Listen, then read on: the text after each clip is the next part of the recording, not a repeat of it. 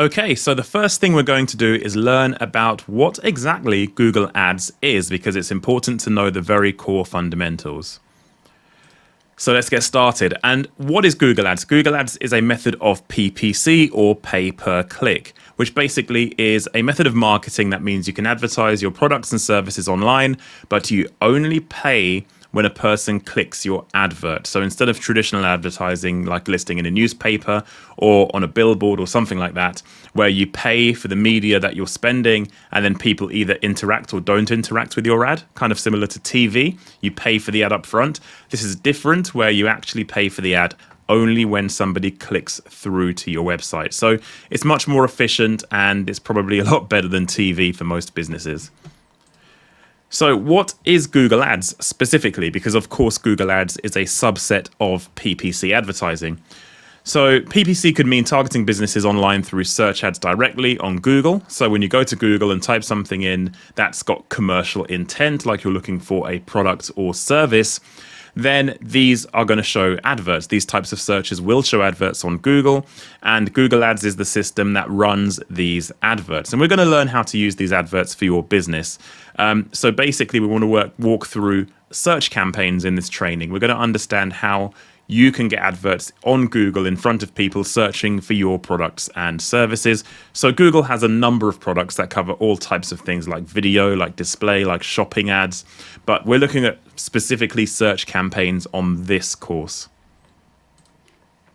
So let's walk through the process. You want to advertise your products and services on Google. You set up a Google Ads campaign in the Google Ads system, targeting your services using keywords. And somebody searches on Google for your products and services.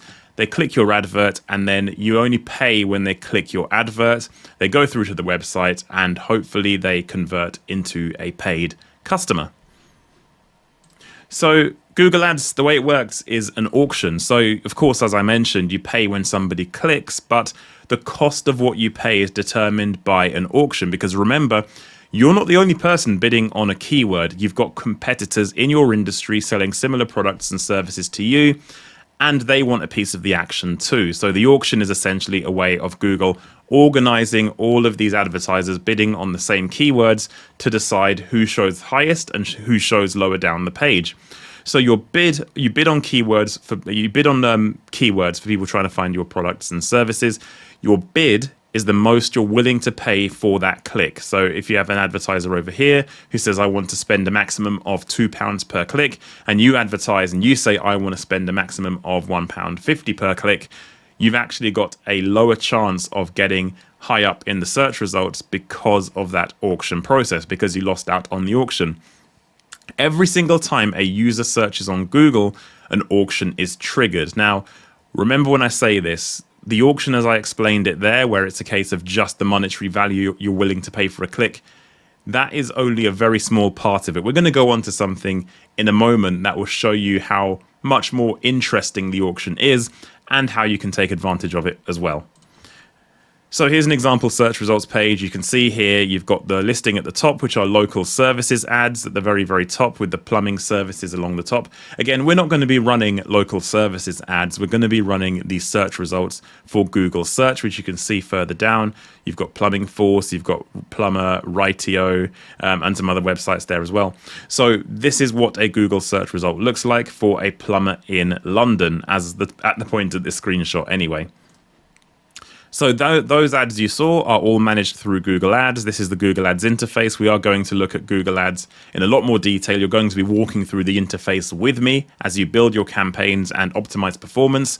And this is basically showing you what the system looks like if you haven't seen it already. So we're looking at the sales and marketing funnel, because when you think about marketing, you have a lot of different types of marketing. I've already touched on TV, on radio, on things like YouTube video advertising, like blogs and content, and of course, Google Ads search campaigns.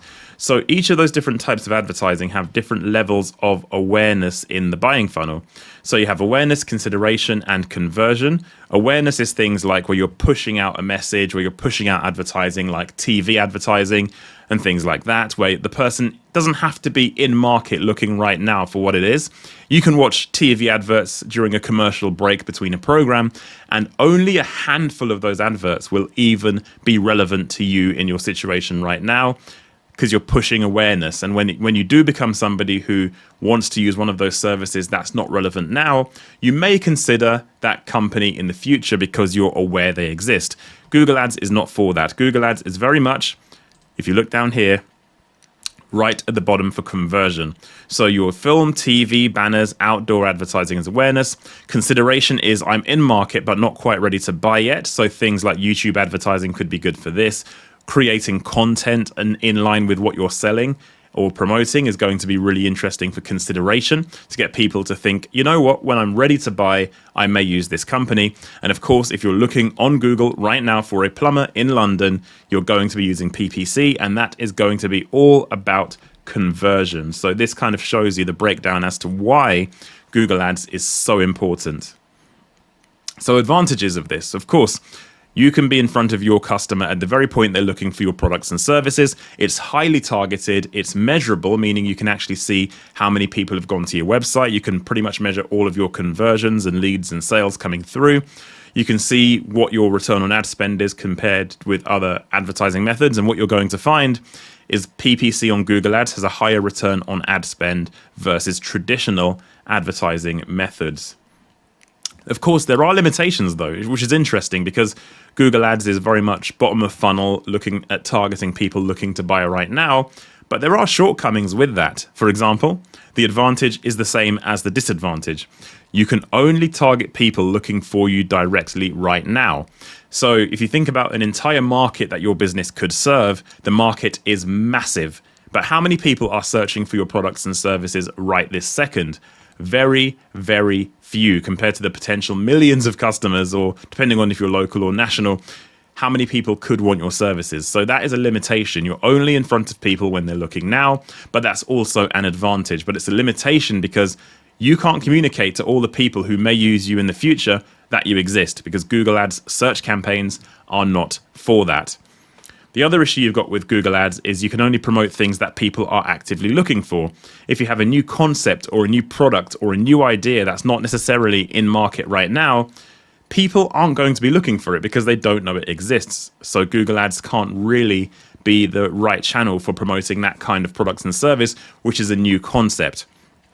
The other limitation, of course, is, and this isn't really a limitation because I suppose in the modern era it applies to all forms of advertising, you have to invest in a good website. And you don't have to be expensive with this. In fact, as a member of Lead Velocity, you're going to have access to website training as well to help you create a website that can convert well, that looks amazing. And you can also get a web designer to do changes quite cheaply. So it's really important to remember you have to have a good website, because you could throw the best advertising at a bad website and you're still going to end up with bad results.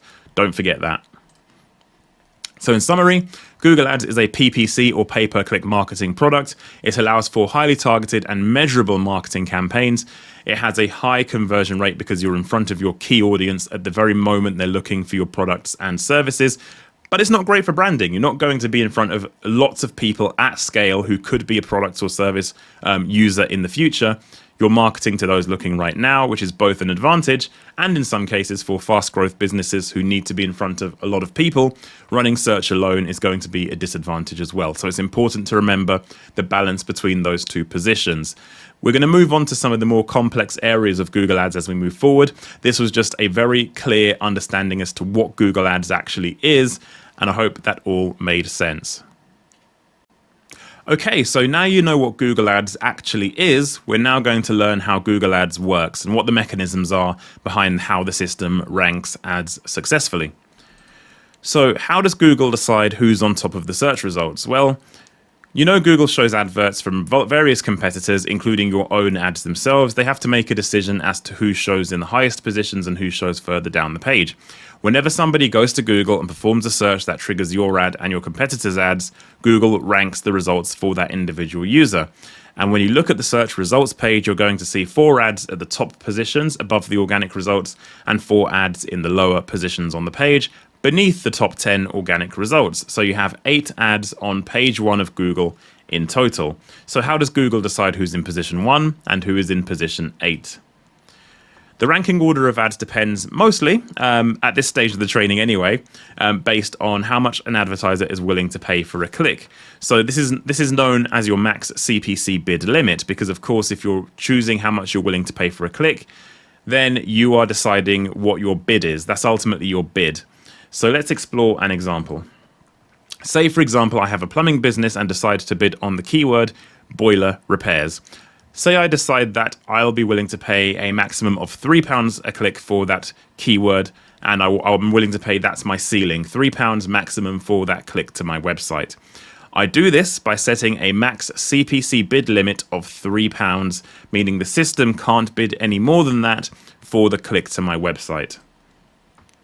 Say a competitor is running Google Ads for the same keyword, for the same targeting, and they're willing to pay for a click to their website £2.50 per click. That means their max CPC bid is £2.50. That means my ad is more likely to show in a higher position on the page than my competitor. However, there is a thing to think about here. You are going to be willing to pay more for that click, but because of a factor called ad rank, it greatly affects the impact of your max CPC bid. Is a big thing you need to think about here.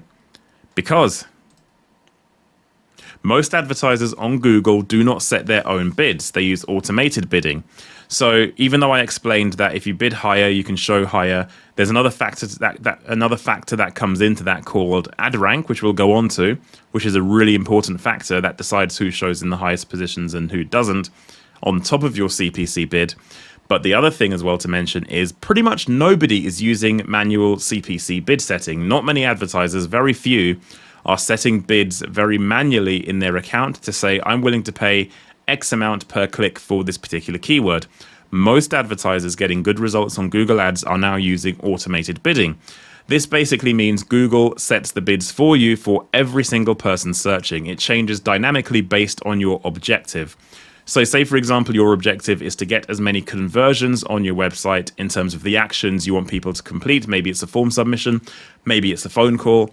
You're instructing Google with your bid strategy to get as many conversions as you can, regardless of the click cost involved in that. Google is going to adjust bids manually based on conversion likelihood. We're going to go into more detail in this, so don't worry if you don't understand about automated smart bidding. We're going to go into this in a lot of detail. But just remember, most advertisers are not using manual bidding strategies. They're using strategies that are automated. So the manual example I gave is just from a principles of Google Ads perspective for you to understand. But remember, more than likely, you are going to be using smart bidding. Okay, so now we're going to learn about a factor called quality score, which is tied to what I touched on in the last module, which is around kind of how Google decides the ranking order of ads, and that there is another factor that takes place beyond what you're willing to pay for a click and beyond automated bidding that Google also uses to decide who shows on top and who shows lower down the page.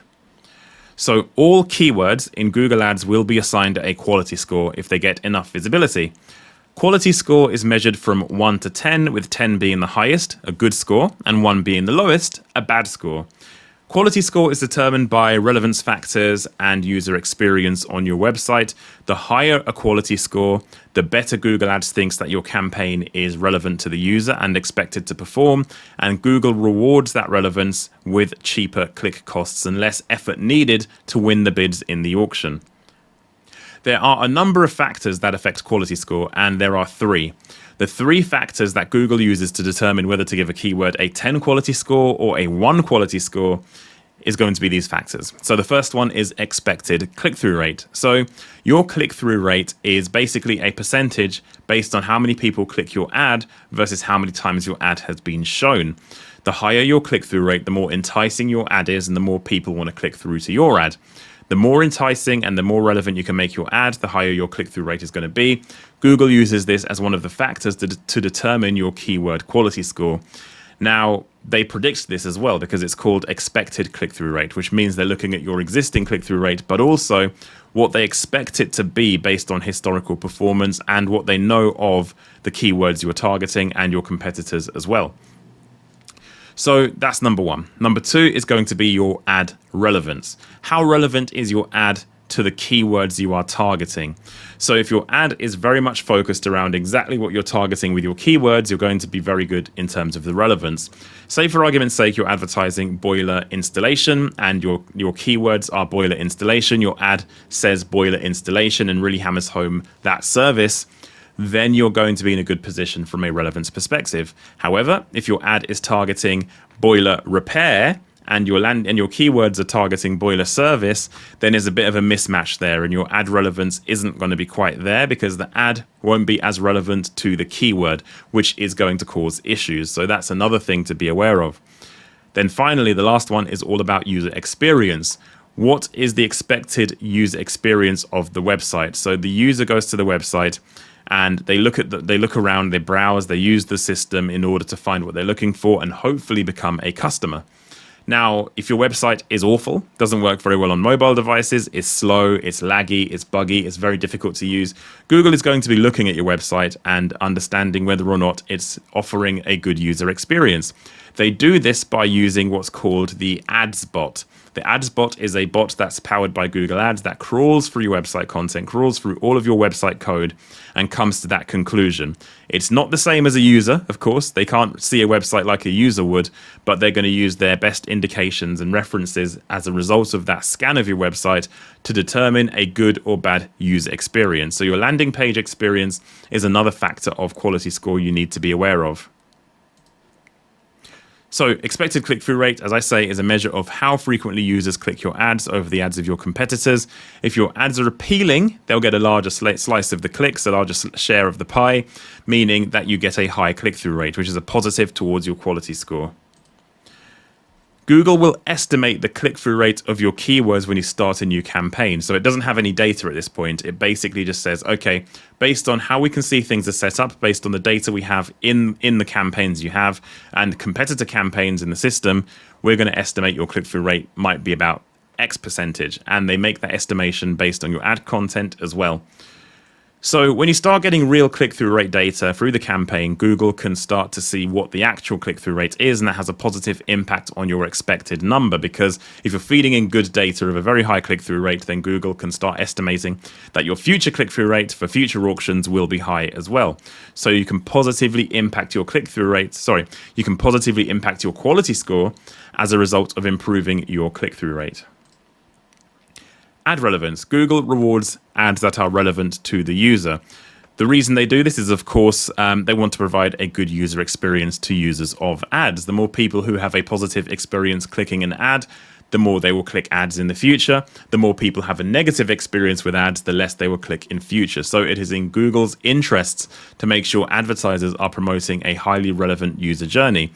Keyword relevance to what the user's searching, ad relevance to what the user's searching, and a landing page that's also relevant. So you need to make sure that your ads mention your target keywords, make sure your keywords are mentioned in the ad copy itself to maximize on that relevance. You'll also need to make sure your landing page, of course, is relevant to the user as well. So, as I say, Google will crawl your website to see to see the content relevance and the experience they're going to get from using your website. If a customer clicks through one of your ads, they're going to go to your website, and Google wants to make sure the experience is good. If your experience is better than your competitors, then you're going to be rewarded more than your competitors when it comes to the landing page experience part of the quality score.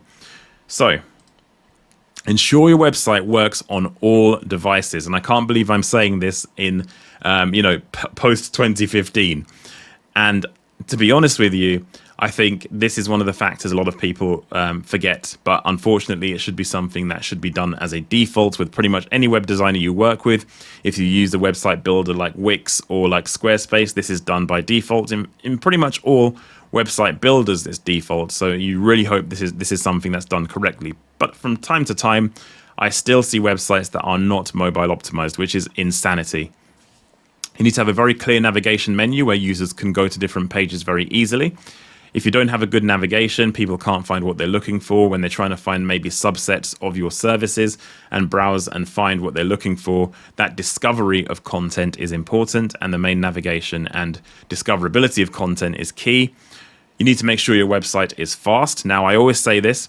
You don't need to be targeting a maximum speed of, investing loads of money into getting the right platform, content, content systems, servers, and, maximizing on your investment in the website to get it insanely fast. It needs to be fast enough. When you go to some of the biggest websites in the world, they're not running at a 99 score on Google Page Speed Insights. They're running at kind of 70 or 60. Because the investment to get websites to run extremely quick is very high. If you can do it, great. As long as you're providing a quick enough experience that's good enough for the user to move forward without any delays or issues, and Google can see that there's no issues or delays in that system, then you're absolutely fine. Make sure your website doesn't crash or take a long time loading. And of course, present information in a clear format with high relevance. If you're trying to get somebody to buy a new boiler, explain the benefits. And there's a whole module on website creation on lead velocity as a member. So if you want to dip into that at some point, then that will give you a guide on how to do this to best promote and display your services so users can browse and find them very easily. So in summary, quality score is determined by those three factors of expected click-through rate, ad relevance, and landing page experience. You can improve your quality score by ensuring a highly relevant experience between ads, landing pages, and keywords. So think about that relevance chain.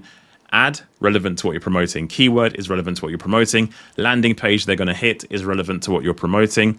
And Google rewards that high relevance with a higher quality score, which should lead to cheaper click costs. And we're going to go into more detail around how Google uses this score, or doesn't in some cases. And we're going to go into the details that specifically tell you how Google ranks content on Google Ads search results.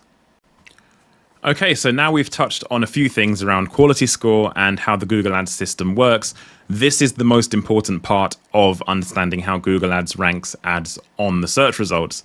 This is what is called ad rank, which is the formula Google uses to rank ads. Now we've touched on, as I say, quality score and other elements. Remember, this that you're going to learn right now is more important than all of it. So what is ad rank? Ad rank is the name given to the algorithm Google uses to calculate the ranking order of ads on the search results page. The algorithm specifically isn't disclosed because, of course, when somebody goes to Google, types in a search, and they see ads on the search results, it's not just the people bidding that basically affect which order the ads show in terms of the competitors. Google uses a bunch of signals to also decide which ad shows higher and which ad shows lower to an individual searching. So 10 people could perform the exact same search from the exact same location, but they're going to get different ranking orders of ads based on how the user searching, interacts with the internet and with Google's products and with their previous search history. So there are so many factors that determine this. Google doesn't disclose them because that is IP. It's their algorithm. They're not going to tell you everything that goes into it. But what they do is they do tell you the 6 criteria that are the main factors of ad rank. So here are the 6 factors: your bid, the quality of your ads and landing page, the ad rank thresholds, the competitiveness of an auction, the context of the person's search, and the expected impact from your ad assets and other ad formats. Don't worry if you don't understand everything here. For example, ad assets, we're going to go on to that in the training. They basically allow you to provide extra information alongside your ad, but we'll go on to that, so don't worry about that now. But these are the 6 factors that affect your ad rank on Google. So quality of your ads and landing page. Does your page offer useful information? Is it easy to navigate and use? Is it relevant to the user's search term? Is your ad enticing, making the user want to click? Is it relevant as well? Is your ad relevant to the user's search term? And does your ad offer useful information? These are the questions you need to ask yourself because they're going to help you determine the quality of your ads and landing page. And again, you're going to notice similarities between this and quality score, but the reason I'm going to highlight this is more important than quality score is going to become apparent in a second. So thresholds, which is the next factor. The threshold is basically I suppose it's a factor Google uses to decide the minimum amount needed to bid in order for your ad to show. So in a normal auction, they have a reserve price, which is basically what the minimum amount is that a person's willing to sell an item for. So kind of a reserve price, like a fallback. Google has this in the Google Ads auction as well, and it's called thresholds. It's the minimum amount they're willing to accept an advertiser to bid on for a particular keyword. So it varies every single auction. That threshold of whether or not your ad shows with the minimum bid required to do so is a factor in the ad rank algorithm. Say, for example, you're going to bid on a keyword in an uncontested auction where you're the only person bidding for a keyword. You might think, oh, it's an auction. I'll just bid 1 penny and then I'll basically get loads of traffic for a penny and that's it. No, because of the ad rank thresholds, you're going to have to pay what Google decides per auction is the minimum amount to get visibility. So Google's never going to be in a situation where they're going to give you 1 penny clicks because nobody else is bidding. They will set a floor price, and that floor price is known as a threshold, and that factor called threshold affects what happens with ad rank as well. So thresholds, factors that can affect the minimum auction bid. Your ad quality. So if your ad quality is low, Google will say, actually, we want you to pay a bit more just to get visibility. If your ad position is basically going to be, your ad position gets affected by this as well. If your ad shows up in high positions consistently, then that's going to be a factor that's going to decide the threshold of an ad as well. If user signals as well, such as locations and device type, Google will decide whether or not to show your ad based on a low threshold or a higher threshold based on those user signals. Again, they don't disclose specifically how they're using these signals and why they would be factors in increasing and decreasing that floor price threshold, but they use those signals to determine this. I'm going to say from a very top level point of view, for example, location, I'm going to guess that bidding on a keyword in London has a much higher threshold than bidding on a keyword in Lagos, just based on the number of advertisers and the money involved in the Google Ads system.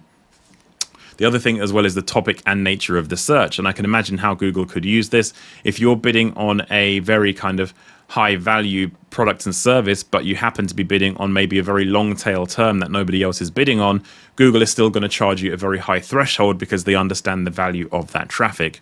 So those are the factors that can affect your thresholding. Competitiveness of an auction. Of course, an auction, you are competing with other people, and different search results and different people searching and different industries will have different levels of competitiveness. And the competitiveness of an auction means that depending on an industry, the advertiser who wins the auction will pay more for a click. But of course, the competitiveness of how many people are bidding for that same keyword and for that same attention is going to have an impact on whether you show high up the page or low up the page as well. These are the factors to be aware of.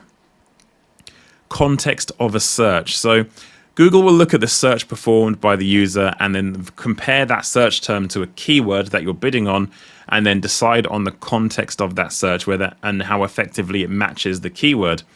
They will use multiple user signals like device, location, previous search history, and previous behaviors. Again, they don't disclose all of these signals, but they use these signals to decide what context is a person looking and how does that context tie up to your keywords, and we'll go on to keyword match types in a second. And you'll also understand in the future parts of this training how a search term is very different to a keyword and how Google uses the interplay between what a user searches, which is often quite long tail, versus the semantic keyword that somebody is bidding on, and the context of those two things Google uses to decide what people pay for a click and also basically what advertiser ranks higher or lower on the search results page. The expected impact of assets. So assets are additional information you can provide alongside your ad. For example, on some campaigns, you may wish to put your phone number in the ad. There's a specific way you can do that using a phone asset. And you can also list out bullet points promoting your products and services called callouts. And you can also link to other areas of your website through what's called site links. And these are additional pieces of information above and beyond just the ad format itself that you can add to your campaigns. And don't worry, if it's all going over your head, we're going to go through this in detail. You're going to learn all about assets in this training as well. The use of these assets are going to help Google predict the future impact of your search result on the search results. So if you use plenty of assets offering good information with those assets and you're using them well, Google will predict, okay, well, you're using these assets and I think they're going to have a positive impact in the auction. Therefore, we're going to give you a higher ad rank as a result of that. So the expected impact of assets is important. So what does it all mean? What does this mean? What does it mean to have an ad rank algorithm? When I've talked about being pay per click and the auction, and if I pay £2 and someone pays £1.50, why does it, I show higher up because I pay £2, then What does it mean? Why is this not a factor anymore in terms of that clear kind of pricing structure of the auction? Google Ads is not just about how much you're willing to pay for a click. Even parking aside automated smart bidding and manual CPC, that's just not what it's about. It's about many more factors than just the amount you're willing to pay for a click. It's also a question of how well your ads are optimized towards a user and Google.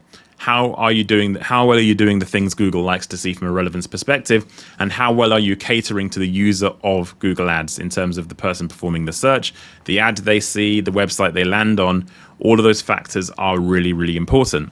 So it also means the cost per click is dependent on way more than your max CPC bid. As I say, the amount you're willing to pay for a click, even when running on manual CPC, is only one part of the factors that determine which order Google shows the ads in. This ad rank algorithm is how Google determines who shows highest and who doesn't. Google will charge you more or less based on the outcome of the ad rank algorithm and how well you're hitting those 6 criteria. If you're hitting those 6 criteria in a really poor, low quality way, Google's going to charge you more for traffic because you're going to have to pay really high levels of budget in order to get the visibility needed to get the campaign to work, because Google is going to reward the advertisers who are hitting those 6 criteria the best, and they're going to get rewarded with lower cost clicks. That is the way the ad rank algorithm works. Those 6 factors are incredibly important. Hey guys, hope you're enjoying the video so far, but if you want me and my team to implement our strategies directly into your PPC accounts, head over to leadvelocity.net where you can book the Ads Audit. The Ads Audit is my framework for analyzing PPC accounts in detail, looking at everything from keyword selection and choice, match type choice, structure, website tracking, everything you can think of that makes a successful PPC campaign. All of the findings in the ads audit are documented for you to reference and for us to stay accountable, and once we've completed that audit, me and my team will go into your account, do the work, and we'll also throw in a free month of Google Ads management for free. So if you want to take your Google Ads to the next level, head over to leadvelocity.net where you can book the ads audit today. Okay, so now you understand how Google Ads works and what affects the auction. It's important to know whether or not Google Ads is going to be viable, and it's important to know whether or not you're going to get results. And the only way you're going to do that is if you set objectives in Google Ads. So understanding your business is a crucial part for campaign success, because before starting a campaign, you need to benchmark your current business performance. In order to do this, you need to know some very specific metrics within your business. You need to ask yourself a bunch of questions to learn whether or not Google Ads can be viable, and basically find out what the break-even point is for your campaigns. Because if you go into Google Ads without knowing what the objective is and what the outcome should be, you're going to set yourself up for failure. So let's ask the questions. How much traffic does your website currently generate? Are you getting any traffic at all from any other sources outside of Google Ads, from organic, from maybe blog content, maybe social media? As a result of that traffic, how many leads and sales does your website currently generate? Are you converting traffic into sales as a result of traffic outside of Google Ads currently? Because that kind of question will help you inform whether or not Google Ads will work for you based on your ability to convert traffic into sales. What is your current conversion rate of traffic to lead? So when the traffic comes in, how many people are picking the phone up or submitting a form to get in touch with you as a business? What does that look like as a percentage? Is it 10% of people who make an inquiry, who click through to the website, become a lead or sale? Is it 5%? You need to kind of find out these metrics. And the reason I'm putting this into the training is because now is the time to find out the answers to these questions if you don't know the answer, because it's quite important for running a successful campaign. What is your conversion rate of lead to sale? We've talked about traffic into a lead. That's only part of the picture. The other part of the picture is, of course, how effectively you can sell a customer. Can you turn that lead, that inbound phone call or that inbound form submission into a sale? How often do you do that? How many leads does it take to make a sale? Once you know that, what is your current cost per sale? How much are you spending in order to get that sale? And overall, that will kind of determine the profitability of any marketing you're doing. But more important than that as well is your average order value. How much money do you make per sale? Because again, that's a predictor of revenue. If you know from Google Ads, if you converted, 10% of your traffic into a lead, and of that 10% of leads that come in, you can convert 50% of those into a sale, and you know what your average order value is. All of a sudden now, when you start thinking and the gears are turning around how a Google Ads campaign could be successful, you know the answers. You know the answers to these questions, and you know for sure where your break-even point is and how it works. So you need to ask these questions because it allows you to understand your current business performance, and benchmarking this performance allows you to draw a line in the sand as to where you can measure the success or otherwise of PPC, and it allows you to predict the future performance of Google Ads and allows you to see the break-even point for profitability. You need to know these numbers. Ultimately, they're going to help you run a successful campaign. So to use the answers to these questions, you need to find out your minimum viable cost per conversion. So when you know the answers to all of these questions, you can work backwards from that point and you can say, I now know, based on my current conversion rate of lead to sale and my current conversion rate of traffic to lead and my average order value and the traffic I'm currently generating into my business, that when I run ads on Google, the most I'm willing to pay for a lead based on those expected outcomes is going to be X. You will know the answer to this question once you work backwards from that point. And it's really important you do know the answer because that break-even point is going to be the make or break of campaign success. I've seen too many businesses running ads on Google without an objective as to here's the line for profitability, here's the line for success. And without knowing that, you're not going to run successful ads. And even worse than that, I've worked with businesses who work with agencies and freelancers who also don't ask these questions. And you know, you look at your bottom line in the business, you look at your campaign and you say it's not working. The agency might say things are working great because they're getting loads of conversions, but they didn't know the unit economics in your business. And it's really important that you learn that because it's going to frame Google Ads as a channel as to whether or not it's going to be successful for you or it's going to fail. Hopefully, it's going to be a success when you look at those numbers. To help you guys frame the conversation we just had around understanding your business objectives, I've created this PPC profitability tool. And what this tool is going to do is it's going to allow you to understand the metrics within your business and work backwards from that point. So reading from left to right in the columns in this little sheet here, you have website traffic per month in terms of the number of people who come to your website. You have your website conversion rate, so the number of people who convert from a click into a lead in terms of a form submission or a phone call or whatever it is your objective on site is. The number of leads you generate per month. The lead to sale conversion rate in terms of how many leads do you convert into a sale. The number of sales per month you actually make. So from those leads you generate, how many sales, how many invoices, how much work are you getting money in the bank for? And then total revenue per month, what is the total value of sales you've generated in a monthly period? And then your average sale value. So how much do you make on average per sale? So how can we use this? Well, let's get started. Say for argument's sake, your website generates 10,000 clicks per month through to the website. So that's your website traffic. The next field is number of leads per month. Say, for example, your website generates 150 leads per month. That means your website conversion rate, as it populated here, is 1.5%. So you know for every 100 clicks you generate to Google Ads, you're going to get basically between 1 and 2 conversions in that time, because you can already see the benchmark here. So when you start doing keyword research, which we'll go on to, and understanding the cost per click you're expected to pay, this is where things can become interesting, because you can work backwards from this point and understand, okay, if my average cost per click is going to be £2 and my total website traffic is going to be about 10,000 from Google Ads and my conversion rate is 1.5%, when you start going through more of these fields, you can really start to understand how successful or otherwise Google Ads could be for your business. Say, for example, you get 150 sales per month from 150 leads per month. Now you keep going. Okay, of those 150 leads, how many turned into an actual paid customer? Say, for argument's sake, you converted 50 of those leads. That means your lead to sale conversion rate is 33%. So if you've got 100 leads, 33 will turn into a paid customer. So again, another very important metric for you to determine the success of Google Ads. Total sales revenue per month. Okay, so of those 50 leads that converted, how much money did you make from them? Say, for example, you made £170,000 from those sales. So that means your average order value in this instance, based on £170,000 of revenue and 50 sales per month, is about £3,400 average sale value. How can you use this? Well, when you start planning your Google Ads campaign, which we'll get onto, you start understanding how much traffic costs in your industry. Say, for example, that a click costs £2. You know you convert your website at 1.5% into a lead. You convert 33% of those leads into a sale. Working backwards from that point, you can decide whether or not the unit economics in your campaign is profitable. So say it was £2 a click and you generated 10,000 clicks. So if we did 2 times 10,000, there you go. So that is £20,000 per click. £20,000, sorry, £20,000 of budget to get 10,000 clicks for £2 a click. Now, when you look at that 20,000 number, you know that that's the ad cost. So we'll put that into pounds.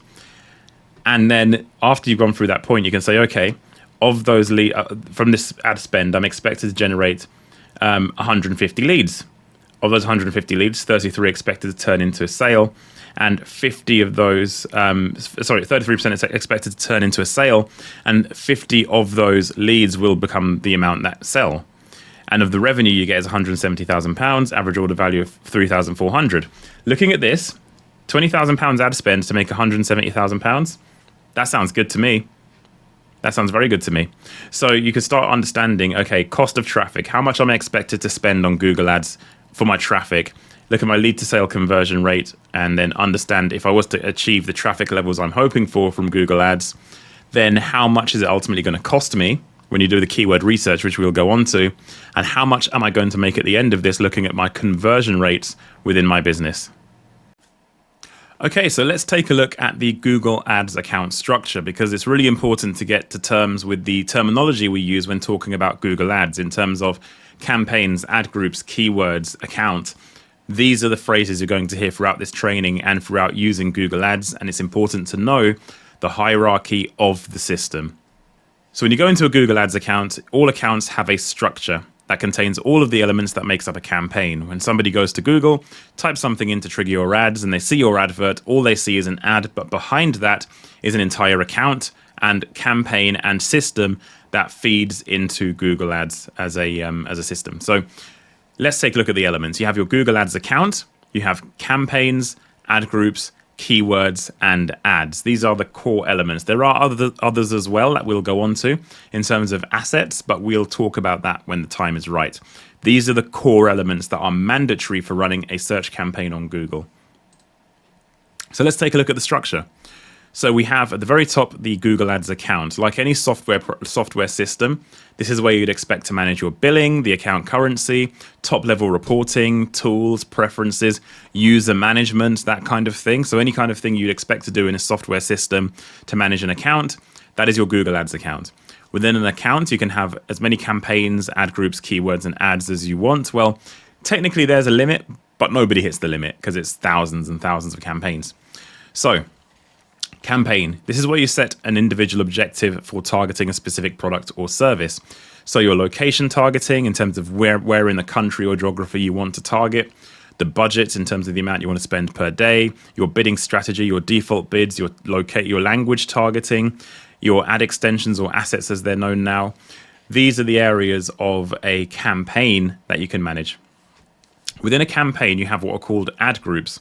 An ad group is where you group your keywords into specific themes in order to serve more relevant ads to a user. You can have as many ad groups as you want, but basically think of them as a vehicle for allowing keywords to have very specific, hyper-focused, hyper-targeted ad copy behind them. Imagine a campaign where you don't use ad groups and you have one ad group and you have all of your keywords in that one ad group.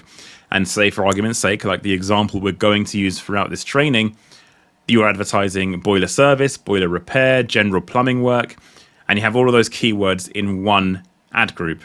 How can you write an ad that addresses all of those services? You can't. So you have to segment those keywords into themes, which are ad groups. So an ad group for repair, an ad group for service, an ad group for general plumbing work. And then because you've segmented into ad groups, you have specific ads. You can write targeted ad copy for those keywords to make the whole thing very relevant to the user. So this is the account structure you'd expect to see in a Google Ads account. And when you look at an ad, you have obviously your ad copy in terms of what the person's going to see when they go to Google and perform that search. You have the final URL, which is the page they will land on. You can determine this through your ad copy and through your ad. And then, of course, with the keywords, you determine your max CPC bid, and you can determine your keyword match types as well, which we'll go on to. Basically deciding how Google matches a user query to your keywords in your account. So this kind of explains the overall hierarchy you'd expect to see in a Google Ads account. So in Google Ads, you would expect to create a campaign to target keywords for a specific product or service within your niche. So when you're talking about, as I say, when you're talking about creating a campaign, the campaign has an objective, and that objective is to deliver sales or leads for a specific subset of services in your business. Here's an example. So using a plumbing business, you have the following services to promote: washing machine repair, boiler installation, leak detection, and bathroom installation. These services should be promoted in their own campaign. The reason? Because of course you want to maximize on relevance. Do not group all of your services into one campaign. It reduces the relevance, and as an effect, it lowers the quality score of keywords. But also it means that Google, if you're using smart bidding, is going to struggle to find the persona it's looking for who's converting. So somebody looking for a bathroom installation is going to be different from a person who has an emergency plumbing need because they've got a leak.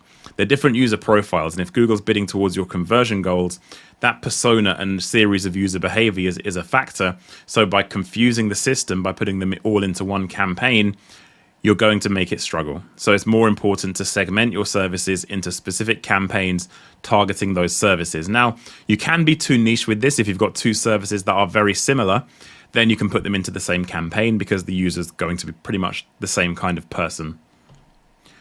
So in your Google Ads account, you should create a separate campaign for each of those areas. As I say, washing machine installation into its own campaign, boiler repair, own campaign, leak detection, bathroom installation, separate campaigns for those. Think of how you can apply this to your business.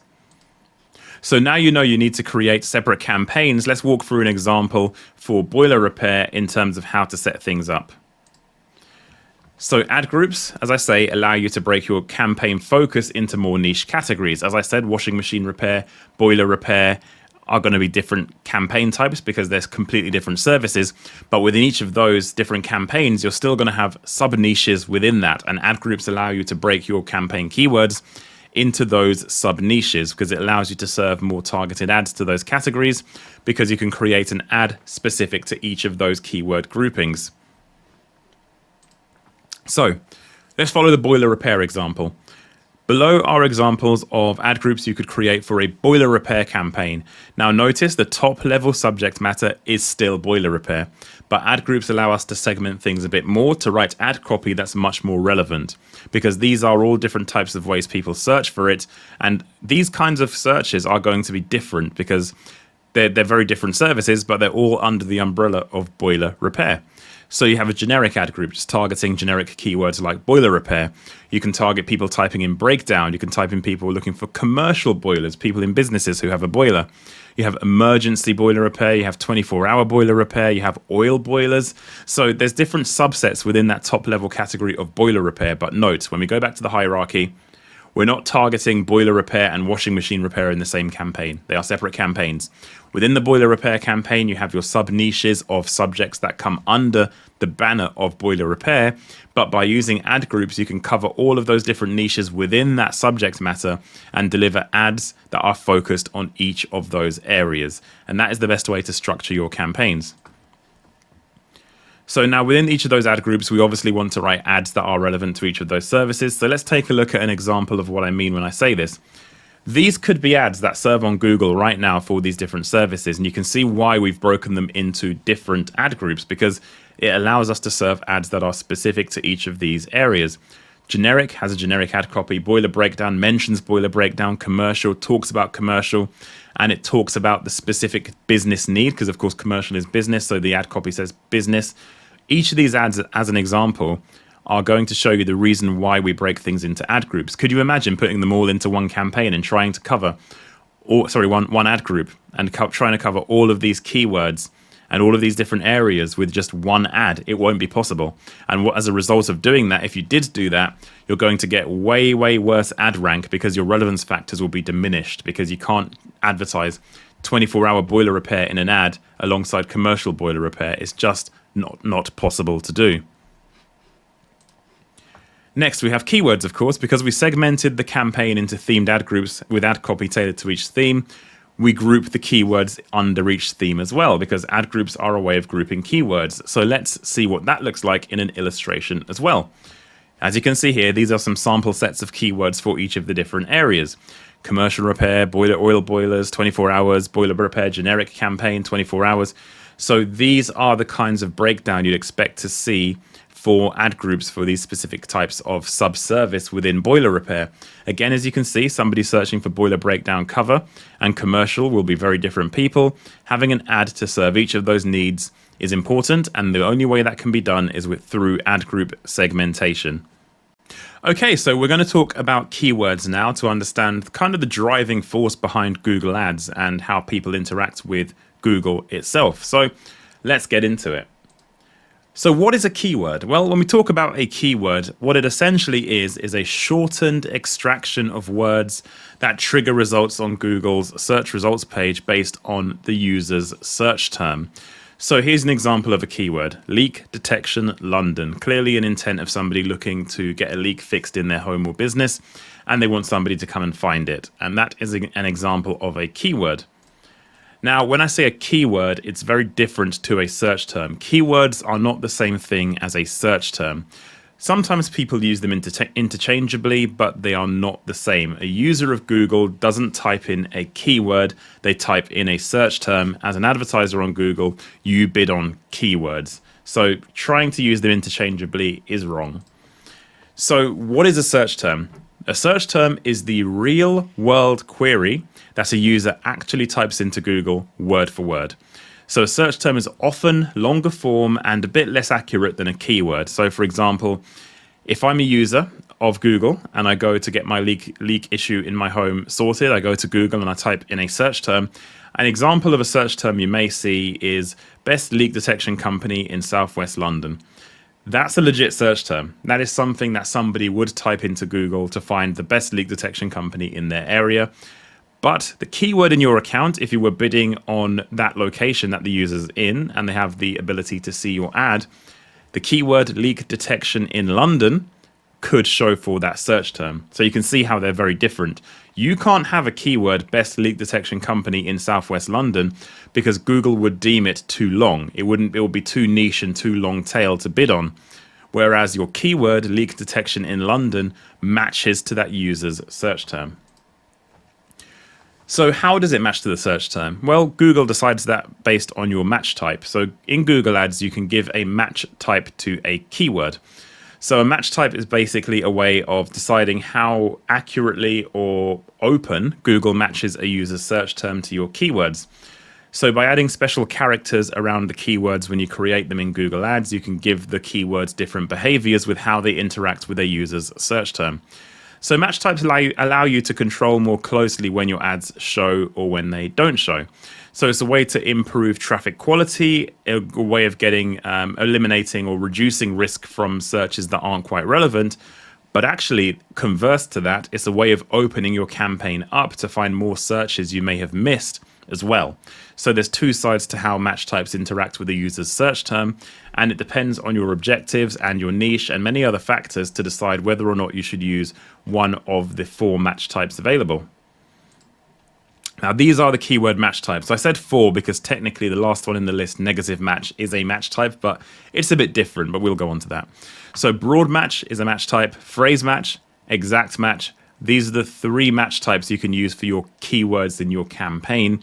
Negative match basically is like an exclusion tool, but I'll show you exactly what that does in the modules coming up. But what we're going to do now is we're going to look at each of these match types in turn to understand how they interact with a user's search term, because they all do it very differently, and depending on your objectives and how you want to run your campaign and your industry, your choice of match type is a crucial part of setup, and it's important you make the right choice. So we're going to kick off our tour of keyword match types, starting off with the most common match type and the default in Google Ads, which is broad match. So what is broad match? Well, it is the default setting for all keywords. Remember when I mentioned to change keyword match type, you have to add special characters to the keyword. In the instance of broad match, you don't add any special characters whatsoever to the keyword, and the keyword will become broad match, which means you just enter the keyword as it is with no special characters, and that will be a broad match keyword. So broad match means Google will match your keyword to any search term that it deems relevant to what the user has typed in. So when I say relevant, it doesn't necessarily have to be directly relevant. It can be something outside of the remit, and sometimes very far outside of the remit of what your keyword actually does. So let's take a look at an example of what I mean. So broad match example, if you had the below broad match keyword in your campaign of car repairs, that seems like a pretty straightforward keyword where you'd only match to pretty much things similar to that term. But actually the way broad match works is that it's going to match your campaign keyword to many types of term. For example, how to fix your car, car service garage, fix my car. These can all be search terms somebody types into Google, and Google could match them to your broad match keyword of car repairs. Notice they are not the same thing. Some of the context is lost. So car repairs and how to fix your car and fix my car are very different. Car service garage is relevant enough, but you can see here that broad match can go way beyond the remit of your keyword. So it's important that you do understand that you are kind of opening things up quite significantly using broad match. So why is it not good for your campaigns? Well, you kind of see why, can't you? Because you can get clicks from irrelevant searches. If you go on broad match, you're going to match the searches that aren't as relevant for your campaigns as some of the other match types that we're going to go on to. So it could cause your campaign to waste budget because, of course, if you get clicks from search terms that aren't as relevant, they're less likely to convert on your website because you're not quite what they're looking for. So that's something to consider as well. And it also means that your budget isn't concentrated on the most high relevance search terms because, of course, if you go with another match type that's more focused, you can really hone in on the user's search term really, really well. And by not going across all of the kind of adjacent and terms that aren't quite right, your budget becomes spread and not as focused or channeled towards those specific searches.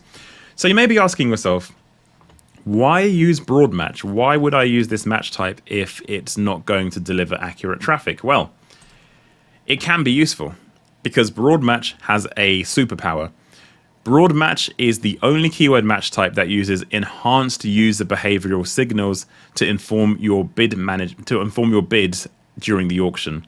Remember when I talked about smart bidding and automated bidding as a way to manage your bids towards an objective, like, for example, maximizing conversions or achieving a certain cost per conversion?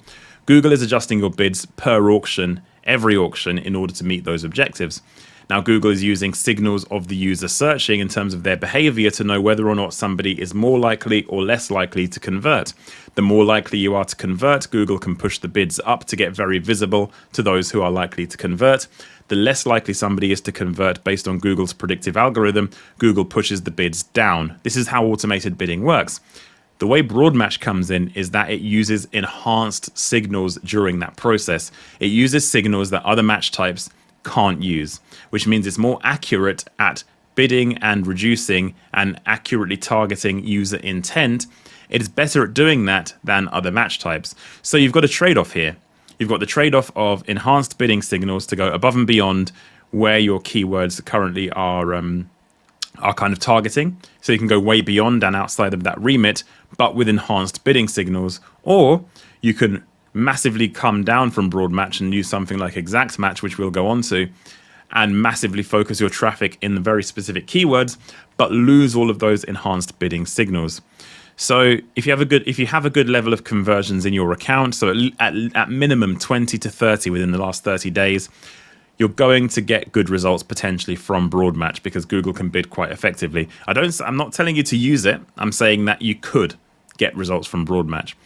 So it's important to understand that there are advantages to broad match. The other thing to consider as well is broad match works best in industries that are large in scope. So think about households in your country or the UK. What is everybody buying? What's everybody using? And the kind of general kind of service industries where there's a lot of data for Google to use to inform its bidding strategy using broad match. When you start getting very niche and into B2B and some other areas and narrow industries, broad match becomes less useful because there's less signals of user behavior towards the industry that you're in. So if you're in a very wide-ranging, open industry that has a lot of players and a lot of customers, then your broad match is probably going to be okay for you. If you're in a niche industry, then it might not be as effective. So what should you do? Well, Over time, Google has made match types more open anyway, so it means your keywords can match to more search terms even when using something as stringent as exact match. And because of the way smart bidding works, Google sees broad match as a way of getting more data.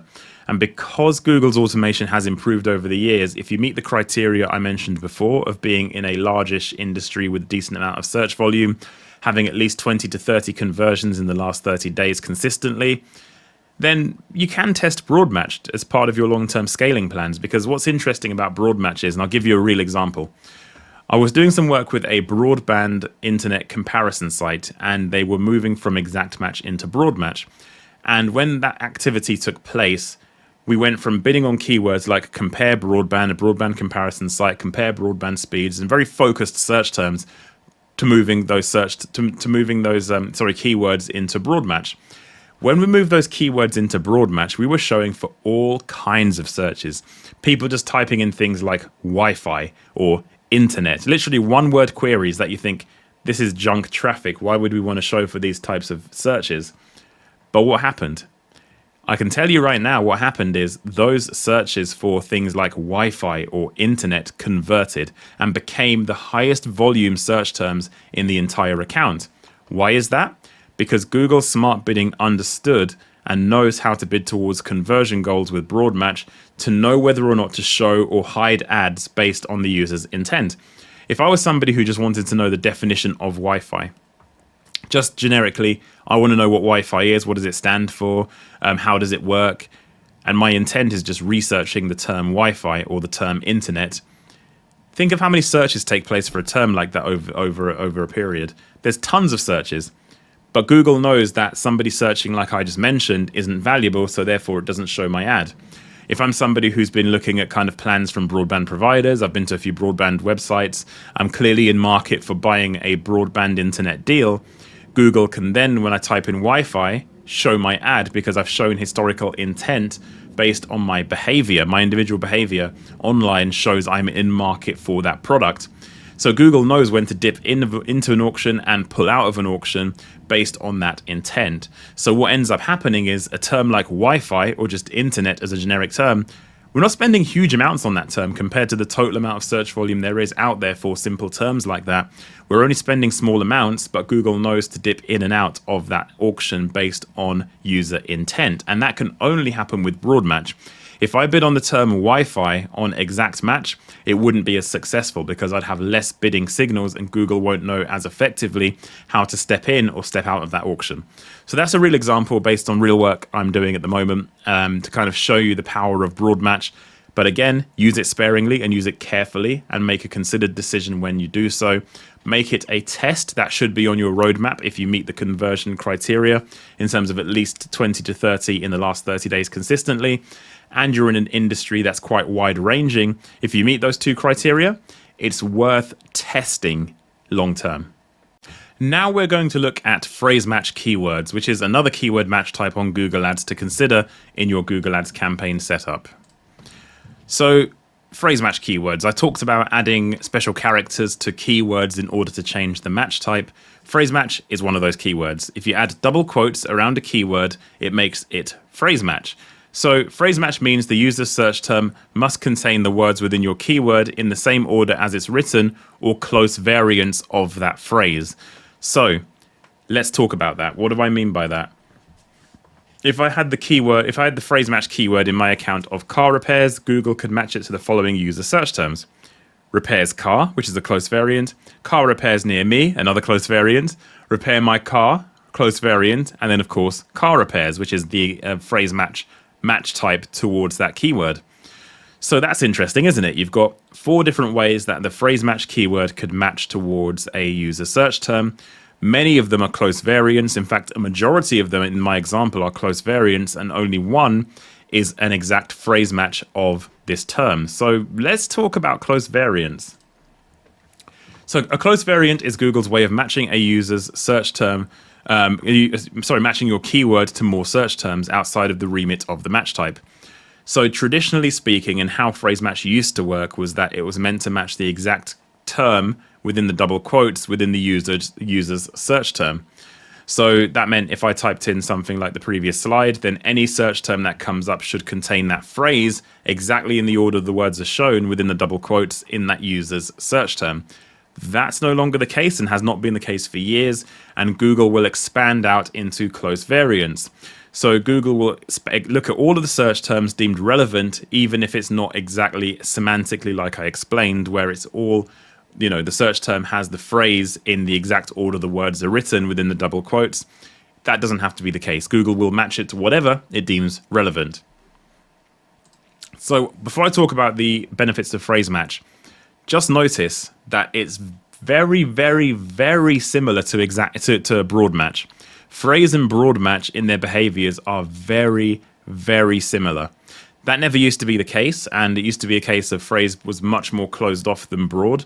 But now broad is more open than phrase, don't get me wrong, but they're quite similar in their behaviors. When you look at the examples I gave for broad and how a broad keyword matches to search terms, then when you look at how phrase matches to search terms, they're pretty much similar, aren't they? So phrase match benefits, you can get more clicks from more relevant searches. So you're basically expanding your search terms to people who are relevant, but also not closing off completely from from those terms as well. So it's kind of a balance between broad match and exact match, but actually the traffic quality semantically is better than broad match. It's going to be a bit more accurate than broad match at matching queries to your keywords. But don't forget, broad match has that additional benefit of an enhanced smart bidding. So if broad match has enhanced smart bidding compared to phrase match, the question then becomes, is phrase match becoming more redundant? And in a lot of cases, yes, it is. It's becoming way more redundant because of that. And it used to be very effective in what it did, but it's diminished a little bit because of those closed variants.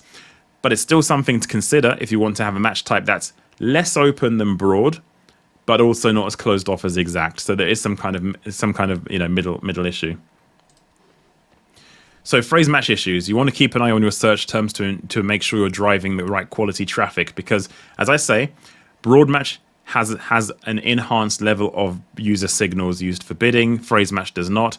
So make sure you're getting good negative keyword coverage, which we'll cover, to block irrelevant search terms from coming up and triggering your ads. Because of the less intelligent match type of phrase compared to broad, you need to make sure your search terms are still accurate when using phrase, because that enhanced smart bidding of where you could get conversions from terms that are way outside the remit of what you're promoting is much less likely on phrase compared to broad. So that's something to consider as well. It's still a valid match type, and it's still something you can do to be a middle ground between between broad and exact, but just take that into consideration. So now let's take a look at exact match as a keyword match type and understand what it does and how to use this match type. So exact match keywords. To use exact match, you want to add square brackets around your keyword to make it exact match. I talked again about special characters. This is another example. If you put a square bracket around your keyword, it makes that keyword exact match. Exact match, as it's known, means the user's search term must contain the word exactly stated within the square brackets. So the search term needs to match exactly to what is inside of that square bracket. So the keyword car repair is shown below as exact match to kind of give you a visual on how it looks. The square brackets around the keyword, that makes the keyword exact match. So how does exact match behave? If you had the exact match keyword car repairs, Google could match it to the following user search terms: car repairs as the exact match, and car repair, which is a close variant. Here they are again, close variants. Now, close variants have become much more of a thing on Google Ads, where Google matches your user search terms to your keywords way more outside of the remit of what traditionally is meant to happen. In fact, I'm being a bit generous with this example. The plurality of car repair and car repairs are technically close variants because it's not the exact keyword car repairs, but this is a generous example because Google can still match your search terms that are even more open than this to an exact match keyword. The days of exact being exactly what you've typed in are over. Google will still use close variants, but they will be much more accurate. So let's take a look in a bit more detail.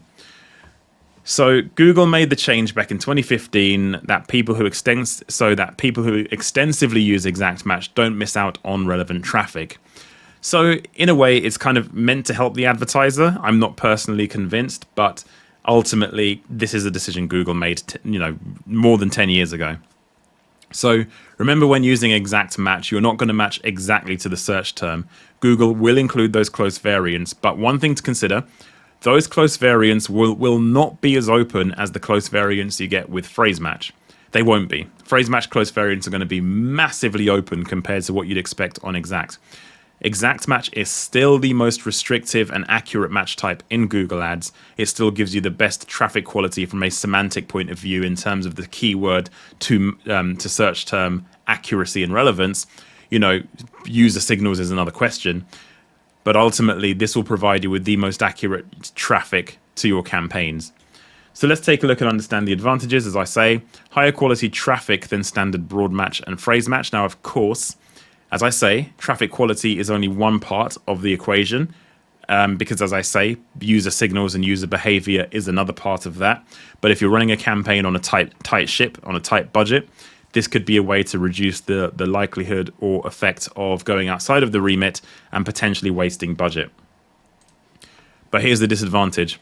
You can limit and reduce the volume of relevant searches. Remember, by going exact match, you are trading off. You are saying, okay, I only want these terms and I only want to focus on this area, but actually there will be conversions available outside of that as well. There will always be times where people with a more open search term could convert, and they do. But exact match doesn't let you show for those people as accurately, even with close variants. So it's something to consider, that an exact match campaign will always mean a smaller campaign. Whether that's good or bad depends on your industry, depends on your decision making. And that's why you're a member of Lead Velocity, because you can ask these questions and say, I'm doing this kind of industry. Which match type do you think will work best for me for this kind of industry?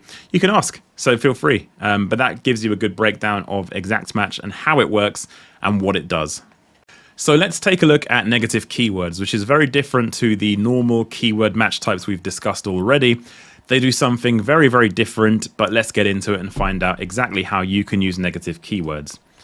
So to start this off, let's look at a scenario. Say somebody goes to Google and searches for boiler repair videos for your ad. Say you're a boiler repair business and someone goes to Google and types in boiler repair videos. This is clearly somebody looking for a video of a boiler repair. And say, for example, your keyword in your account, boiler repair, is in your campaign.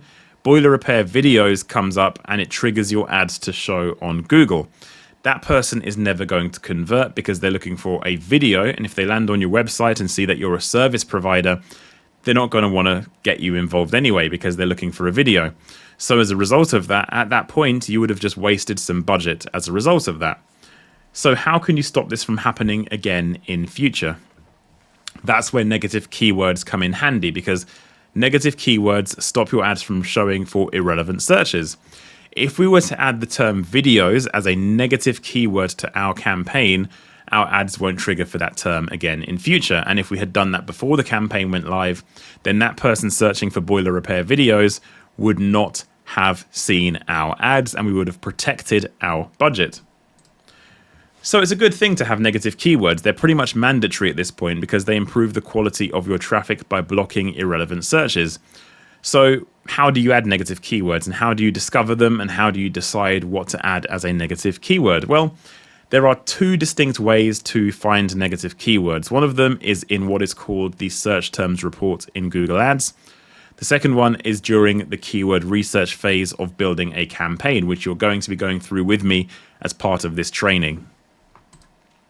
So finding negatives when researching keywords, what you want to do is look at the kind of search terms that that basically you could see that won't be relevant to your campaign, that could trigger your ads. So when you're researching keywords and you're going through that process of doing keyword research, which we'll go on to, when you're using Google's proprietary keyword tool, you're going to see a bunch of keywords in there that are not relevant to what you do, but are slightly kind of relevant, but not quite in line with what you do. That's an opportunity to preempt that and add those as negative keywords. And that's a good way to preemptively add negatives before a campaign goes live to protect your budget by looking at your initial keyword research and deciding, hold on, these terms are similar but not quite right. Let's add them as negatives to a campaign. So finding negative keywords, again, you can see them in your search terms report. When you go into Google Ads and you look at your campaign, you can go into search terms and you can see what terms have triggered your ads to show on Google. These are the real world queries people are typing in that Google has decided to match your ads to. So you can find irrelevant searches in that search terms report and add them as negative keywords. And you can do this directly by just ticking a box next to each of the search terms that are not relevant, and then clicking a bulk action to add them as negative keywords. Now, negative keywords, again, I'm going to mention this, they have match types as well. You can have broad negatives, you can have phrase negatives, and you can have exact negatives. So they work quite similar to the positive keywords, and they work the same way. If you add an exact match negative, then Google will block that exact term from showing your ads. If you add a phrase match negative, Google will block that exact phrase between the quotes in the order the words are shown. Google will block those from showing your ads. And if you add a broad negative, Google will just broadly block traffic based on that broad negative. And basically it's very similar to the normal positive search terms as a result. But remember, negatives have match types and you can leverage these match types. Unlike positive keywords, however, there are no close variants. Google won't say, okay, you want to block this term, but actually I'm going to still show you for this, this, and this. No. It works very, very different. If you add an exact negative, it will literally block that exact term. If you add a phrase negative, it will literally block that phrase from triggering your ads in the order the words are shown within the double quotes. So it will act in a much more aggressive way, kind of like how Google Ads used to be back in the day, compared to how positive match types work with the close variants. Negatives don't worry about close variants. They work exactly as written. So that gives you an understanding of negative keywords and how to use them. We'll be looking at keyword research as part of this, so you can start to understand and see what I mean when I talk about negative keyword opportunities from doing positive keyword research. But we'll go on to that, but that gives you a good summary of negative keywords in Google Ads.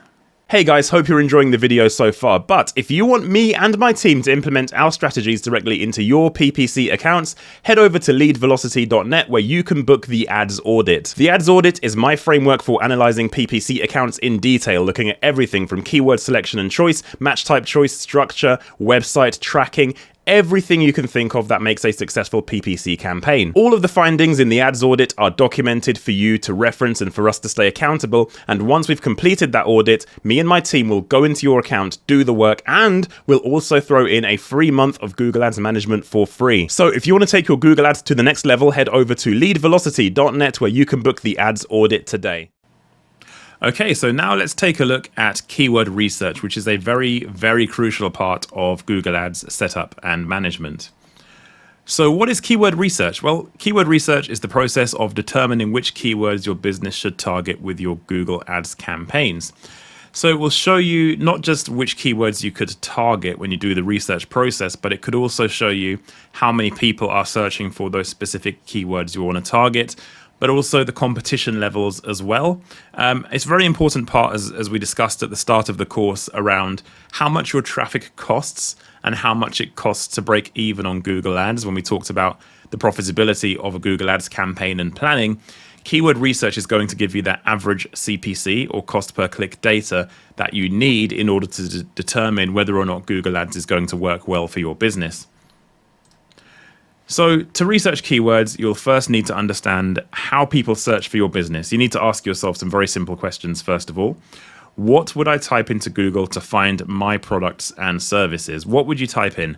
That is basically the best place to start when it comes to keyword research, because it's going to give you the opening for the research process.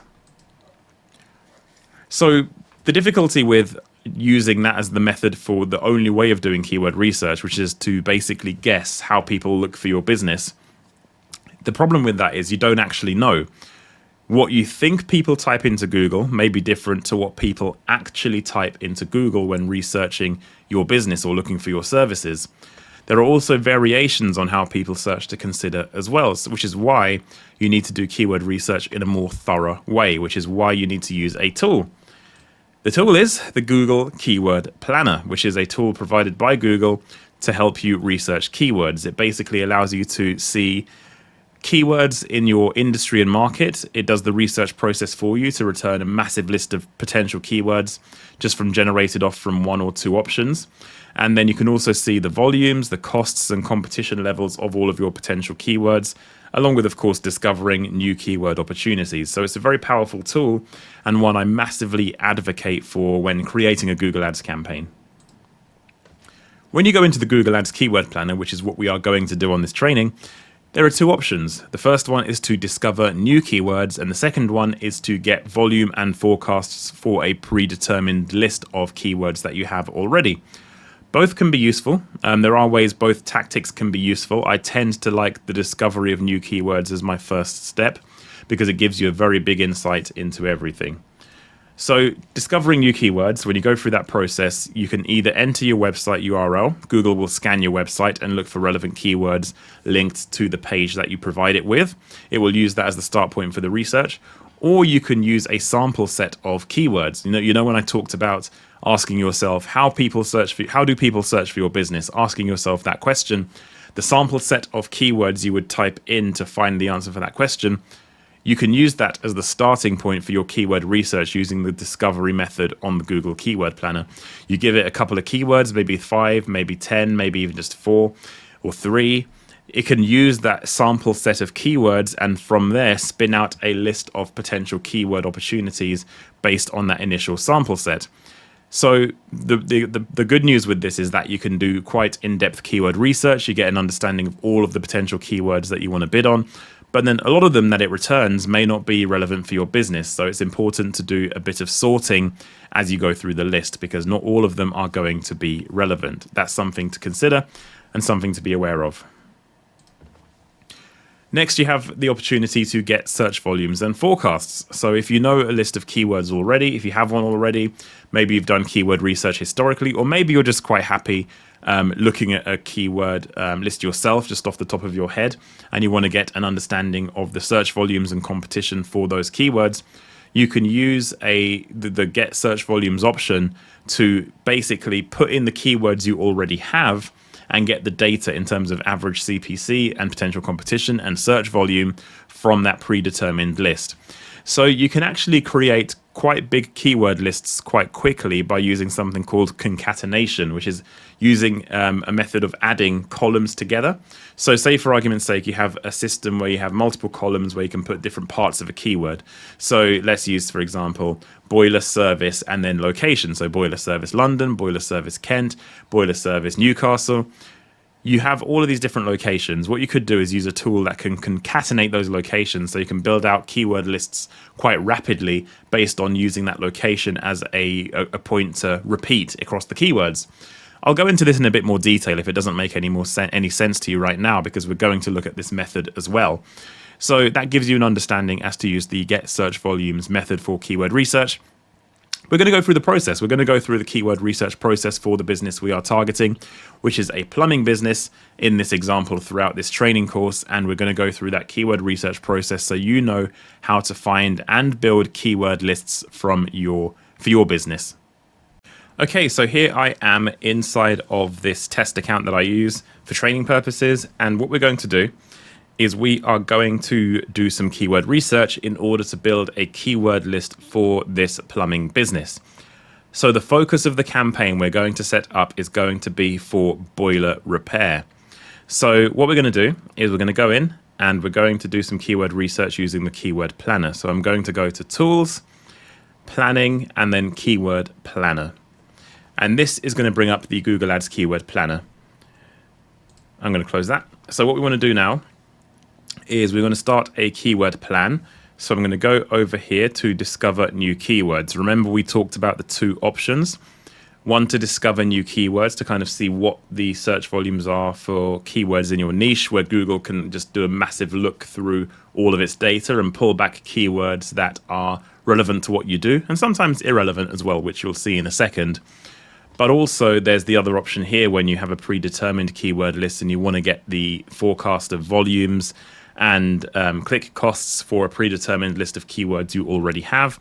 You can use that option here, but we're going to discover new keywords.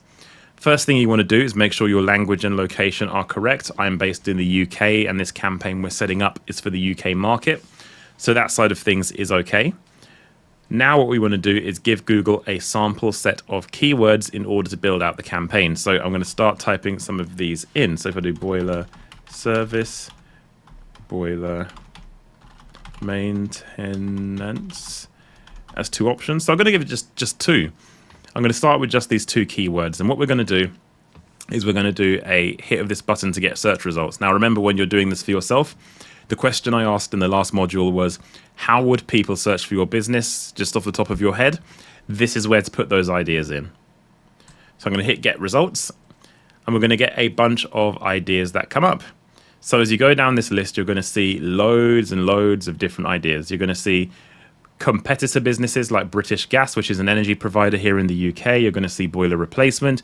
You're going to see near me keywords. You're going to see installation keywords. You're going to see emergency. You're going to see gas boiler service. You're going to see brand names of boiler. You're going to see all these different types of keywords. So when it's all said and done and we've put those 2 keywords in, Google has pulled in 1,263 keywords as a result of this, which is a lot of data and a lot of keywords. Now, when we're building the campaign targeting boiler servicing and maintenance, this is not going to be a 1,200 keyword campaign. It's going to be significantly less than that. So we need to go through the process of eliminating irrelevant keywords from this list, because this list is just not everything in this list is going to be relevant. There is a shortcut to do this. On the right-hand side here, you're going to see a bunch of drop-downs. Now, these drop-down options allow you to filter the keywords down to only focus on the keywords you want to see the data for. So the first one is brand versus non-brand. So whatever your industry niche is, generally you will see this option. So non-brands are going to be generic keywords like boiler maintenance, and brands are going to be things like, here you can see Bosch, Valent, Baxi, and all these other brands down here. So if you wanted to target these brands of keyword, then you can include them. If you don't want to target these brand names, you can exclude them. So if I uncheck brand, you will now see that this list has massively reduced. So it's showing 1,016 of 1,263. So that's massively reduced the list. And if you were targeting a non-branded campaign where you weren't going after brand, that's one way of doing part of it. Next, you've got all of these services. You've got repair, maintenance, installation, replacement, power flushing, inspection. As I said, this is a service and repair campaign. So I'm going to keep repair, keep maintenance. I'm going to remove installation. I'm going to remove replacement. I'm going to keep power flushing because that's a maintenance service. And I'm going to keep inspection. That cuts it down again to 864 of 1,263. Then we're going to go to boiler. You've got the different boiler systems. You've got, again, this is an industry you may not know much about. But you will know what the implications are for your industry when you go through this process yourself, and which ones to eliminate and which ones to keep. For me, I'm going to keep system boiler, combi boiler, back boiler, and other. We're going to keep all of them in there. Then energy source, you've got gas, oil, and electric. I'm going to keep all of them in there as well. And for sector, you've got commercial, residential, industrial. So I'm going to remove commercial because this is for a non-commercial business. And then you've got others here. So you've got water, boiler prices, plumbing, plumber, valve, other things as well. So I'm going to keep these in here as well because we're going to go for a segmentation exercise. Again, 838 of these keywords that is pulled in here. We're probably not going to use all of these for the campaign, even though we've eliminated like 500 of them. We're not going to use all of these. So what we're going to do first of all is download these ideas, and then when you come back, we're going to move on to stage 2, which is how we continue to filter these keywords and then segment them into themed ad groups. Okay, so now I'm going to download these keyword ideas. We're just going to start from where we left off. I'm going to download them into a CSV file. And then when the file opens, you're going to see something like this. What I'm going to do is basically clean this up so it's easier to look at. I'm going to delete the first 2 rows because they're just the date and timestamp of the report that's generated. I'm going to open up this column here, which contains the actual keywords by double clicking on this line here. And that opens it up so I can see them all. I'm going to delete currency because you will know which currency you're looking at. I'm going to keep these columns here, and then I'm going to delete all of these columns. Basically, these columns here show you trends in search over the year, but that's not as important as what's happening immediately. There will be natural seasonality, and it's interesting to see trends, but for the purposes of this, we don't need them. So now you've got your core keyword research report. I'm going to highlight all of these columns by highlighting them like this, and then adding in a filter by going to data, and then filter. Now, by the way, if you don't have Excel, you can do this in Google Sheets. It will work pretty much the same way. So here we have our seed keyword list. And if we sort by average monthly searches, largest to smallest, you're going to see the highest volume of search terms versus all the way down to the lowest volume search terms in terms of average monthly searches. Now, when you look at the average monthly searches number, it's not completely accurate, because remember, a keyword is an extraction of a phrase somebody would type into Google. Someone typing in British Gas Home Care as a keyword shows this many monthly searches. Now, imagine how many search terms could match to this. So if I typed in, how much does British Gas Home Care cost? Or is there a monthly fee for British Gas Home Care? Can I get British Gas Home Care? All of these terms are relevant to that keyword and would trigger that keyword, but the data here doesn't contain that. So when you run a campaign and you look at your keyword data for impressions versus average monthly searches in this report, generally speaking, if your campaign's at a decent enough level of spend, your impressions in your real campaign will always be higher than your average monthly searches in this report here, because this is going to be an underestimation of volume. So now we've got this core list. Just giving it a glance, you can see there are things that we may not want to bid on. For example, I can see here British Gas Home Care is the #1 listing here. This is a service. This is a service provided by a very specific service provided by an energy company. A bit outside of the remit, and people looking for this service, I probably don't want to advertise against this keyword.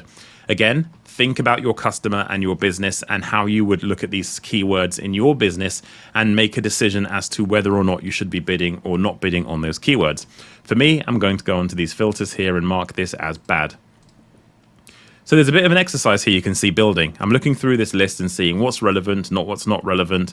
I kept all the brand terms in there, but the reason I kept them in there is because for this example or use case, I want to keep brand in just to kind of show you what to do and how to handle it if you're going to set up a campaign. So as you go through all of these keywords, you're going to find stuff that's not quite right. So for example, if I go into this one, British Gas Home Care telephone number. In fact, if I just type in home care into this search, let's see how many come up. Okay, so there's loads. So you can see here all of these: British Gas Home Care, Trustpilot, Home Care 200, Excess, etc., etc. We don't need any of these because we're going to eliminate them. So if I go like this and make them bad, they're going to be eliminated. I've used the filters as best as I can because we still want to use British Gas, but not the home care product. Again, you will know in your niche or industry which area to look at and which one not to. So you can see here we've eliminated all home care terms. They're now in red. We're going to eliminate those as we go forward. Now, I'm not going to go through every single keyword and show you guys as I do it. You've got the principle now. As you go through the list, you will see stuff in here that is not relevant to what you do. What you want to do after you've gone through the exercise of deleting what's not relevant, for example, this is just a boiler, name and model. We want to get rid of that. We want to focus on servicing.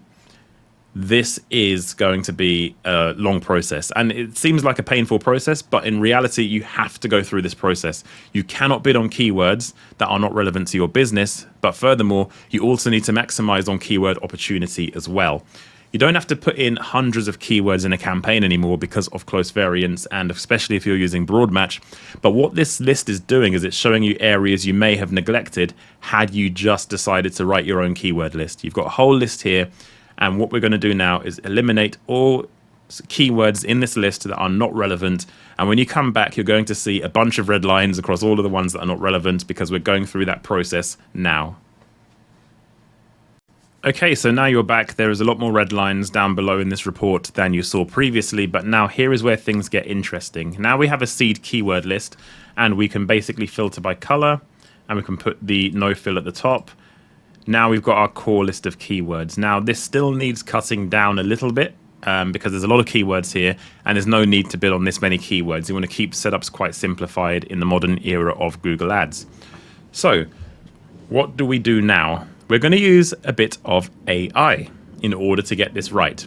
So what I'm going to do is I'm going to highlight all of the keywords here. There's about 800 or so, I believe, that we've looked at. Here we go. So 808. And now I'm going to jump over to ChatGPT. You need to have access to ChatGPT. You need to create an account and you need to start using it because it's a very, very powerful tool that allows you to do things at scale that you couldn't do before. And as a business owner and as a marketer, it's going to change the way you work. So this is going to use ChatGPT. We're going to put in a very simple prompt here. to get this work done. So let's start the framing. I'm not going to show you everything I type. I'm going to type it in now, and we're going to review the prompt after I've typed it in. Okay, so I have now put the prompt in. So the prompt is, I am creating a Google Ads campaign and need to segment a seed keyword list into well-themed ad groups. I have pasted the keyword list below. Please segment them into well-themed ad groups based on the keyword, e.g. generic, competitor, energy provider, repair, service, etc. So what GPT is going to do is segment them into very specific lists. And with these lists, what you can do is you can decide whether or not you want to include the ad group. There will be ad groups at the end of this process that we may not want to include because they may be a bit too far outside of the remit of the campaign focus. But that's okay because we don't have to use them. This is going to allow us to better see and better group those keywords. So let's go ahead and we will get ChatGPT to go ahead and do that now. I'll come back when it's complete. Okay, so that has completed now, and you can see it's got a CSV available for download, but it's just showing you a preview of how it's grouped it. So boiler service, boiler repair, maintenance, central heating work, faults, engineers and jobs. So that's fine, we can get rid of that. Competitors, other brands, products and sales, HVAC, locations, parts, others. So it's broken it down really well. Now, we wouldn't want to add all of these as ad groups, but ultimately we've got a good seed list now that we can use. However, I think when you download this CSV, it's basically going to have it in a format that's quite difficult to understand. So what I'm going to do is one more prompt to make sure it's in the format that we do want. And I'm going to say this. I'm going to write the prompt and I'm going to read it to you once it's been typed out. Okay, so this is the last request I want to make with this GPT conversation. Please format the CSV so each ad group is a column header and the keywords for each ad group are underneath each header. It's just going to make life a lot easier than seeing a big list of keywords next to an ad group name repeated one after the other. It will mean we can read the file a lot more easily. So let me do this prompt and then we'll come back once it's completed. Okay, that has now been done. Let's open the CSV and take a look. I'm going to open the file and you're going to see it on screen now. And here is our CSV. So what I'm going to do to make it easier to read is I'm going to highlight all of the columns all the way along. And then I am going to double click here. And that is going to give us all of the potential ad group options we have. Now, one of the things I'm going to advise is that we aggregate ad groups based off of relevance, because you don't want to over-segment, because over-segmentation means less data going through ad groups and it's more difficult to manage as well. When you can just put them into one aggregated ad group, the ad copy can still be highly relevant and it can still target the keywords effectively. So you don't want to have dozens of ad groups when only 5 will do. So the process I'm going to go through now, just to share with you, in fact, what I'm going to do is I'm going to click along column 1 and I'm going to make these headings much more clear by changing the color. So you can see the ad group names. I'm going to start moving some of these into the same campaign. So you can see annual boiler service, annual boiler maintenance. They're the same thing, really. You can cover both bases with ads. So what I'm going to do is something like this, and then delete this. And I'm going to do annual maintenance as an ad group. Now, do you see what I mean? That's now basically kept everything in the same kind of theme. So you can write an ad that is exactly relevant to that keyword, but actually you don't have to over-segment between the semantic term of the different types of annual service and maintenance. So I'm going to go through and do the same activity across all of these while also removing things that we don't necessarily need. So for example, back boilers, that's a very specific type of boiler. As you can see, there's only one keyword that was found, meaning they're quite rare. If it is something you wanted to do, you could keep it and you could basically move this under here and delete this. But essentially, this is the way you'd want to make sure you're segmenting your keywords correctly. So back boiler repair, back boiler service. If I wanted to do that service, then you've got 2 keywords for that ad group. In this instance, that's just too much for this business. I'm going to delete this column because ultimately it's just not going to be needed. So I'm going to go through the process I've just showed you of aggregation and removal. And when you come back, you're going to see a clean, I suppose, ad group set up with all the keywords we want to bid on underneath each ad group column, perfectly aligned as we need to use them for the campaign. Okay, and we are back, and I have broken this down into 1, 2, 3, 4, 5, 6 core ad groups for this campaign, all with relevant keywords. We've aggregated many of them and put them into nice columns here, so you can see all of the keywords we're going to be bidding on. Again, even these keyword lists are quite long, especially if we were on something like broad match. We wouldn't necessarily need this many, but ultimately the process is the same. Whether we shorten the list further or not, the process is the same. We've used Google's proprietary tool in order to get the keyword data. We've used their filters as best as we can. We've used AI to segment even better, and we've removed all segmentations that don't make sense now or are irrelevant. And now we are left with these core ad groups after segmenting and also aggregating as well. So grouping keywords where the themes are very similar, where no ad group segmentation is justified. So for a campaign targeting just boiler repair and maintenance, 6 ad groups, that's pretty good. That is pretty good going, good segmentation, but we're not going to over segment like the 30 odd ad group options it showed the first time around. When you look at these keywords, they're all perfectly in line with what we're promoting. So that's perfect. Now, one thing to consider is we haven't chosen a keyword match type yet. We've talked about match types previously around how these kind of keywords would work with exact or phrase or broad. That will depend on your individual business. Typically, when I launch a campaign like this with this many keywords, that's this focus, that's local, I tend to start with exact match to start off with good quality traffic, get the conversions needed to justify moving to potentially broad match down the line. But because this is a local service business, I normally start with a good number of keywords like this kind of setup, and then use exact match and then see how we proceed. So when we build the campaign, we will convert these broad match keywords into exact match during the build process.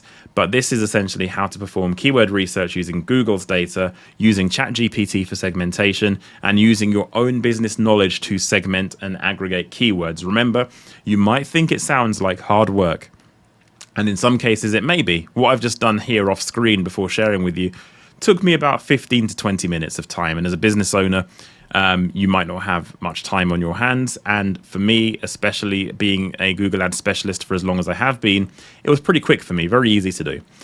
But with you, it may take a bit longer. But that's okay, because you don't want to set a campaign up, have the wrong keywords in there, and then have to backpedal and then start to look at how you can eliminate some of the losses and wastage in your campaign as a result. Start things off in the right foot. Invest time into your setup, because going forward, you're going to be in a much better position. So this is the keyword list, and we're going to build a campaign in line with these keywords.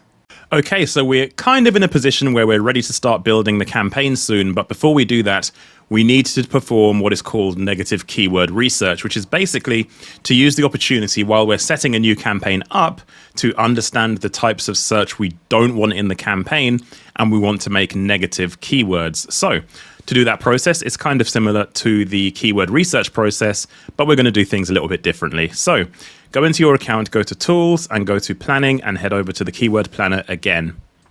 So when you have these two choices, we're going to go to Discover New Keywords, because we want to use Google's data to find different types of search that Google thinks are related to what we want to promote. So we'll do boiler servicing and boiler maintenance. Okay.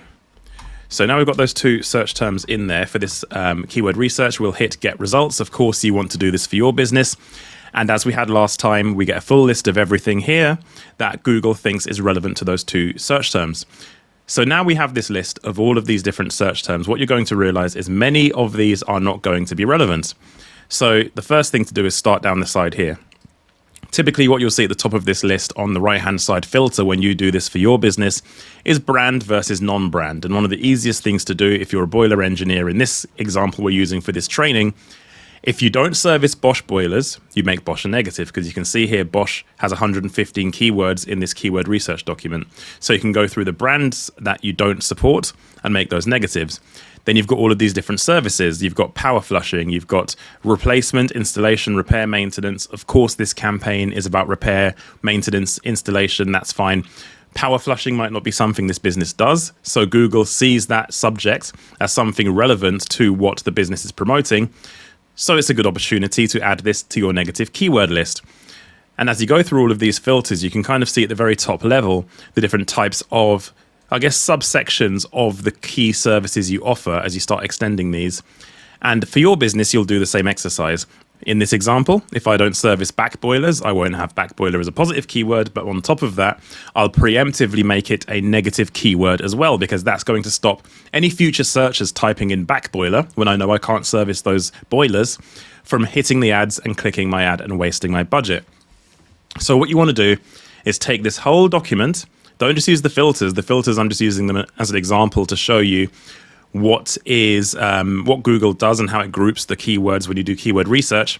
What you want to do is export all of this. Export it and work your way through and see the highest search volume keywords that Google has found that are not relevant to your business, and add those to your preemptive negative keyword list. So when we start building the campaign, we can actually go in and start using negative keywords from the get-go.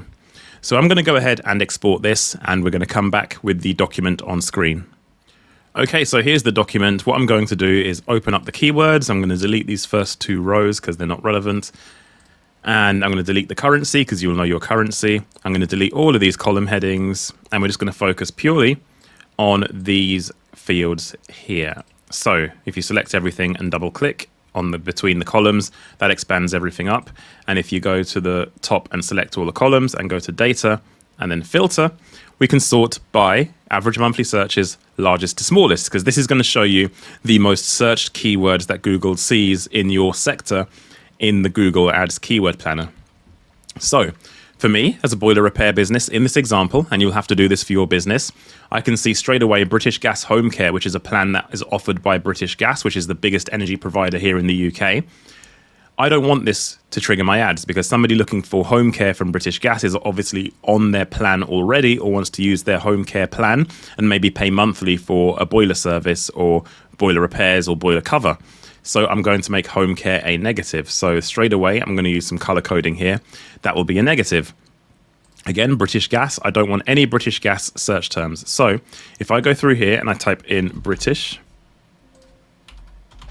Gas, I can do a filter and select all of these, and these will all be negatives in the campaign. Now, the easiest way to obviously do this is you wouldn't add all of these individually as negatives. You would just make the negative keyword British Gas as a phrase match negative. So if anybody types in British Gas, then that will go onto your negative keyword list. So straight away, you've got some good negatives examples here. Let's remove this filter. As you start going down, you can see even more of them. So you can see oil boiler. Maybe if I didn't do those, I'd make oil a negative. There's brands coming in here, so they're brands I might not do necessarily. And then as you go down the list, you'll start seeing things like Power Flush we talked about. That's not something that this campaign wants to promote, but Google deems it relevant enough. So what you need to think about here is for your business, what are the keywords in this list that are not relevant to your business, but are clearly relevant enough that Google could match your ads to them? Because as you go through this keyword research process and you look at the data coming in from this list, Google sees all of these as relevant to the seed list of keywords we gave it. Now, remember, we only gave Google boiler servicing and boiler maintenance as the two keywords.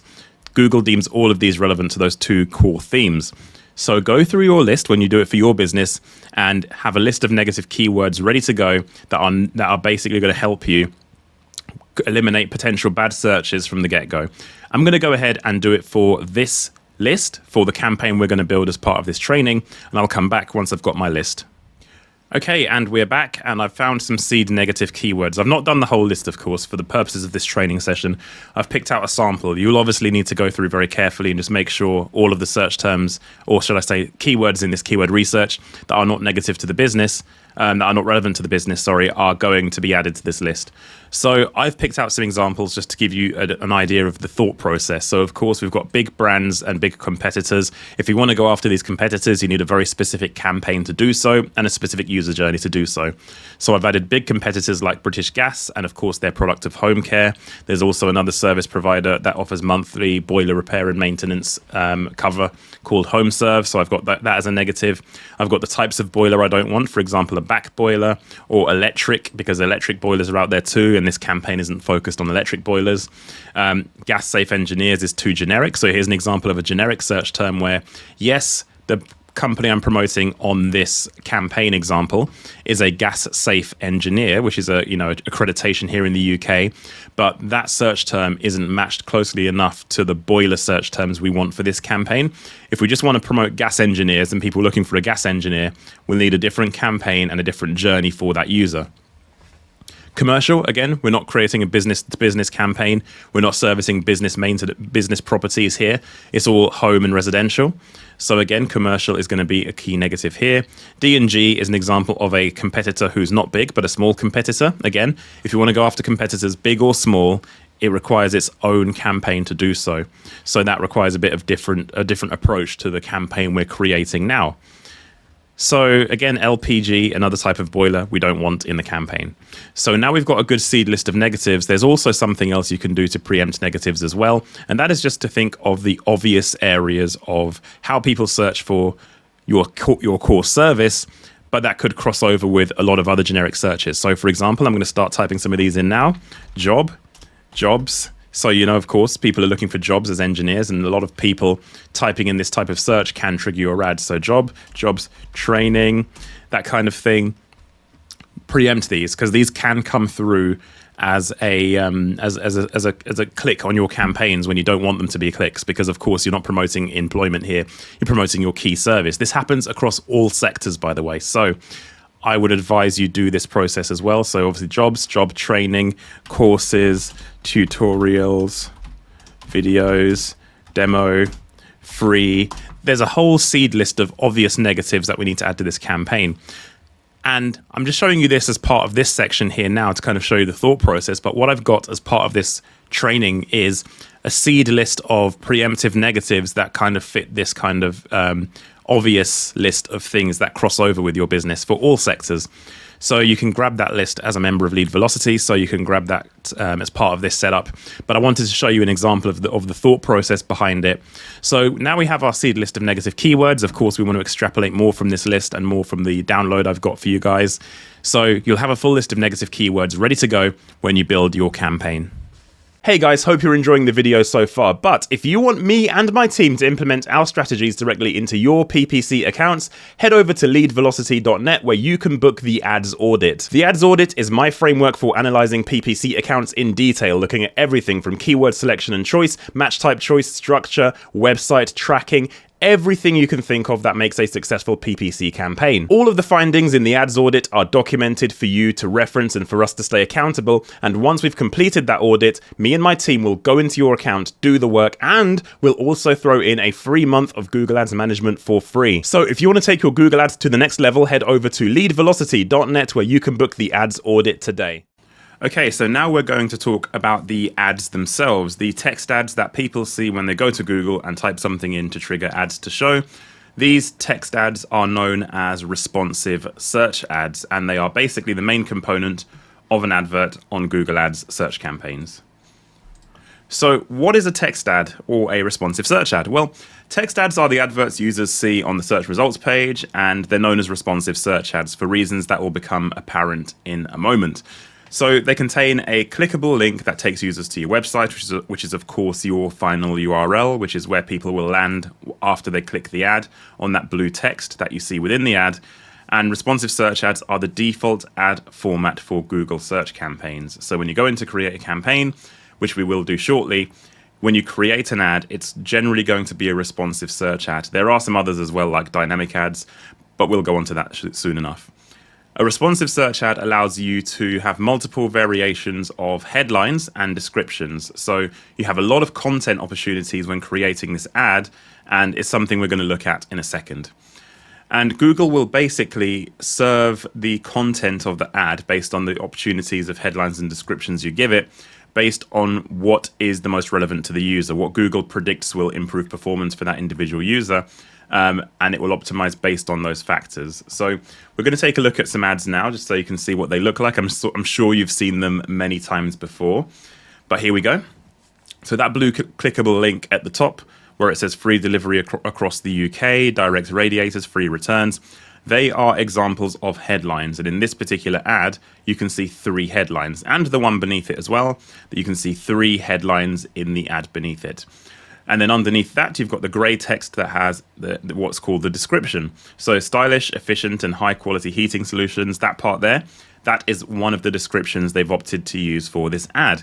And the reason I say one of the descriptions is because, of course, you can add multiple descriptions and multiple headlines to an ad. And as I say, Google will select the best one it thinks will improve performance to an individual user performing a search based on what they typed in and historical performance of the asset against users of a particular type of behavior.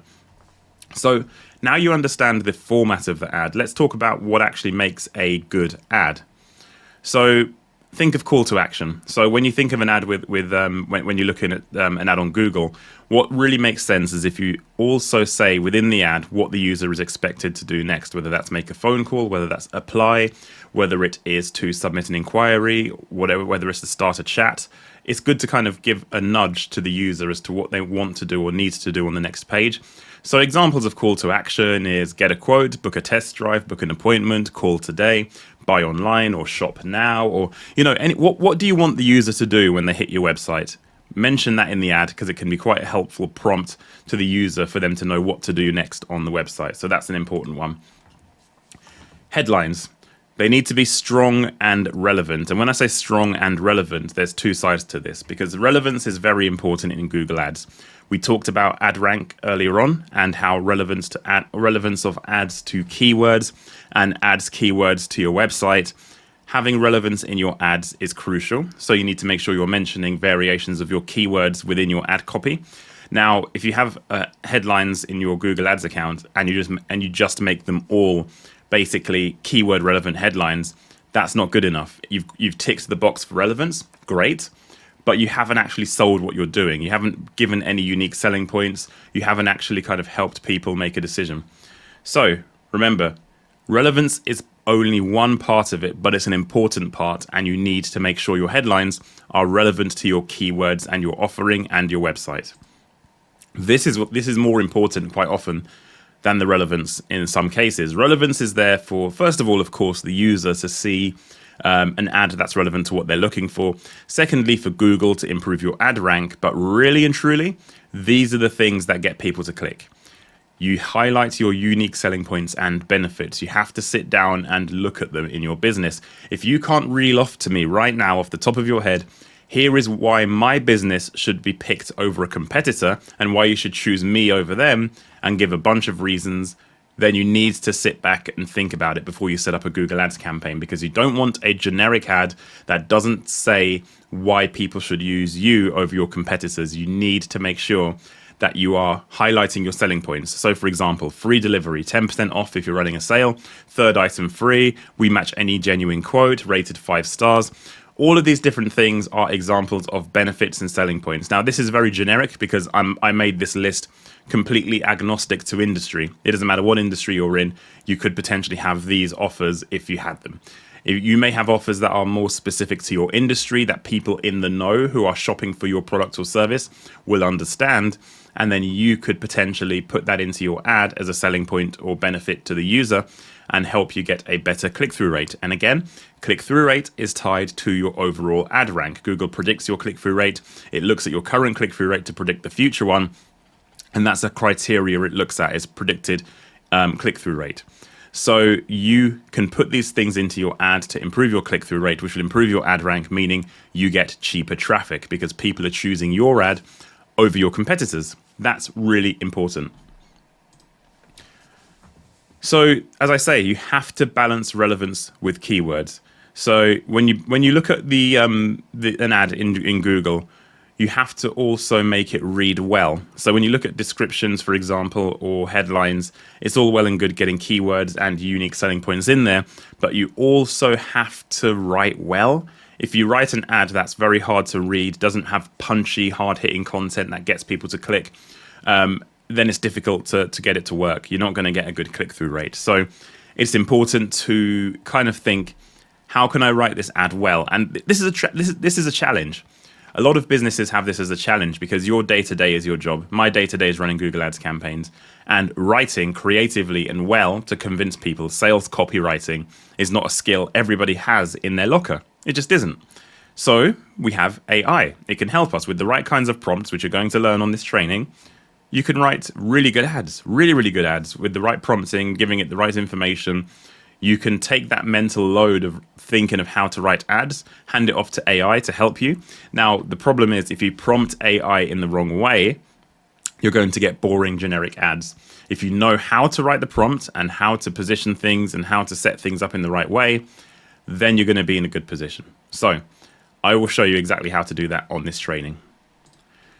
So ad formats, you can have up to 15 headlines. So you know on the slide where I showed you that the ads with 3 headlines showing, Google generally shows between 2 and 3 headlines per ad that shows on the search results. But little did you know, in the back end of Google Ads, you can have up to 15 headlines. And then the description, Google generally shows 1 description, but you can have up to 4 in your account.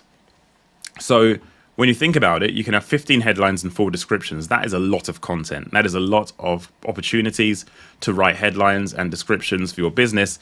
And I think it makes sense to take advantage of those opportunities and then also test whether or not you can write or force Google to show specific content as kind of an A/B test to kind of see which kind of ad performs better. But park that aside for now because we will go on to that.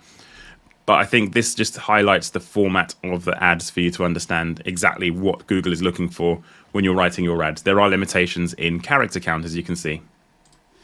So as I say, you've got your headline, which is the clickable link. You've got your description underneath. Sometimes you can show an image in an ad. That's an asset that we'll go on to kind of talk about how you can enhance your ads with additional content. This kind of asset is something you can use. And then you've got the display URL here, which is not the real page of the URL that shows. You can customize the parts after these chevrons. So the new boiler and 0 APR part here, these are customized. These aren't the actual URL you'll be going to. That's called a display URL, which is a bit different, which we'll show you when we go through the ad building formats and what actually goes into writing an ad. So there you go. That is basically what an ad comprises of, what a text ad is in Google Ads and what a responsive search ad is. And we'll move on now to dive into ads in more detail. So we are going to start using AI now, and it's really important to do it in the right way. And the first thing you should always do when using AI within your business is that you should create a project and put all of your prompts within a project. Now, what is a project? A project allows you to set the scene and give the AI system like ChatGPT a list of instructions or things to think about for every future answer it gives. Now you can create as many projects as you like, but of course you want to create a project for your business. And the advantages of doing this are every single output from ChatGPT that you generate will refer back to the instructions you give it on that project. So every output will be more accurate. It will be more in line with your business and in line with what you're trying to achieve and the content you want it to produce. The second advantage, of course, is it works for all future prompts, because if you just start a new prompt without using a project, you have to give all the information every single time. You've got to remind ChatGPT that you're a gas engineer or whatever business you're in. You've got to remind them of your USPs and benefits, your serviceable area, all of the things that are important to your to the answers ChatGPT is going to give. You have to remind them every time if you didn't create a project. So creating a project means every future prompt, you can do it from that project, and it will always lean on the project instructions when creating answers. So it's a necessity when creating prompts with AI. So I've created this handy cheat sheet in order to show you how to create a project in ChatGPT for your business. Now, the first thing we need to realize is we need to make sure that we give it instructions that are going to get the best out of your business. And this is an exercise I think every business owner should do. If you don't do it, then you should do it now. This is a perfect opportunity. But first, let's start at the beginning.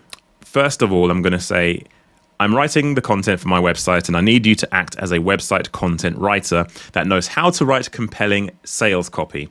Here is an outline of the business, and this yellow section here is for what you would need to create or complete for your business. But what you would essentially do here is enter a description of your business, including your company name, your location, your serviceable area, and the services you are providing as a business. Now, it's important to note here, you can't provide too little information. You too much information. Give as much detail as you can around your services. Maybe there's some intricacies. Maybe there's some specific product knowledge or service knowledge you want to put out there that makes your business kind of shine. Put it in here. Mention all the services you do, and that will be part of this first section. So this yellow area here, you want to populate that with your business information, and then we move on to the next part. Unique selling points. List out all of your unique selling points and benefits. What are the things that your business does that maybe other businesses don't do, or that you do particularly well, or that are things that are basically positives in terms of a customer deciding to work with your business or somebody else's? I've given some examples here. So you could say rated 5 stars on Trustpilot, trading for 20 years, free site survey, all work guaranteed. These are all examples of these USPs and benefits. Maybe you have a really strong price point, and you could mention that all services from X price. If your price point is very low and very positive and people react well to it, that could also be a unique selling point. So list as many as you can. Again, you cannot list too many. List them all out here as part of this prompt. Next, we have customer pain points. So it's kind of a reversal on the unique selling points. What are the things the customers struggle with for not just working with you when you talk to customers on the phone? You know, what are the things that make them hesitate, maybe not want to move forward, or maybe the challenges they're facing? We want to list these out here too, because you can do a reversal in the content you create in order to talk about overcoming those challenges and preempting those pain points for a customer. Think of the things that they don't like about, think of the challenges they have and the problems they have. Think of the problems they may even have with your industry. There are industries out there where customers are skeptical of certain things, and you might want to overcome those potential pain points and apprehensions. It makes sense to list them here. As I always say, you can't list too many. List as many as you can. How many pain points the customer has, be as specific and as detailed as possible, because you're only going to do this once. Once you've done this, you can prompt as many times as you like, and GPT will always fall back on this project instruction. So get this right. Don't be lazy on this. Get it right. Then finally, we want to end it on current homepage content. Why do we do this? Because you currently have a website. You are probably currently getting business of some kind. So to some degree, your current website or your current situation is converting customers. And it's also a place that tells people about your services.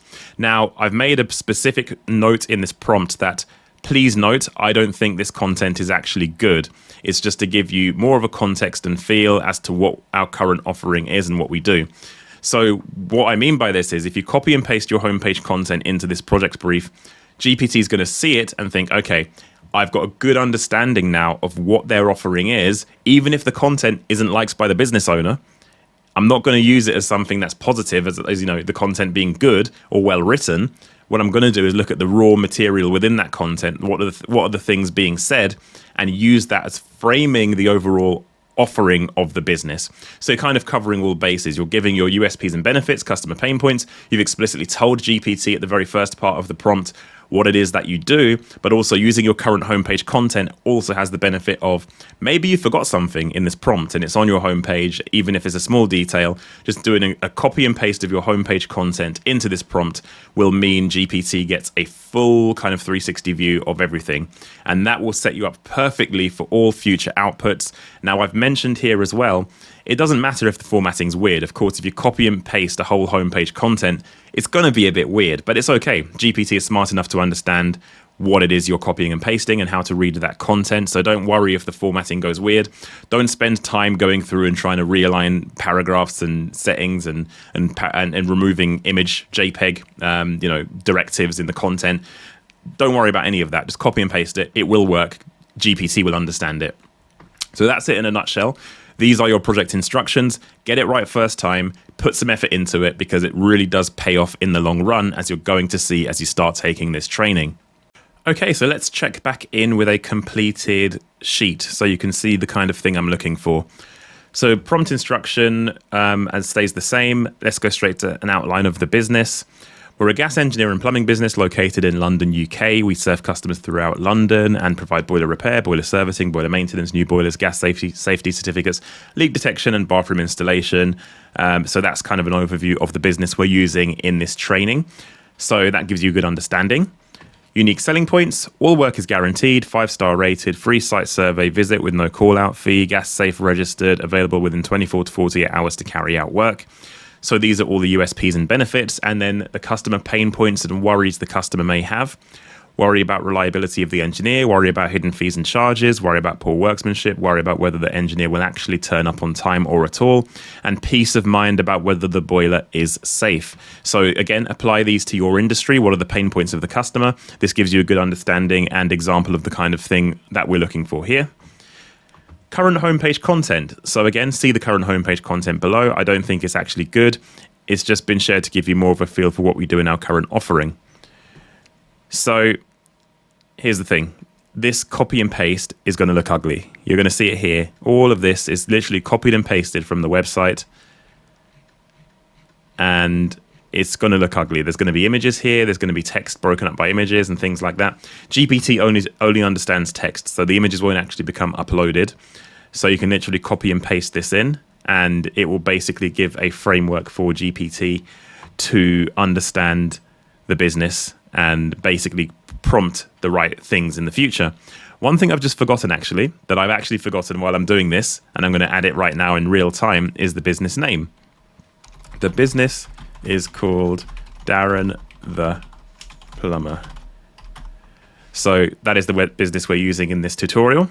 Make sure you mention your business name here. I did say to do that in the previous section, but make sure you do this. So this gives you an understanding of how to prompt a business with all the details needed for the outputs of ChatGPT to be accurate. This is what we're looking for. Go ahead and do it for your business, because next we're going to actually use this project instruction to create content in order to move your business forward. Okay, so let's go ahead and use this project prompt in ChatGPT. So I've gone ahead and gone over to ChatGPT, obviously chatgpt.com. I would always advise you create an account. Don't just use the uncreated account version, because you lose all of your history. And of course, it makes sense to create an account. I'm using the free version for this tutorial. Personally, I use the paid version. It is much better. But if you don't want to pay for it, this will still work with the free version, but just expect the outputs to be better on the paid version. It's like $30 or £25 per month. It's worth the money. I would do it. So we're going to go ahead and create our project. And in order to do that, I'm going to go ahead to the bottom left corner here, click on New Project, and I'm going to call this Darren the Plumber, which is the name of the business. Obviously, you want to populate this with the name of your business and create the project. So when the project is created, we want to add our instructions. So if you go over here to the top right corner, click these three little dots and go to Add Instructions. We're going to jump back to Word, and we're going to copy and paste the entire instruction set all the way, including all of this homepage content. All of it's going to go in there. As I say, ChatGPT does understand it, even if it looks weird and weirdly formatted. Hit copy, jump back to GPT, hit paste, and you'll see it's all in there. All the information from the homepage, the unique selling points, the customer pain points, current homepage content, the outline of the business is all in there. And if you hit save, that will save all the information into the prompt that you will create in future. So now we have this project. What you will see when you go into ChatGPT normally is you would see this page as the first screen. When you're going back to ChatGPT after not using it for a day or two, whatever it might be, you might forget that you've created a project, and you might start typing things into here. You don't want to do that. Always go back to your project and then prompt from your project, and it will remember the information you've given it. What we're going to do is use this project to create content going forward. So always remember to go back to it. But that, in a nutshell, is how to create a project in ChatGPT so all of your future outputs are in line with your business. So now that we've created a project in ChatGPT, what we want to do now is actually go ahead and build out our text ads. First thing I want to say is, of course, writing ads yourself manually can be done if you're a good copywriter, somebody who knows how to write compelling sales copy, who's good at writing ads for Google. Then fine, go ahead and write them yourself and don't use AI. I do this quite often in some industries, especially where it's quite niche. And of course, being in Google Ads for nearly 15 years, I used to do this before AI became a thing. However, for the busy business owner and somebody who isn't that good at writing copy, AI is a lifesaver and a time saver. So I definitely advocate for using it in writing ads for Google, but it has to be done in the right way. And that is what this prompt is going to do. You can't just tell Google to write a bunch of ads. It doesn't know what the best format is for them. It doesn't use a framework, and it doesn't understand the concept of writing ads in line with your business goals. So you have to prompt that in, which is why I created this handy prompt in order to write compelling text ads for your business. So what is the prompt? The prompt starts off with, you are a Google Ads copywriter, adept at writing compelling sales copy for Google Ads responsive search ads that drive a strong CTR or click-through rate. Responsive search ads have the following format: 30 headlines maximum, 90 characters maximum for the description, but I put in brackets here, they shouldn't be too short, so target between 70 and 90 characters, because if you have a maximum of 90 characters, what ChatGPT could do is write a description that's 30 characters long, which you don't want. You want to make a description compelling enough to click, with enough content to both compel the user, but also to drive a big portion of the search results page and take a good amount of real estate on the page. So the next part, please write 30 ideas for Google Ads headlines using an even mix of options for the relevant. So then we go on to say, please write 30 ideas for Google Ads headlines using an even mix of options for keyword relevant headlines, USP and benefit-led headlines, overturning and overcoming customer pain points, and call to action headlines. One of the headlines should contain dynamic keyword insertion and another should contain location insertion. So let's take a pause here. We're using a mix of options because we created the project in ChatGPT telling the system explicitly what the USPs and benefits are, what the customer pain points are, and of course it knows what kind of business that this is targeting because we briefed the business type and the service into the project. So when we're saying write a mixture of headlines that are focused on keyword, it's going to basically do the research for the keywords that will be potentially in the campaign at the very generic top level and put them in as headlines so we can populate those. It's going to use a mixture of USPs and benefits for those headlines. So of course we populated those USPs and benefits in the project. So it's going to use content that we briefed in that project. Finally, the last two sections here, if you don't understand what they are, keyword insertion basically means one of your headlines will dynamically adapt to the keyword that was triggered when your ads are showing on Google. It drives a lot of relevance. It can drive a better click-through rate. And I think it's always a good option to have in ads using dynamic keyword insertion. So we can use that in the ad content. And when it outputs when the prompt outputs the list of headlines, you're going to see what the syntax is for dynamic keyword insertion, and we can discuss it when that output is there. It's a very simple format, but essentially it pushes the keyword into the ad content dynamically. And the next thing is location insertion. That does the same as keyword insertion, but just uses the location. It finds the most likely location of the user and inserts that into the ad. So you don't have to update locations manually. And of course, some locations are so niche, you can't have keywords for them anyway.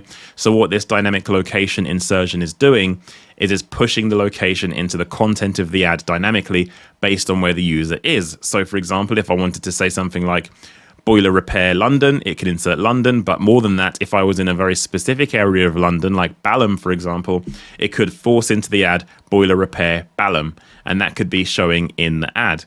So it's a very powerful thing to have in the content as well, but again, you have to specifically brief this in within your prompt.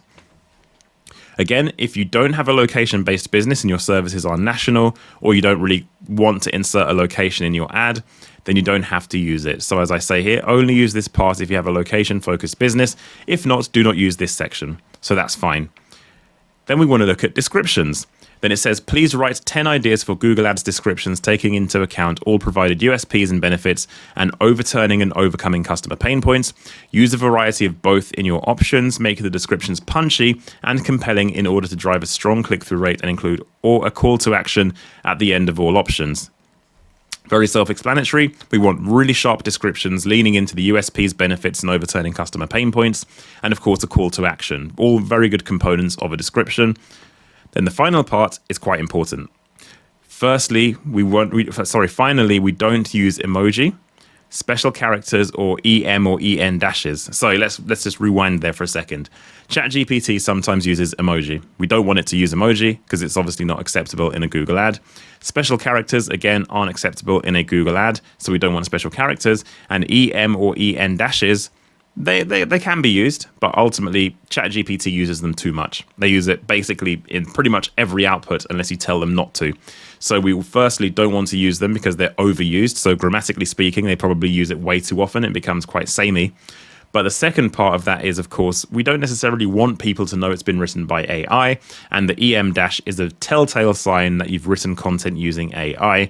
We don't know how sophisticated Google systems are at detecting AI, so generally speaking, in pretty much every prompt in ChatGPT, I always say this because it makes sense to not use this. It's a punctuation method that not many people use and ChatGPT uses all the time and overuses, so it makes sense to brief the fact that you don't want to use this into the prompt.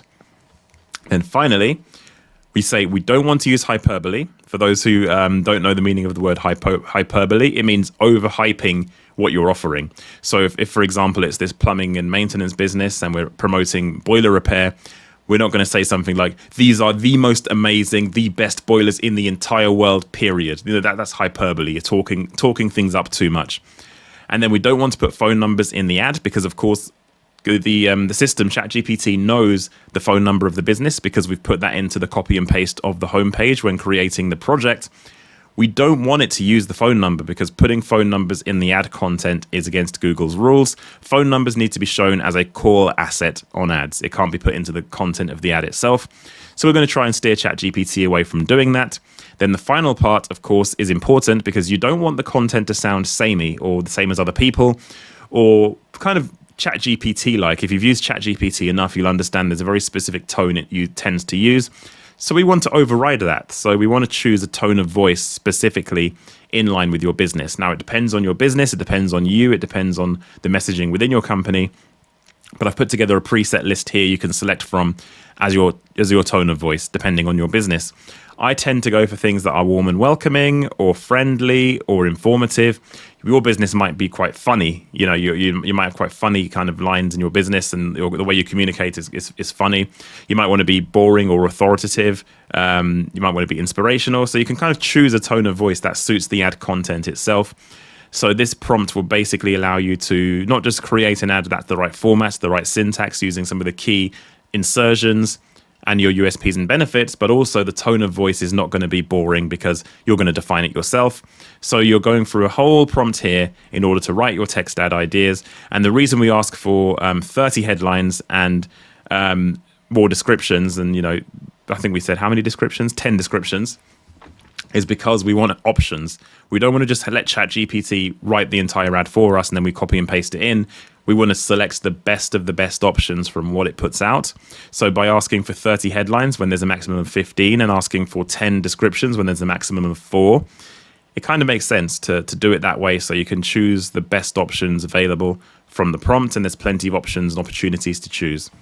So we're going to go ahead now and actually use this prompt, and I'm going to populate this prompt with the data and information from the business we are promoting, which is Darren the Plumber, promoting boiler repair and maintenance. Let's go ahead and do that now. Okay, so I've gone ahead and selected some options for the prompt. We are indeed going to go ahead with location insertion in the ad. And right at the end here, you can see the tone of voice I've chosen is to be friendly. So a friendly tone of voice. We're going to use keyword insertion. We're going to use location insertion. Everything else in the prompt is going to be how it is. Let's go ahead and copy this prompt. And we're going to go ahead into GPT. Remember, go to your project. Never just start a new chat. Always go to your project. We're going to jump in the project, paste this in, and then hit send. And let's see what happens. Here we go. It's populating all of the information. Headlines for USP and benefit led. Headlines for overcoming pain points. Call to action headlines. It's got all the descriptions there. And it's honored every single part we've put into the prompt. So now we have a great benchmark to use for creating ads in Google. We've got ads that are written in a friendly tone of voice covering multiple different areas of keyword relevance, USP and benefit relevance, overcoming pain points, call to action headlines. We've got plenty of descriptions to choose from. And if we're going to create a campaign for boiler repair or boiler servicing, this is going to work really well because we've got keyword relevant headlines here. And going back to the insertions we've got here. So keyword insertion is this. That is correct syntax for dynamic keyword insertion. Location insertion isn't actually quite right. is not quite right, but we'll go on to that. Don't worry about that. We will fix this. And this is the other thing I want to mention.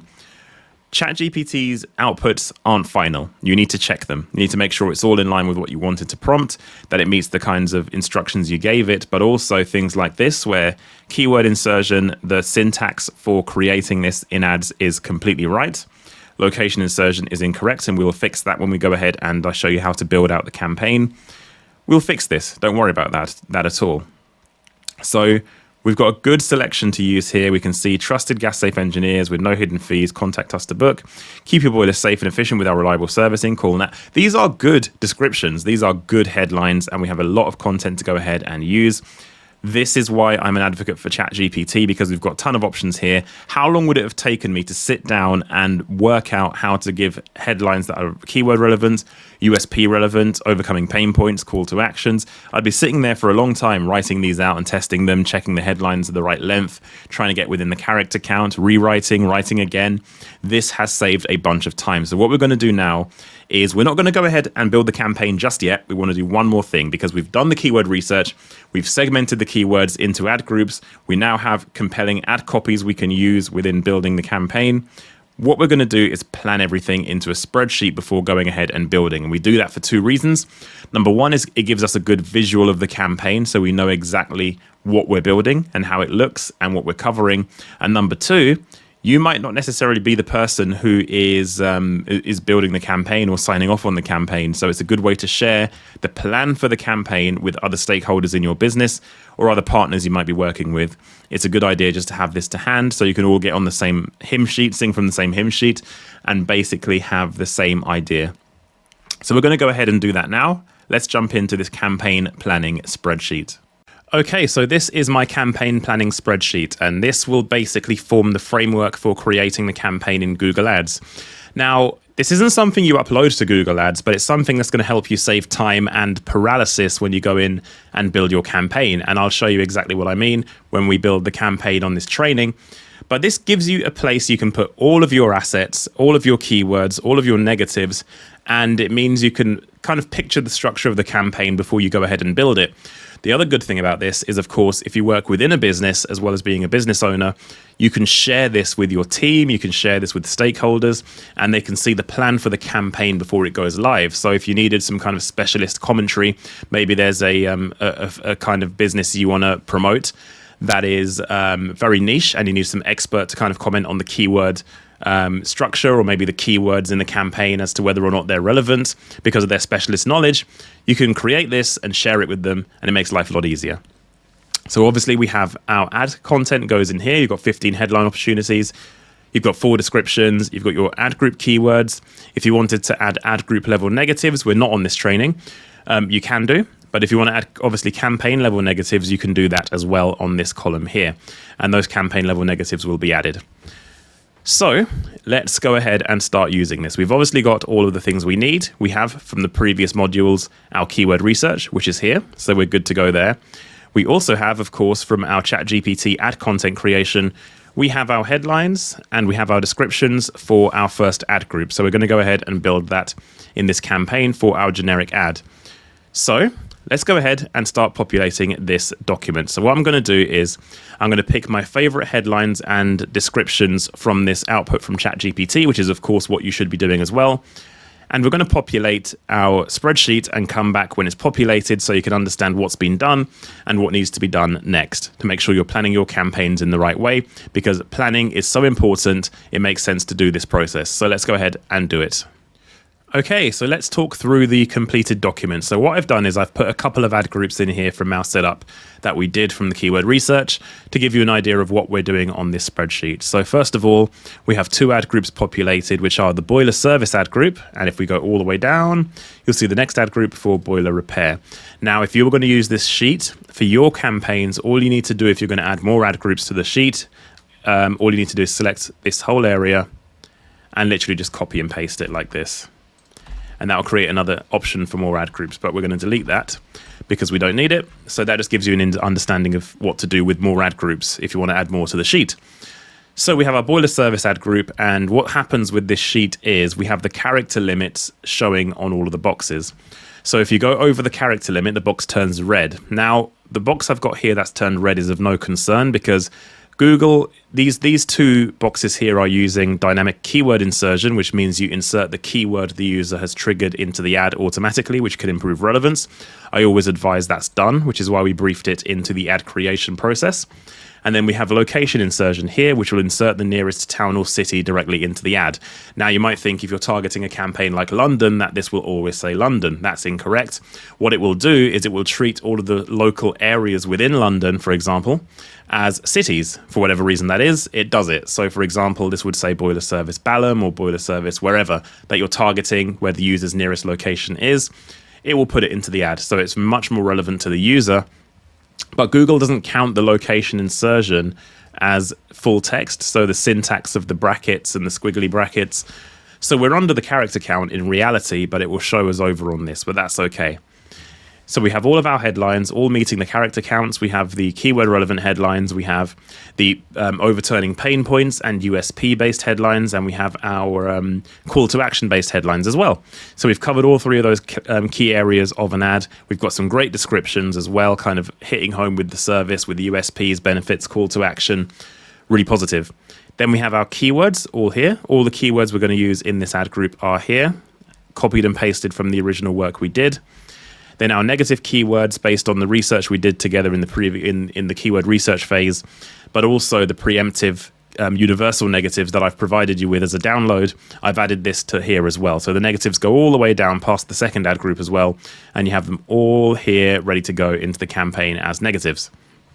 So that's the boiler service ad group, and the same story again for the boiler repair ad group. I've put two in here so you can kind of see the way the document works. As I say, you copy and paste if you want to add another ad group, literally just copy and paste and then delete the content and start again. So now we have the boiler repair ad group. Again, same strategy. Keyword relevant headlines. We have call to action focus at the end. We have overturning pain points. We also have USPs and benefits. Same goes for the descriptions, USP and benefit led, and call to action as well. And the keywords for this ad group here as well. So boiler repair based keywords from the keyword research we did. So this sheet is now complete, and what that means is we now have, because ultimately looking at this document, this is our campaign. We have our keywords, we have our ads, we have our negative keywords. That is basically the main components of a campaign. Now, of course, you have to do a lot of setup and targeting and other settings that we're going to go into. But now we're in a position where we are ready to build the campaign based on this sheet, and it will be so much easier to build this campaign with this sheet. We're going to go into the Google Ads interface, and all we're going to be doing now is copying and pasting this over because we've done the work. We've done all of the core work needed to build the campaign. We're not going to go into the interface and then start thinking, what do we type in? I need to probably look at keyword research right now. You've taken a logical approach, a researched approach. You have everything ready and we're good to go. So let's go ahead and build this campaign. Hey guys, hope you're enjoying the video so far, but if you want me and my team to implement our strategies directly into your PPC accounts, head over to leadvelocity.net where you can book the Ads Audit. The Ads Audit is my framework for analyzing PPC accounts in detail, looking at everything from keyword selection and choice, match type choice, structure, website tracking, everything you can think of that makes a successful PPC campaign. All of the findings in the Ads Audit are documented for you to reference and for us to stay accountable, and once we've completed that audit, me and my team will go into your account, do the work, and we'll also throw in a free month of Google Ads management for free. So if you want to take your Google Ads to the next level, head over to leadvelocity.net where you can book the Ads Audit today. So next we're going to start talking about assets on ads. Now, an asset is something that's separate to the responsive search ad itself. An asset is additional information you can add to an ad in order to provide more useful info to a person searching on Google. So with an ad, you obviously have your headlines and your description, which is the core content of the ad. With an asset, what you're doing is providing additional information like pricing, like bullet points of your USPs and benefits and services, listing out your service catalog. There's lots of different types of ways you can provide additional information into your ads that users can use to increase your click-through rate and provide better experiences for users on Google. So we're going to cover assets next, and there's quite a few to go through because depending on your business positioning, your industry, some of these will be more important than others. For example, a lead form asset where you can have somebody submit a lead form directly on Google without having to leave the interface of Google. That kind of asset won't work for an e-commerce business, but it of course will work for a lead generation business. So Let's go through assets. Let's take a look and understand more about what these are, how they work, and the different types of asset that are available to you as a user of Google Ads. And you're probably going to want to use most of these. So pay attention because this section is going to go through assets in a lot of detail. So now we're going to talk about callout assets, which, as mentioned, is one of many ways to add additional information to your ads, to make them more clickable, to make them more enticing, and to give users more interesting information to help them make a decision. So what is a callout asset? Well, callouts allow you to list your unique selling points and benefits on your ad. So of course you've got your headlines and descriptions, which you can use to do that, but this is additional to that. You can add more information in a format that allows you to show more USPs and benefits of your business, and they appear as bullet points within your ad unit alongside your headline and descriptions.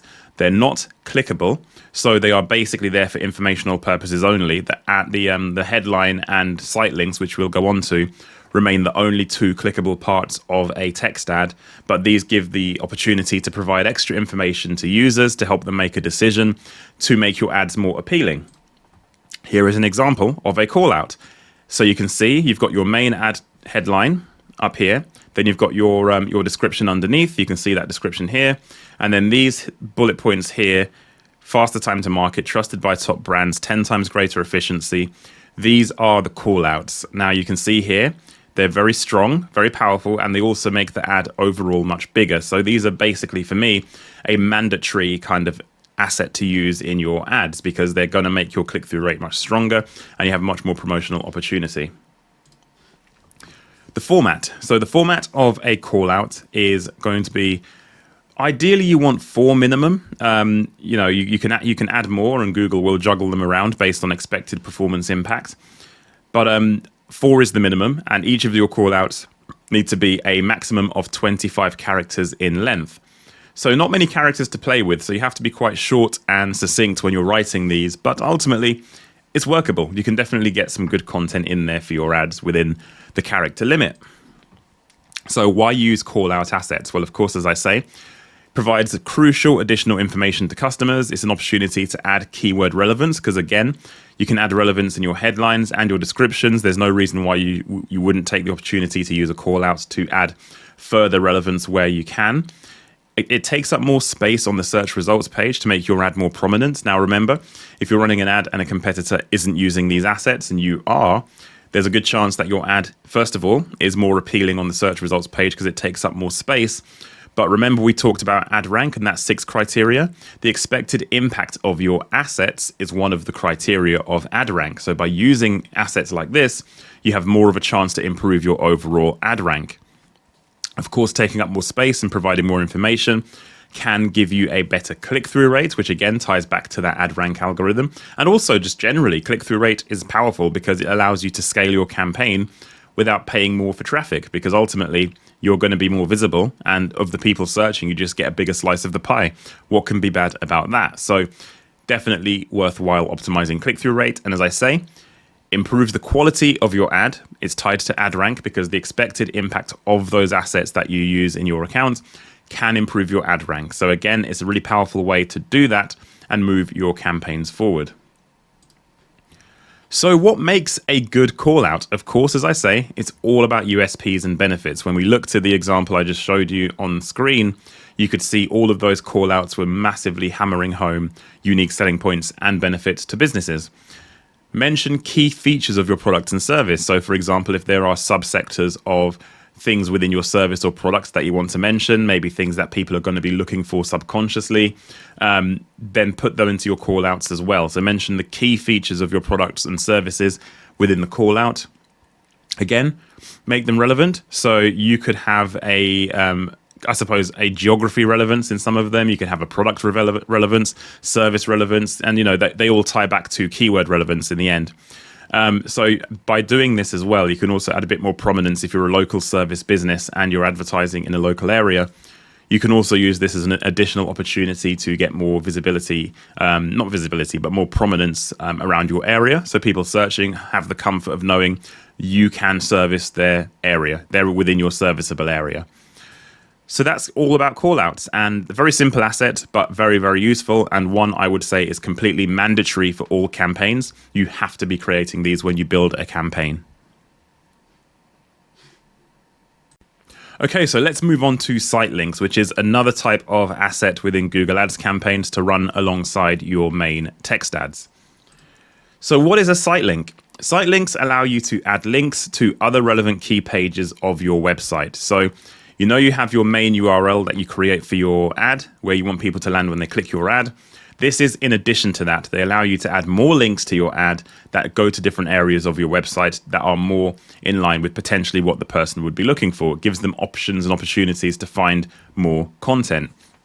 So they allow the user to click these specific links to access the information they need much more quickly than if they clicked on the main link, then navigated through and found the page they're looking for. So here's an example of a site link setup. You can see the main ad content at the top. You've got the headlines here. You've got a description here. Above that, you've got callouts, which we just covered. And underneath here, you have these blue clickable links, which are smaller than the main one up here. These are site links, and they link to different areas of the website. So you can see this is the main link. These are the site links.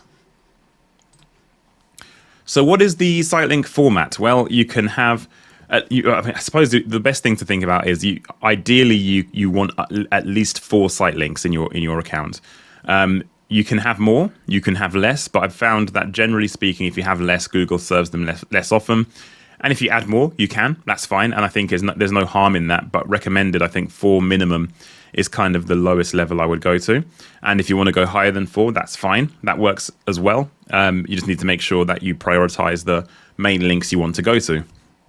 So site link character counts, you're looking at 25 characters per site link text. So within the site link, you saw the links on the previous slide in the blue text. They have a 25 character limit on those links. And you can also add a description, which is recommended. Now, here's the strange thing about the site link description. Google says it's recommended. I always do it. And the description format is 35 characters per site link description. Back in the day, Google Ads not always, but it used to regularly show site link descriptions. These days, it is incredibly rare. In fact, I pretty much never see site link descriptions. But generally speaking, because Google is recommending it and it's not a harmful recommendation, and there's no loss if you do it. If you don't do it, you may miss out on having a description show on the rare occasion it does. You might as well just do it. There's no harm in doing it. You might as well just tick the box and do it, even if you basically never see the description ever, which is pretty much going to be the case, by the way. So don't feel too disheartened when you go on and you look at your ads or you look at any search results page and you don't see a description. You pretty much never will, but still do it anyway. It makes sense. So why use site links? They allow the user to find key information within one click. So as I say, if you land on if you click the main URL for an ad, and then they have to navigate to the subsector or service they're looking for. Maybe it's a specific area, maybe it's a specific type of service, or maybe they're just interested in getting multiple things done. This allows them to find different potential options within one click as opposed to multiple. They allow more opportunity for ad relevance. So you can add relevance to an ad by adding multiple different types of link to different areas that are relevant to the main core focus of the ad. So that's really powerful. They take up more space on the search results and improve click-through rate and improve the quality of the ad. Those last 3 bullet points you're going to find on pretty much every single asset we cover. Taking up more space on the search results page, improving your click-through rate, and improving the ad quality are what assets are all about. And as I said, assets and use of assets are linked to ad rank. So always use them where you can. This is an opportunity to do so again. So what actually makes a good site link? So it's got to be relevant to the user's search. If somebody's searching for boiler installation, there's no harm in having site links for the different types of boiler they install, or the pricing page, or even a contact form or an inquiry form. That's fine. But if they're looking for a boiler or a plumbing service, don't put a link to an electrician's option, because you're taking them away from their core search. Remember, the whole purpose of Google Ads is you reach people at the point they're looking for your products and services. Why take them a page away from the initial search they were performing? keep them in the same focus, but give them options within that focus. They need to be enticing and clickable. So the links need to highlight, be relevant to what your page is. So try and write the link text and the site link text as best as you can around relevance, and also making them enticing. But also, as I say, you need to complete the description, even if it rarely shows. It does improve the overall ad quality. So just do it. And make sure you land on a page that does selling. If you have a page for boiler service, that page is expected to have copy on the page and text on the page that sells the products and service with a good call to action. And if you have any other product or service pages, they expect to be good at selling what you do. If you have an About Us page, that's not a selling page. That's just a page with information. Anything that doesn't do any job of selling or pushing people towards conversion, do not use on a site link, because you're going to break the user journey. If you take people to a page that's, like About Us, they have to do some kind of work to get back to the key information they need to make a decision, which is, of course, to see what the actual service or product has, what the offer is, and then make a decision as to whether they get in touch or not. Do not use pages that use pages that don't have a call to action and a sales or service promotion within them. Really important. Now we're going to look at structured snippets, which is another way to add information to your ad using assets. So what is a structured snippet? Well, structured snippets allow you to add a list of examples of your product and service, and they take the format of a list. So where you have call-out extensions we talked about previously, they were bullet points of USPs. We had site links, which were links to pages on the website. This structured snippet asset basically allows you to show a list of things or services or products that your business promotes in a very specific list format. So they appear in a categorized list based on the type of product and service, and you have to pick from a predetermined list within the Google Ads system as to the type of list you are creating. So there's a list of options you have in Google Ads to say, here is the type of list I want to create, whether it's services, whether it's service areas, whether it's a catalog, whatever it might be. There's a list in Google Ads that you have to select from to tell Google, this is what I'm listing in this asset. So let's take a look at how it looks within an ad. You'll see it here. They have used what's called types in this example. So types have 360 customer view, custom alerts, and health score. In this particular CRM system, they've used types as their structured snippet. So in your business, you'll have to start thinking, okay, let's see what options are available in Google, which we'll go on to in a second. And what can I list here? How can I add a list of things that give customers an opportunity to kind of see how wide-ranging my service or product is? This is the perfect asset to use to do that. So what is the format? First of all, you have to choose a category list from the Google Ads options. So you go into create your asset, you choose what type of thing you're listing from Google's predetermined list of options, and then you add to your list. You add the options to your list. You need at least, for me, 4 minimum to make it an actual list. I think 3 is too few. 4 is good as a minimum. You can list as many as you need, up to the limit, which I believe is like 20. And each of these structured snippets, they are 25 characters each. So you have a decent amount of space to kind of write something in the list. It's not a huge number of characters, a bit less than a headline, but ultimately you can make it work. And this is Google's predetermined list of header categories. So when you're writing your structured snippet of listing out all the different things within your business, these are the options Google gives you.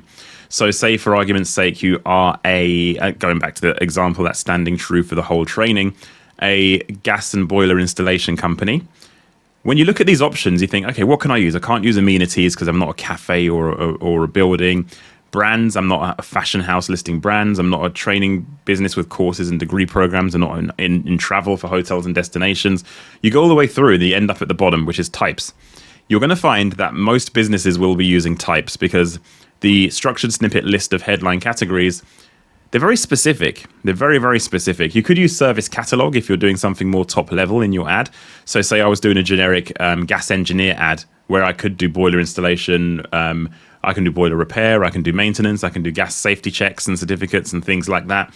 Then maybe in my top level ad, I could do a service catalog snippet and have all of my different services within that. But if I'm doing a campaign specifically for boiler installation, I don't want to do that necessarily. I want to make sure I focus everything on boiler installation. So maybe I could list the brands of boiler I install. Maybe I can list the types of installation or services I do. So basically what you need to do is choose the header that best suits your business and what you could list to tell customers, hey, by the way, I do this, as well as this, as well as this. And you kind of list out all of your services or offerings in a list format. So why use them? Of course, it allows customers to see your offerings in a bit more detail than what you could actually do with the text ad alone. It provides them with a bit of reassurance because it means that if they see a product or service or offering that is in that list, they go, oh, they do it. Okay, I'll click their ad over a competitor's, so it's good. It means you can be more specific and niche, because if you created a top-level text ad where you are being very specific and niche around all of the individual offerings you do under the umbrella of the main campaign focus, your ad isn't going to be very good. It's going to be disjointed. Only parts of it will apply to specific people. But using a structured snippet means you can really hone down into some of the more specific niche areas of your business, and you can list them out, which means you can be a bit more creative. So the last ones, of course, add relevance, more space on the search results page, improved click-through rates, and improving the quality of the ad. I keep hammering this home. All assets do this, so use all assets you can when creating a campaign. It is best practice, and you're going to get better results. So now we're going to look at location assets, which of course is another asset you can use in Google Ads. And this one is particularly important for local services businesses. Larger businesses, it's not as important, but for local businesses, this is a crucial one. So what is a location asset? Well, of course, it allows you to show your business location and address within the ad. So when you click it, it opens in Google Maps, so people can see exactly where you are. And the data for this asset is pulled from your Google business profile. So if you have a local services business, you have to have a Google business profile. If you don't, well, you should. And if you have one, good news, you can use that within your Google Ads campaign to show people where your business is and your coverage areas. So here's an example of how it looks. You can see here in this example, this business has their location asset enabled. You can see their address. You can see their opening hours as well within the ad unit, which it pulls directly from the system. And if you click on that blue link where it has the address, it opens up in Google Maps and it takes them to a map view, and they can see more details. They can see reviews, they can see the website link, and they can see exactly where you are based, because this is a really important part of advertising a local business. People need to know where you are. Really important. So location structure. So all data is pulled from Google My Business. It pulls in the address first line, and it will automatically show the distance in miles from the user on mobile devices as well. So if you are a shop with a physical location and you're advertising on Google, for whatever reason, you want to basically advertise in a local radius, or you want to entice more people to come to your door with footfall, people can see how far away they are from the store as well. So when they're going to Google and searching for hardware store in London, for example, they can see whereabouts you are if that is your business you're advertising. So it's really useful as an asset to kind of get people to turn up in store as well if you've got a physical business. So why use the location asset? It tells your customers exactly where you are. That's really important. And it also gives a customer an indication of how local you are as well. So even if you don't have a physical store, if you offer a service in, say, Newcastle, if you have a location asset in Newcastle, people can see, oh, they are actually based here.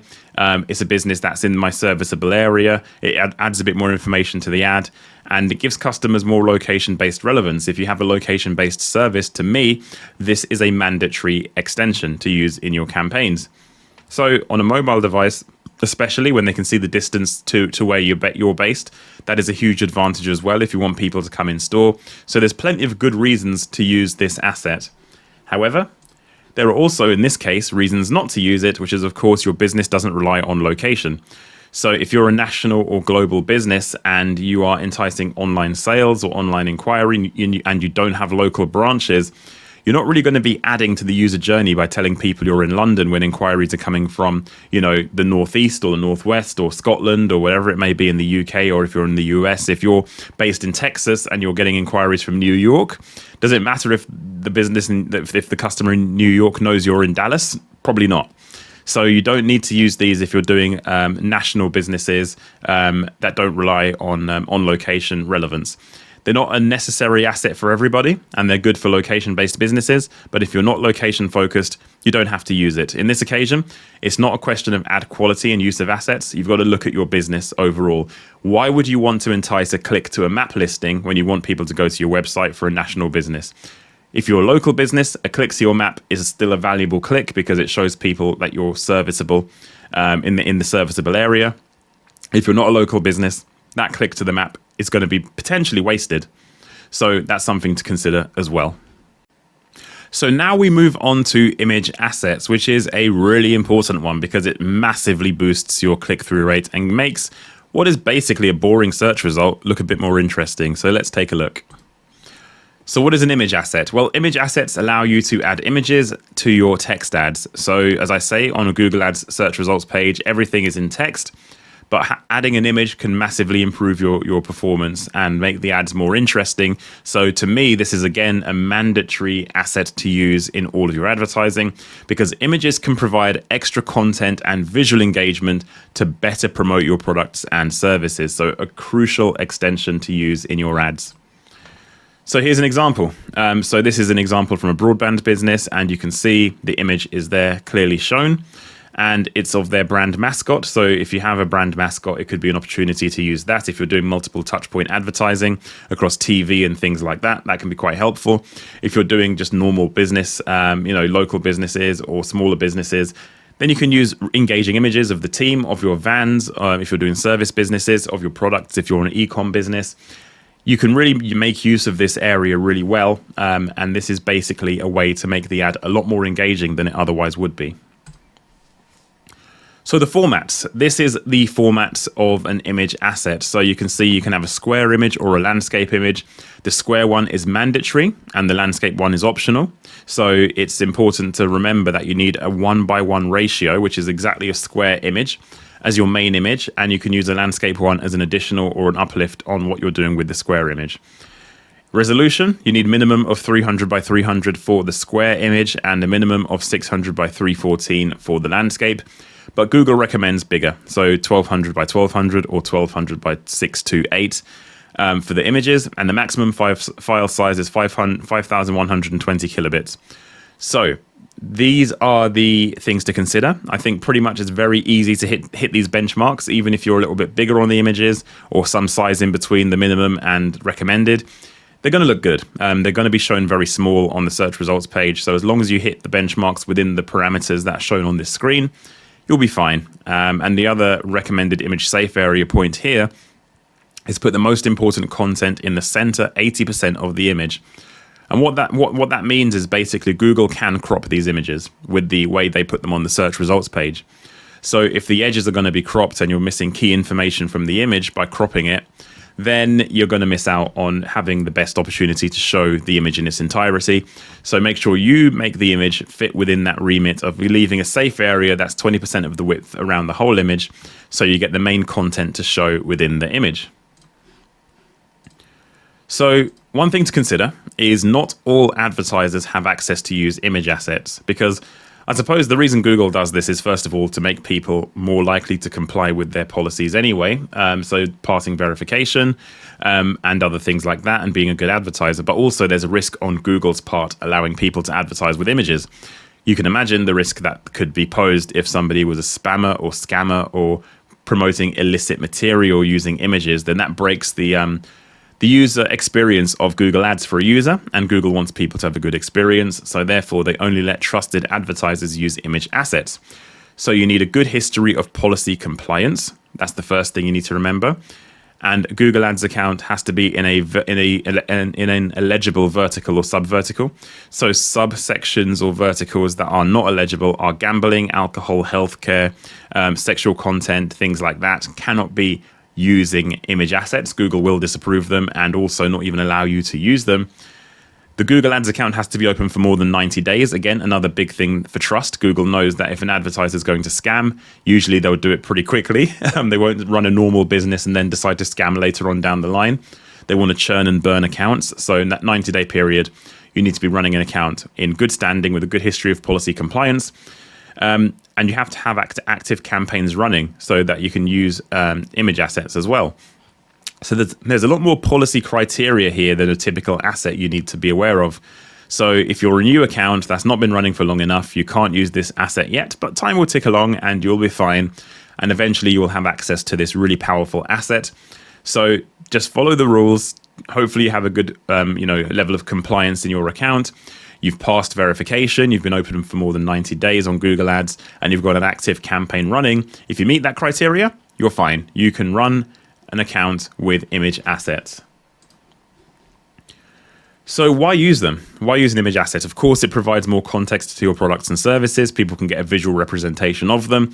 It makes your ad more appealing, which can massively improve your click-through rate as well. It could improve messaging if you have an image that works alongside the text content that you're using. And it helps to qualify traffic as well. So if you're promoting something that's quite a visual product on the search results page, that image can help people qualify whether or not they want to actually see more or not. Maybe it's not their style, maybe it's not their thing. You give them an opportunity to see the image before they click through, which is a really good, powerful way, I suppose, of qualifying your traffic ahead of the click. Because of course, if you get the click, you've paid for it already, whether or not the user likes what they see on the other side of that click. So what makes a good image? High quality, not blurry, with the key content in the center. Remember the rule we talked about before to keep the content centralized in the image. So there's that 20% safe space around the edge. Make sure the image is highly relevant based on your ad groups, because of course you can promote image assets at both account level and at ad group level. So it's important to make sure you're doing that. So if you're promoting black dresses, use an image of a black dress. If you're promoting a pink dress, use an image of a pink dress. It's very simple stuff, but you'll be surprised how many people do not do this, and they're advertising a very specific product or service, and they don't put the right asset for an image on the ad group that's relevant to the image. Use compelling and strong images that stand out. Ideally, you want to use your own images, but stock images look fine. Real images build more trust, and we'll talk about that in the other training module of the Lead Velocity membership, which is, of course, about creating a website that works for your business. This is a very important point. Stock images are okay; they do the job, and if you can find good stock images, then great. But generally speaking, stock images, they don't build trust as much as real images. So I would ideally want to use real images wherever you can, both on site and both in Google Ads as well. Now we're going to talk about lead form assets, which is an asset that's valuable to businesses generating leads on Google Ads. It's something that's optional. I wouldn't say it's a mandatory asset, but it could be useful for you as a business. And I think it's worth testing to see whether or not it can work for your business. So what is a lead form asset? Well, lead form assets allow customers to submit an inquiry form directly from the Google Ads search results page. So when you think about a journey of a Google Ads user, they can click the blue link on your ad, go to your website, read the information, and then complete a form or make a phone call or whatever the action is you want them to complete. With an asset for lead forms, you can actually have that lead form pop up from the search results page, not your form, but Google's form on your behalf, and collects user information from a form they submit from the search results page. If the ad convinces them enough to take action before they even click through, they can submit an inquiry directly from the ad unit itself. So that's an interesting one. It can give you a potential uplift in conversions, but again, would they have been conversions people would have done on your website anyway? It's hard to tell, but again, it's one of those things that you would need to test and see whether or not it works for your business. But here is the format of the lead form asset. You can see here, you create your asset. You can add your form in the details here, headline, business name, description. You can add the fields as well. You've got to choose information Google gives you to select from in terms of what information you can collect. Then you can see a preview of your form as you're building it here. So when somebody clicks the submit inquiry button from the ad, this kind of thing pops up and they can complete their information and submit the form. And it's as simple as that, really. So what is the format of a lead form asset? Well, of course, you have your headline, 30 characters. You have your business name, 25 characters, 200 character description. And the reason they do that is because I'm guessing some businesses have complex needs when they take customer information.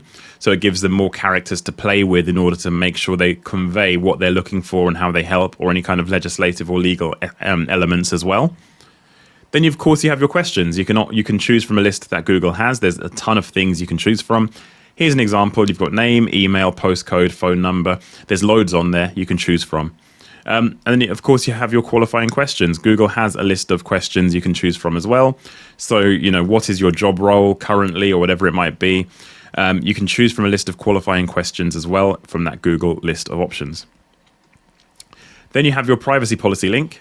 So Google needs to see your privacy policy because that's really important. Google needs to make sure that you're complying with the data usage and that you have a policy in place that when somebody submits a form via Google's form, that Google are covered. They know that actually we're collecting this information, but really it's these guys, it's this business's privacy policy that is going to be handling this data. And you can also use a background image to make your form look a bit more interesting. You can make it branded and you can change the image in the form to make it look a bit more like it's coming from you as opposed to from Google. So why use a lead form asset? Well, they allow for faster conversions potentially. Users don't have to go to your website to get in touch. And it's good for a lead generation business to test this out. Again, it's an opportunity to get more information. It's an opportunity to get more submissions. And it's worth, as I say, it's worth testing out if you're generating leads for your business. Now, to use lead forms, again, there is a lot of compliance involved. You need to make sure you have a good history of complying with Google Ads. If you've ever been suspended, you may have an issue using this asset because Google wants it to be trust-based because you're handling user data, and Google is the vehicle for doing that. They want to make sure that you're not non-compliant with that. And the best way they do that is saying that if you've had a history of non-compliance, then you can't use it. So you need to work within a non-sensitive vertical as well. So if you work in the medical field or whatever it might be, then that form isn't going to be allowed for use on your campaigns because it's not compliant with a lot of medical fields and data transfer of sensitive information. And of course, you need to have a live privacy policy on your website. Now, of course, you should have one anyway. There's no reason why you shouldn't have one because especially if you're based in the UK or the EU, you should have one. And even if you're based in the US, it's just best practice to have this. It just makes sense. And a lot of states in the US are actually legislating stuff similar to the EU right now. So just future-proof yourself, get it done. But ultimately, that is what you need to use. That is what you need to have in place to use a lead form asset. They're useful. I think you should give them a try. They're not mandatory to me as much as a call-out extension or anything else, but definitely worth looking into. Okay, let's talk about price assets, which is another way to add more information to your ads that could be quite relevant for what you do and your business. So what is a price asset? Well, it is what it is. It's a price asset allows you to tell customers your pricing before they click through to your ads. You can showcase the pricing of up to 8 products and services within your ads. So let's take a look at an example of how this looks. So here's an example of a pricing asset. You can see here in this particular business, it's a broadband comparison site and they have a Virgin Media price here of £20 per month. So that box down there you can see is a pricing asset and you can have up to 8 of these and they show on a carousel within the ad. In this particular example, there is only one. But generally speaking, you can show more than just this one. So here's the format for a pricing asset when you go into Google Ads to build them. You've got language, you've got type, you've got headline, currency, of course, the quantity, description, and URL, because you can take people directly to the page that the price pertains to. So maybe in that broadband comparison site example, you could take people through to that specific Virgin Media deal. And in your business, there may be specific pricing you can use. If you're in e-commerce, then it's very easy. If you're not in e-commerce, you can take people just to a sales page for the product and service you're promoting. So it's a very good idea in some cases, but when should you use a price asset? Well, telling customers the price qualifies traffic before you pay for the click. This can work for premium priced services. So you want to make sure you're qualifying the traffic. You can use price assets to protect from your budget. So say for argument's sake, you are a premium service provider and alongside you in the Google search results page are going to be lots of non-premium options and lower priced options. You don't want to play that game of getting lower priced customers or paying for clicks from people who can't afford your services.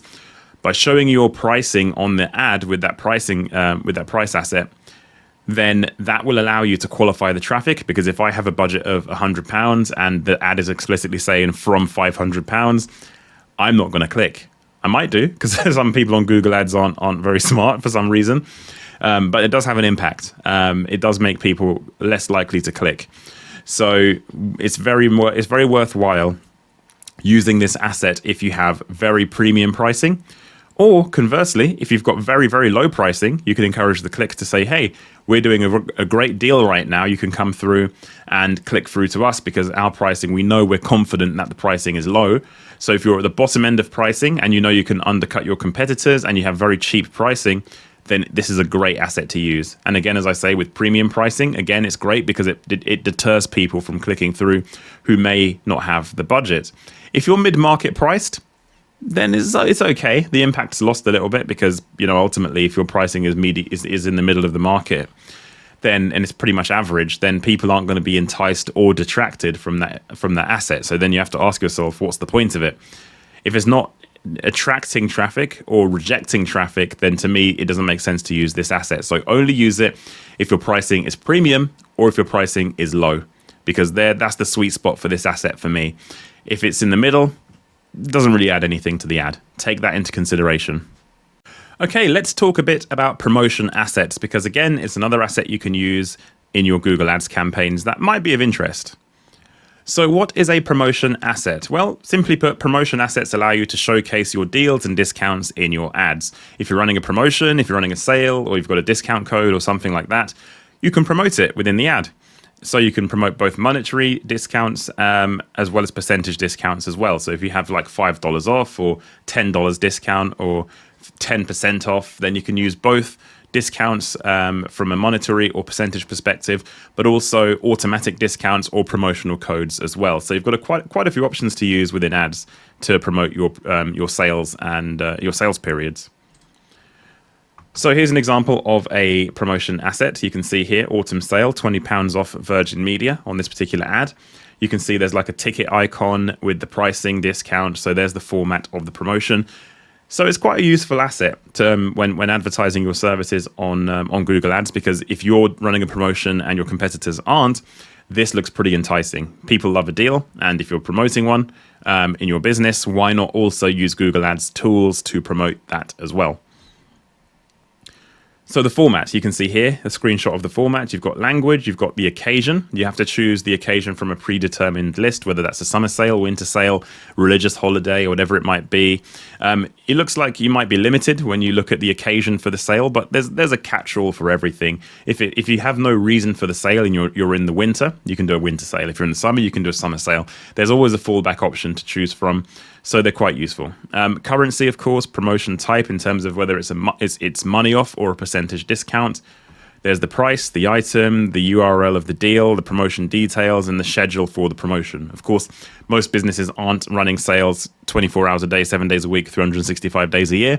So you can schedule your deals in this as well and show a start date and an end date for the promotion, where it automatically turns itself off, which is a useful feature. So you don't have to go back in and worry about that promotion that you left on in your Google Ads account. So very simple to set up and very useful. Why use it? Of course, it entices customers to click and buy. If you're running a deal or discount, why not promote it on Google Ads as well? It showcases competitive pricing and it adds value to customers searching. If they know they're going to get a deal, your click-through rate could increase substantially as a result. And if you're in the business of running discounts or promotions in periods of time to see how it impacts your sales, doing it on Google Ads could be a reason to actually do it in the first place. If you're running a promotion and you see an uplift in sales, but you haven't promoted it on Google Ads before, promote it on Google Ads and you might see, oh my God, the sales gone crazy. And then you can justify, future ways to boost revenue or future ways to increase volume in the business. You could leverage sales using a Google Ads first approach, and that could work as well. So you can hijack seasonality as well. So seasonality is front of mind for customers. If you're in the winter, people are thinking about winter, buying winter clothing. It's getting darker outside. It's front of mind.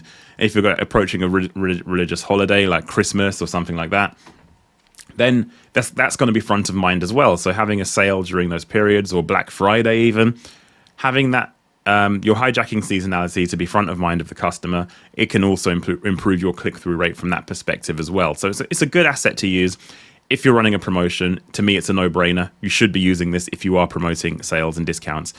So definitely one to use and one to try.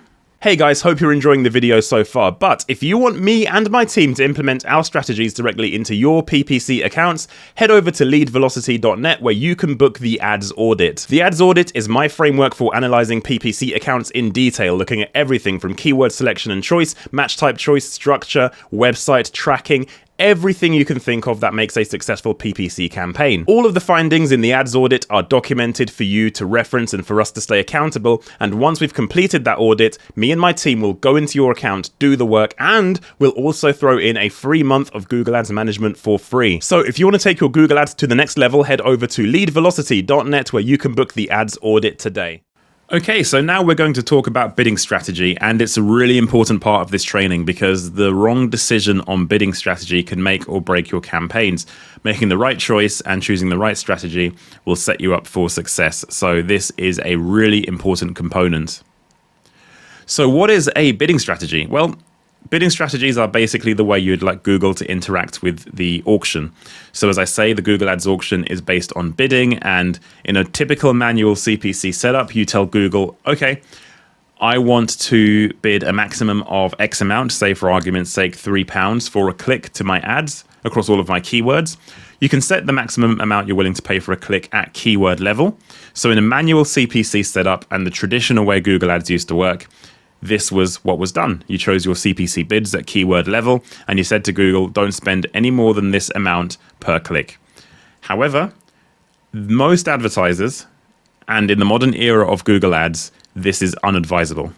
Google's smart bidding algorithms have become much more powerful than a user manually adjusting bids, that pretty much all advertisers should be on a smart bidding strategy. Very, very few can make use of manual CPC well in the modern era of Google Ads. There are some very niche edge cases, but generally speaking, a majority of advertisers should be using smart bidding, which is essentially smart bidding or automated bidding allows Google to set your keyword level bids at the point of auction for every single auction. So if you have 10 people searching for your ads and all of those 10 people trigger your ads to show for the same keyword, the max CPC set at the point of auction for each of those 10 people searching will be different because Google will change the bids based on what they predict the conversion likelihood is or the objective based on your campaign. So if you set your campaign objective or goal, Google will adjust the bids in line with that goal. And different people have different ways of interacting with ads, different behaviors, and they would be different. They would be less or more likely based on their behaviors to be closer or further away from achieving your goal. And Google can set bids in line with this. So with that said, there are a number of smart bidding strategies to be aware of, and we're going to take a look at them, and it's important to understand them. So these are the automated bidding strategies available in Google Ads. You will see there are two boxes here. The green box is focused on return on investment and conversion focused strategies. The box on the right, the blue box, is focused on traffic and visibility based strategies, which I like to refer to sometimes as vanity bidding. But sometimes it's okay to be vain. It's okay. It can be, it does a job that you need it to do. We'll go on to use cases for vanity bidding in the next coming up section. So the ROI-based strategies. These are maximize conversions with a target CPA, maximize conversion value, and maximize conversion value with a target ROAS, or known as return on advertising spend. So the box on the left, the green box, is hopefully where you should be as a business. If you can use these strategies on the left-hand side, it means that you're getting enough conversion data and you're leveraging the power of Google's smart bidding in order to get better results. If you're using strategies from the box on the right, there are justifications for using some of them in some of the time, and we'll go on to when to do that in a second. But these are, in these two boxes, all of Google's automated smart bidding strategies, and it's something you can definitely use in your campaigns as opposed to manual CPC. I would say even the box on the right, in a lot of occasions, can do a better job than manual CPC at meeting particular goals. But we're going to dive into that now. We're going to take a look at bidding strategies in more detail and really dive in to each of these different techniques. So before we go on to the cool smart bidding strategies, let's start off with the elephant in the room, manual CPC, because I want to just first of all cover off the shortcomings of this bidding strategy, but also the very niche edge cases where it can be useful. So what is manual CPC? Well, it allows you to set your own bids. So at keyword level, you can decide the maximum amount you're willing to pay for a click to your keywords. Your position on the search results page depends on outbidding your competitors with that CPC, but also your ad rank. And a combination of the two will determine where you show on the page. Manual CPC just takes full control over one of those elements to allow you to choose your max CPC bid. You can set that as high or as low as you require. Of course, the higher you set it, the more visibility you get, the lower you set the bid, the less visibility you get. And in fact, there is a risk sometimes some advertisers set their manual CPC bid too low that they don't achieve any traffic. So there is a middle ground here, and you'll have to play around with the manual CPC settings to change your bids in line with what you're trying to achieve in your campaign to get visibility and of course to get conversions as well.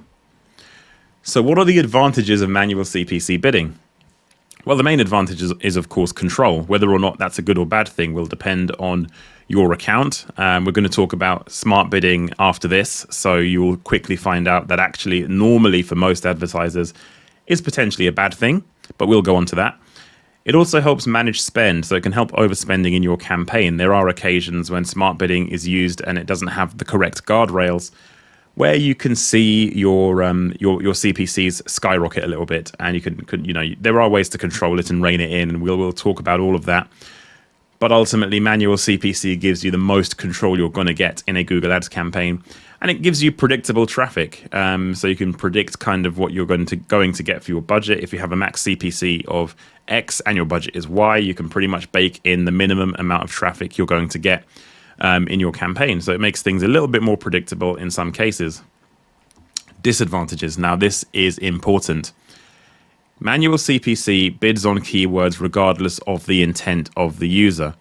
So smart bidding looks at the person searching. Manual CPC doesn't care who is searching. It just bases the bid on what you tell it. It's going to basically honor your max CPC bid without taking any of the signals of behavioral intent into consideration.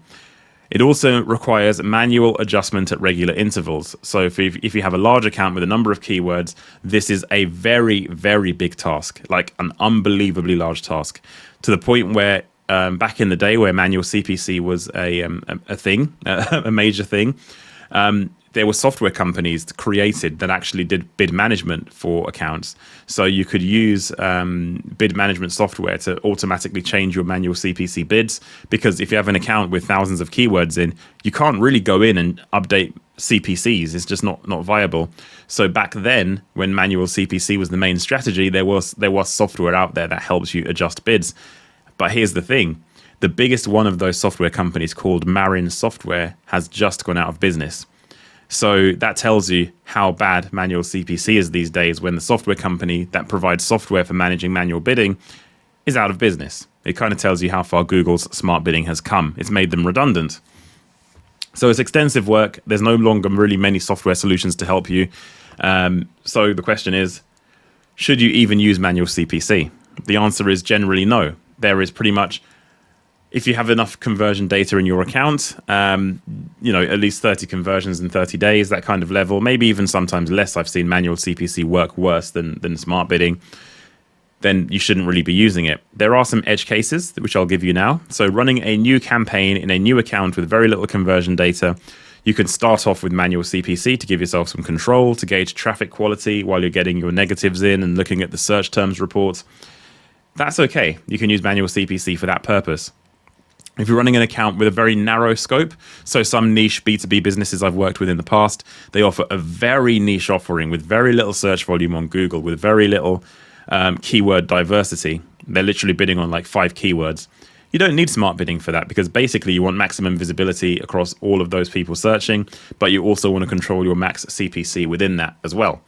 So using a manual CPC strategy in those very niche edge cases can work quite well, because ultimately you're controlling visibility on 5 keywords, and you pretty much guarantee everyone searching those 5 keywords will be interested in what you sell, because it's that niche. So behaviorals don't matter because there's so few people looking. That's an edge case again.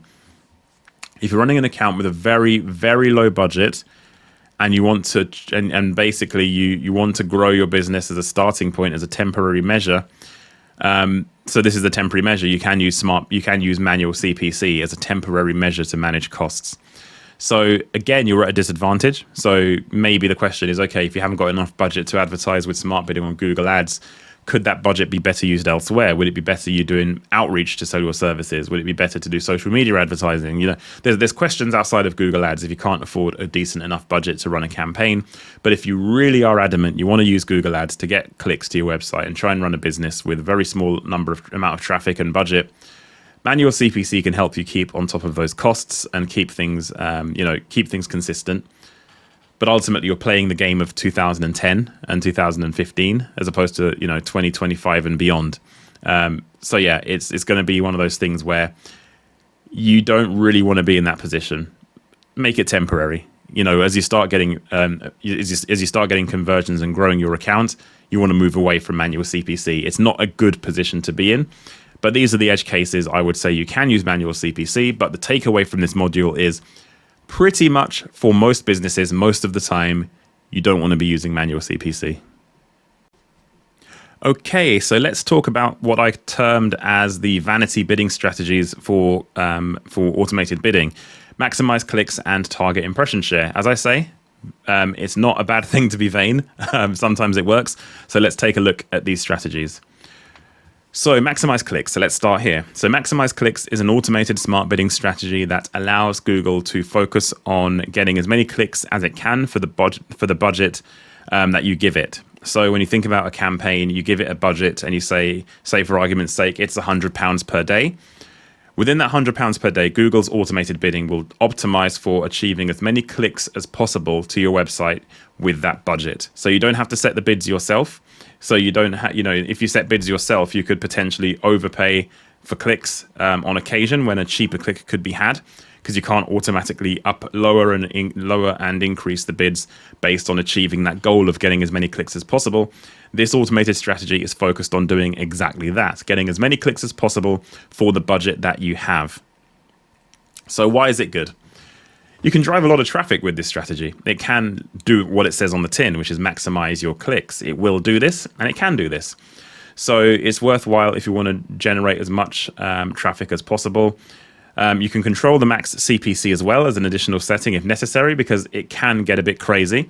So say for argument's sake, you have a budget of £100 per day, but Google, just based on the number of keywords you have, their match types, your industry, for whatever reason, it can't quite achieve spending all of that budget.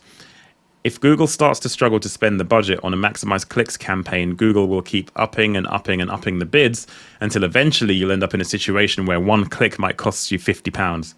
And that can happen. So you have a fallback solution of putting a maximum CPC in place if necessary with a maximize clicks strategy. So you've got a bit of a balance between a manual strategy, which is controlling that max CPC, and also maximizing clicks as the smart bidding objective. So that can be quite good. It can be quite useful. Disadvantages. Of course, targeting clicks as an objective is not revenue focused. You're not bidding towards the action you want people to take on your website. Leads and sales are more important than clicks. So if you are bidding towards clicks, you're bidding towards a non-revenue focused strategy. You should be choosing a revenue focused strategy instead. If you've got a conversion point on your website, whether that's a form submission or a phone call or a purchase or whatever it might be, that should be your focus, not on just getting traffic, because traffic is okay. But ultimately, your objective of getting sales is a much better objective to bid towards, and Google can bid towards it, so why not do that? The other issue is, of course, maximize clicks is, because it's focused on clicks, is not focused on conversion. It means that your cheapest keywords and the least competitive keywords will be overrepresented. Because if you're maximizing clicks, Google just cares about getting traffic. It doesn't care about where that traffic is coming from the keywords it has at its disposal. So what you'll find is the most competitive keywords and the ones most likely to drive sales, they will be disadvantaged because, of course, you're focusing on just traffic. So the lower converting, cheaper, less competitive keywords will be more overrepresented because they can give more traffic to Google. That's another thing to consider as well. The only effective use case, in my opinion, for maximize clicks is on a brand new campaign that doesn't have much conversion data, or even if you're in an account where there's not much, where there is conversion data, there is no harm in starting with maximize clicks to kind of gauge traffic quality at a cheaper cost, and then you can optimize your search terms report and then migrate to a smart bidding strategy when you start getting conversions through and you're happy with the quality of traffic on a new campaign. So it's a temporary measure. It's not something to have long term in a campaign. Generally speaking, you want to migrate to a smart bidding strategy in the long term. Again, you want to bid towards an objective in your business in terms of getting a conversion as opposed to just traffic alone. And then we move on to target impression share, which is another vanity bidding strategy, which is a bit different. Instead of Google optimizing your budget towards getting clicks, Google is optimizing your budget towards a set percentage of visibility.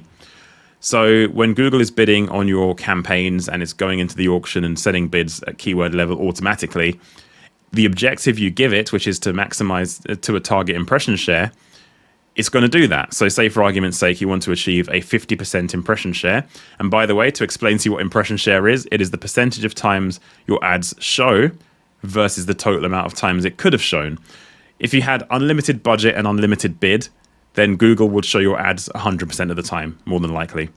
But of course, you're restricted by budget and your objectives and your bids, and you want to make sure your campaign is economical. So you're never going to get 100% impression share. You're not going to show to every single person searching your keywords every single time. There will be times where your ad doesn't show, and that's natural because, of course, your budget dictates that. The maximum amount you're willing to pay for a click dictates that. Your objective, if you're running on maximized conversions, will dictate that as well, because you don't want to overpay on traffic just for visibility. So that's impression share, the amount of times you show versus the total number of times you could have shown as a percentage. So say for argument's sake, you're targeting a 50% impression share in your campaign. You can tell Google that is your objective, and Google will automatically adjust your bids to achieve that set impression share. So this can be something that gives you visibility, and it kind of is a plug and play method of getting visibility. But of course, visibility is not an objective. Visibility is not a business goal. You want to make sure you're optimizing towards the conversion point. So what are the advantages of target impression share? Well, you can get visibility on a set of keywords. Maximizing visibility on a keywords could be useful for a couple of things, a couple of scenarios. Again, two scenarios that are pretty narrow in scope. Firstly, bidding on your brand name. If you're running a branded campaign and you're bidding on your brand name, then you can use a target impression share and try and target a certain percentage to get coverage of your brand keywords to ensure you're protecting your brand from competitors bidding against it. That's a use case for target impression share I've seen work quite well in the past. But also for very narrow scope campaigns, again, in B2B and some very niche kind of areas of business, you can use target impression share and set it to 100% to get maximum coverage on a very small sample set of keywords that are very focused and very much in line with what you do.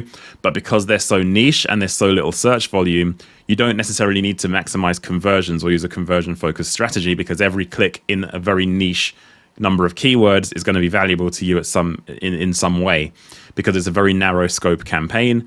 In the B2B sector, quite often, this can be an area where it can work. Here's the thing.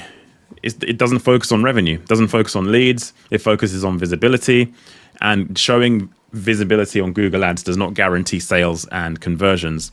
And your click costs can be very, very high, as I explained.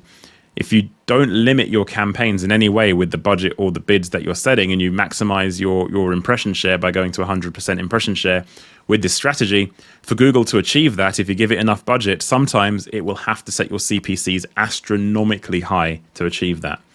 Say, for argument's sake, you're going from 90% impression share to try and achieve, for whatever reason, you wouldn't want to do this, and I wouldn't advise it, by the way, to try and achieve 100% impression share, then Google's going to have to push the bids up really high to do that, and it's not worth doing. So there are some limitations with this strategy. So these vanity strategies are focused on goals that are not revenue focused. They are vanity. Getting visibility is vanity. Just getting clicks, regardless of who it is clicking, based on your keywords, is vanity. But that's okay. Sometimes it's okay to be vain, as I say. It's okay because you can achieve certain goals in your account with a vanity strategy, as I've given a couple of niche use cases for both maximize clicks and target impression share. That's okay. You can do that. But remember, the majority of the time, for most advertisers, most of the time, you want to focus on revenue-based goals, which is exactly what we are going to cover next. Okay, so let's talk about the bidding strategies that you should be using in your accounts, which are maximize conversions with a target CPA and maximize conversion value with a target ROAS. We're going to start off with maximize conversions with a target CPA first. So first off, what does maximize mean? Well, maximize conversions means getting as many conversions as possible for your budget. So Google has your budget, and with that budget, it decides, okay, how many conversions can I get? I'm going to bid in line with your conversion goal. So your conversion points that you create in your Google Ads account for your campaigns that you want Google to optimize towards. Google's getting that conversion data, and it's going to optimize towards finding people who meet the criteria of people who converted historically, and it's going to bid in line with that. So Google will be bidding in line with that conversion goal based on the persona and behavior of the person who is going through to Google and performing a search.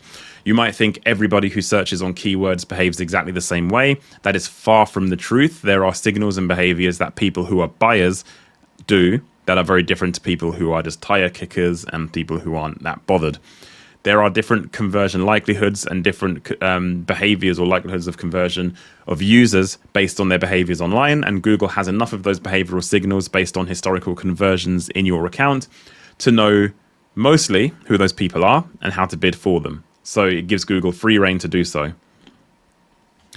So maximizing conversions and giving Google free rein to get conversions without a limit it's okay in some campaigns, but the majority of time you're going to want a limit to how much you pay for a conversion. If your business can only sustain, for example, a cost per lead of £60, you're not going to want to pay more for a lead than that, because when you work backwards from when we were planning our campaign earlier, if you know your £60 cost per lead is the line in the sand you need to get a successful or profitable business, paying 80, 90, £100 per lead is not going to be viable. So you need to set a limit. So that is why Google's maximize conversion strategy gives you an opportunity to set a limit. And that limit is known as target CPA.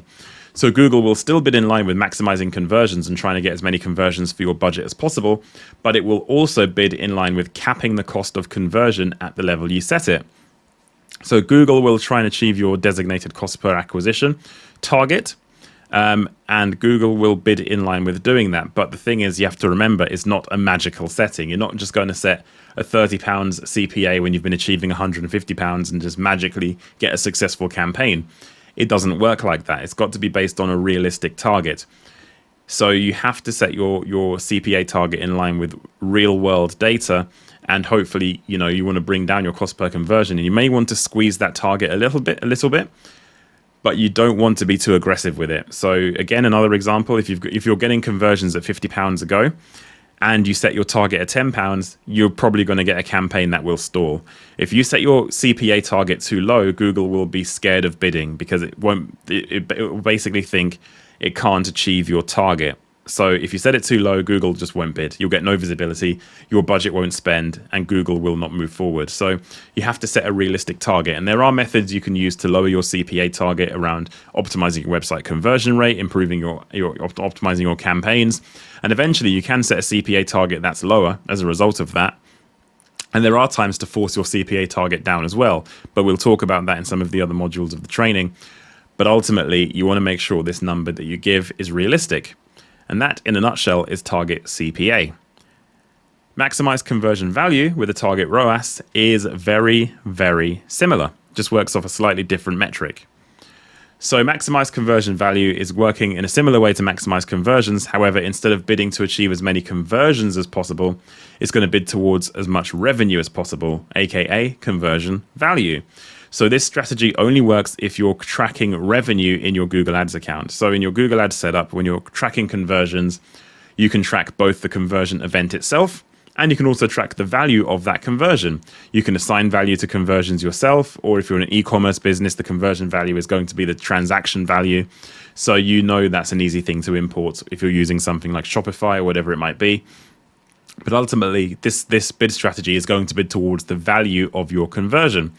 Similar to target CPA, bidding towards a conversion value is fine, but also you want to make sure that if you're getting X amount of revenue in conversion value, you want to make sure your ad costs are capped as well. You don't want to just spend all of your budget and get loads of conversion value, but make no money. You're gonna have a profit margin.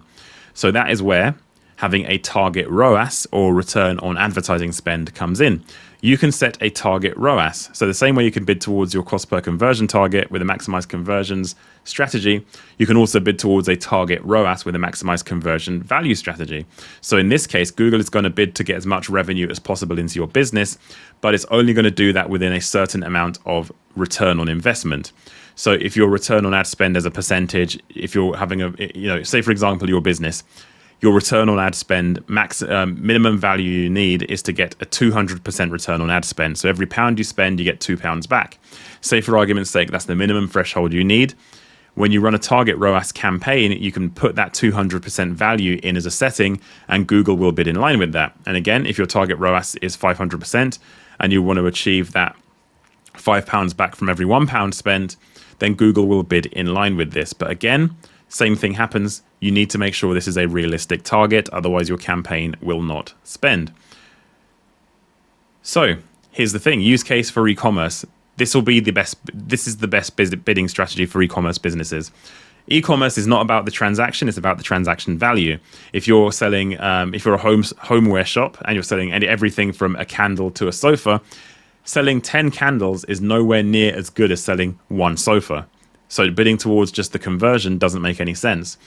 If you bid towards a conversion value, Google is going to get, bid towards a return on investment, so that taking into consideration your £10 candle and your £1,000 sofa, all of that data from pricing and transaction value going into the bidding algorithm, Google is going to try and bid in line with getting that return on investment. So it's the best strategy for e-commerce businesses. And if you're a lead generation business and you are tracking conversion value in your lead gen business, it can work. Not as well as e-commerce, but it can work if you do it in the right way and there's enough variance between the price or the value of a transaction in your business. But I would say it's not always the best strategy, and pretty much for all lead gen businesses, you want to focus on CPA. So maximize conversions with a target CPA as your primary concern. And migrating to a ROAS strategy may be good in the long term if you have enough data with a good amount of variance between sale values and you're passing offline conversion data from the real world sale back into Google Ads, which again is quite a technical thing we can go into another time. But in reality, it makes sense to stay with maximize conversions with a target CPA if you're a lead gen business. So now we've covered conversion-focused strategies. These are strategies tied to a real-life goal in your business. You want people to pick the phone up and call you. You want people to submit a form. You want people to buy from your website. These are real business goals, unlike just getting a click or just getting visibility on the search results page, which are not real business goals. The more clicks you get and the more visibility on a search results page, it doesn't move your bottom line. But the more leads you get and the more transactions you get, it's going to improve your bottom line. So these are the bid strategies that the majority of businesses most of the time should be on. Correct conversion tracking is required to do this, and it's something we're going to cover, conversion tracking. So it's an important component of obviously getting these strategies to work. But ultimately, these are the strategies you should be using in your business. Okay, so now we're going to take a look at conversion tracking, which is such an important part of Google Ads campaign setup, because of course, if you don't tell Google what you're trying to achieve, then your campaigns are pointless, and conversions are the vehicle or mechanism to tell Google exactly which actions you value on your business website. So what is conversion tracking? A conversion is an action that is important to your business. So usually what it involves is a customer performing a specific action on your website that you deem as valuable or important. So it usually involves them contacting you or transacting in some kind of way. Conversion tracking allows you to track these positive and affirmative customer actions on your website. And of course, when you track a successful conversion, Google can attribute that action to the specific campaign, ad, keyword that drove that interaction, and of course use that interaction data as part of its bidding strategy algorithm. So it's a really important thing to do, and it is a mandatory part of Google Ads campaign setup. So when you're looking at conversion tracking, you have to ask yourself, of course, what do you want customers who click on your website to do? What is the action you would like them to take? There are specific actions you want them to do, of course, and you need to actually list them out so you understand what you want to track as a conversion in your campaign. They should be the most important end goals for your website. So just landing on a page is not a goal. Landing on a contact us page is not a goal. Reading your about us or just clicking a certain link, that's not a affirmative goal, because you get nothing in return for that. Basically think to yourself, what do I need to do in order to contact a customer? I need their information. I need some kind of thing I can use to get in touch with them. That's a conversion. Or if you're selling online, of course, the transaction is the final end point. You can track that as a conversion. Here are some examples, as I say. Examples of conversions: website form submissions, phone calls, online purchases, quotations, live chat requests. All of these things are positive customer interactions where either, in the case of an online purchase, they achieve the very, very, very end goal of what you want a customer to do, which is, of course, pay you for a service or product. But then also the steps before that, when it comes to generating leads, where the transaction takes place offline through invoicing, then a website form submission, a phone call, or a live chat request, or completing a quotation. These are actions that are the most valuable that you can do online. So go through your website and take a look at your conversion points, and then that is basically going to form your list for conversion tracking setup, because you will have to set all of these conversion points up wherever they exist on your website. So to track conversions in Google Ads, you'll have to have access to your website or work with a developer who can do it for you, because of course, conversion tracking requires Google to know what's happening on your website, and in order for Google to do that, you have to tag your website with Google's tagging. So it's an important thing you need to do. If you don't know how to do it or where to find out how to do this, you should probably speak to a developer. There are loads of options here. If you're lucky enough to have an in-house developer, great. If you're not in a position where you can, where a lot of businesses don't have this, you can learn yourself. There's ultimately a lot of things out there that can teach you how to do this, including this training course, by the way. Not this particular course, but there is a tracking and tagging Google Tag Manager course on here as well. And that can teach you how to do this as well for different website platforms. So that's an option for you too. But of course, you can also go to websites like Fiverr and other places where you can hire somebody for quite cheap rates in order to set conversion tracking up for you on your behalf. Conversion tracking is the only way Google knows how to determine the success or otherwise of a campaign and bid towards a conversion goal using smart bidding. We've talked about bidding before, and that people are no longer using manual bidding. Everything's basically onto smart bidding because it's just better. The only way smart bidding is good and is actually smart is if you have a conversion point. So this is basically the determining factor on the success of your Google Ads campaign. Really, really important. So steps to set up conversion tracking, of course. Decide which conversions on your site you would like to track. List them out. Like I mentioned, go through your website. Have you got a phone number? Have you got a form? Have you got a live chat button or option? Are people transacting and buying off of your website? Look through your website and determine what your conversion points are. Next, you have to go into Google Ads and generate the tracking for each of those conversions. Now you can do this in the conversions part of the Google Ads account settings, which I'm going to show you. Then you place your code on the website and specifically to trigger when a successful action takes place. So of course, if somebody calls your phone number on site, if somebody submits a form, if somebody initiates a live chat conversation, these are all affirmative actions you want to track and conversion points you want to make sure you're using in your campaigns. So you have to add the code in line with tracking each of these actions. And then, of course, you have to also test that it's working correctly. It's very easy to set things up and think they work. Until you test it, there's no idea. You have no idea, basically, as to whether or not it's actually working. And one of the worst things you can do in Google Ads is work from bad data that's unconfirmed or not tracking properly. It causes a whole mess. So it's important to do this as well. And luckily, on this membership, you will learn exactly how to do that. Again, final slide. I will tell you this. You will potentially need help with this. It can be quite technical, and for a business owner who is in the day-to-day within their business, you're not expected to be technical from a website perspective. So it's important that you get help when you need it. It's very important. This is basically, if you set this up correctly first time, you set yourself up for success in the long term. If you set this up incorrectly, your pain until it's rectified is going to be very, very high because you're going to be working from bad data, or maybe your conversion tracking isn't working at all, or maybe you set up a campaign without conversion tracking because you don't know how to do it and you're wasting your budget because you're not basically bidding in the right way. You're not getting in front of people who are most likely to buy. You're just getting in front of everybody, and that's not going to work for you. So work with a developer if you need to. Try it yourself as well, of course, with the training that you're going to be provided. But ultimately, this has to be right. There is no compromise here. This part of your setup on Google Ads has to be perfect. You can get away with a lot of things on Google Ads, but not this one.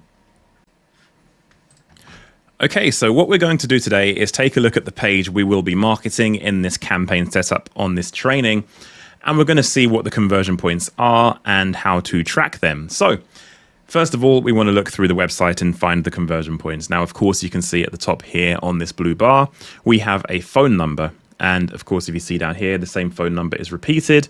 You've got a contact form over here. You've got a contact us button here, but where does that take you? To a contact us page. And that page will have the contact details on, like the phone number and the form here as well. Let's hop back to this page. Okay. So we've looked through the pages, we've looked through the website, and you will have to do this for your website, of course. And we can see there is a phone number and we can see there is a contact form. So in reality, there are two things the customer can do that are valuable. One is to make a phone call, and number two is to submit a form. When it comes to the phone call tracking, there's a couple of things we can do. First of all, this number is hyperlinked as a click to call button. If you click this button on a mobile device, it will initiate a phone call. At least it will put the number into your phone where you can dial it yourself. So that's one conversion point we could look at. I suppose tracking this click to call action. Now, of course, if somebody clicks the button to call the number, it doesn't necessarily mean a phone call took place. So in that instance, that's a conversion you could use, but ultimately a better conversion would be to track somebody actually successfully dialing a number on the website and actually connecting a phone call. Now, the way Google handles this is they use what's called a Google forwarding number, and they basically allow you to replace the number on your website with a tracking number, and that tracking number will point to the original number, and whenever somebody dials that tracking number, when that call initiates, Google can track the successful dialed phone call in Google Ads down to keyword, ad, and campaign level. So that's a really powerful way of tracking phone calls. Now, of course, the shortcoming of that is, of course, every click you get to Google Ads will mean that the phone number that the person sees via Google Ads will be different from your actual phone number. Not a problem usually when marketing a business, because people will make the phone call, then they get in touch with you, and then obviously they converse and continue working with you. But if you have a business where your phone number is part of your branding, some insurance companies in the UK are kind of like that. You may not wish to do this, but I think for the majority of businesses, most of the time, it's worth doing. So there's two conversion points there: the click to call and the successfully dialed phone number using a Google forwarding number. Both we will set up in the conversion tracking tutorial I will show you. Then finally, there is the contact form. Now, this form, of course, is very simple. There's one on this page. There's one on the Contact Us page, like I showed you. So let's see what happens when we submit this form. I'm going to complete the details, and I'm going to hit Submit. Okay, I've completed the form details. I'm going to hit the Submit button now, and I'm going to submit the form. And we go through to, as you can see here at the top of the page, a thank you page, which is the confirmation that the form has been submitted. You get the thank you messaging on the website. So in reality, we want to track this URL as well. Whenever this URL appears with /thanks, we want to track that as a conversion action. So we have our phone number click, we have our phone number dial, and we have our form submission. So there's three conversions we will need to set up on this campaign. And one thing I will tell you is when setting up conversions in this way, it's very simple, very easy to do, as long as you install the Google tag on your website, which is a very key component, of course, of being able to track conversions. But let's move on now, and we will start setting these conversions up for this campaign ahead of building the campaign itself. Okay, so here we are in the Google Ads account, and what we're going to do now is set up the conversion tracking on the website. Now, the first place to start with this, of course, is to create your conversion. So I'm going to go ahead and navigate over to Goals, and then under Conversions, you're going to see Summary. Just click on this summary link here, and that will take you to your website conversions. Now, in a new account like this test account that we're using, you're not going to see anything in here because we haven't done anything with this account. If you're running a campaign already and have conversion tracking set up already, you're going to see a list of all of your conversion points on this page. Now, If you see a list of conversion points, you're still going to get this button here to add a new conversion action if that is something you want to do to build a new website conversion in line with best practices and, of course, a working conversion point, because you might not know if your conversion is set up correctly until taking this training. So you may wish to take action now anyway. So click on this new conversion action button, and that will take you through to this page, which asks you what type of conversion you want to measure. Is it a conversion on a website? Is it on an app? Is it a phone call? Or is this an offline conversion that's imported from a third-party customer relationship management system? Now, of course, we're talking, first of all, in this example, we're going to use the form submission conversion as the start point. And that conversion, of course, takes place on a website. So we're going to go ahead and hit this conversions on a website option here. What it asks you to do now is add your website URL here. And I'm going to click on add URL, and then paste in the URL into here and hit scan. Once that scans, it's going to come up with a list of options here. Well, a couple of options, and it depends on your current Google account. On my Google account, I've got a bunch of old, legacy, and current as well GA4 accounts attached to it. So it's pulled one of them out to ask me if I want to attach that GA4 account to this Google tag. It has an option to link here. You might have a bunch of accounts you use as well that are not related to your business that you're building and setting up in this Google Ads account in your Google campaigns. So you may not, you won't need to do anything to link your Google Analytics account. So we're going to focus on the Google tag. So click on the box to tick the Google tag, and it says not yet installed because Google scanned the website and it can see it's not yet installed. When you do that, you're going to get this option to set up. When you click this setup option, it's going to take you through to this page to set up a Google tag.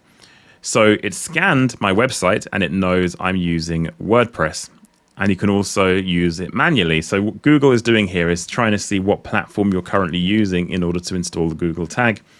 Now, for the purposes of this, I'm going to do it manually so you can see what the code looks like. But also, if you have a WordPress website, which my website in this test example is, it's very easy to use WordPress. So I'm going to go to install manually so you can see the code here. So you can see that snippet of code needs to be on every single page of the website immediately after the opening head element of the page. And this is where I say, if you don't know what this means and you don't understand this, you need to get a developer to help you.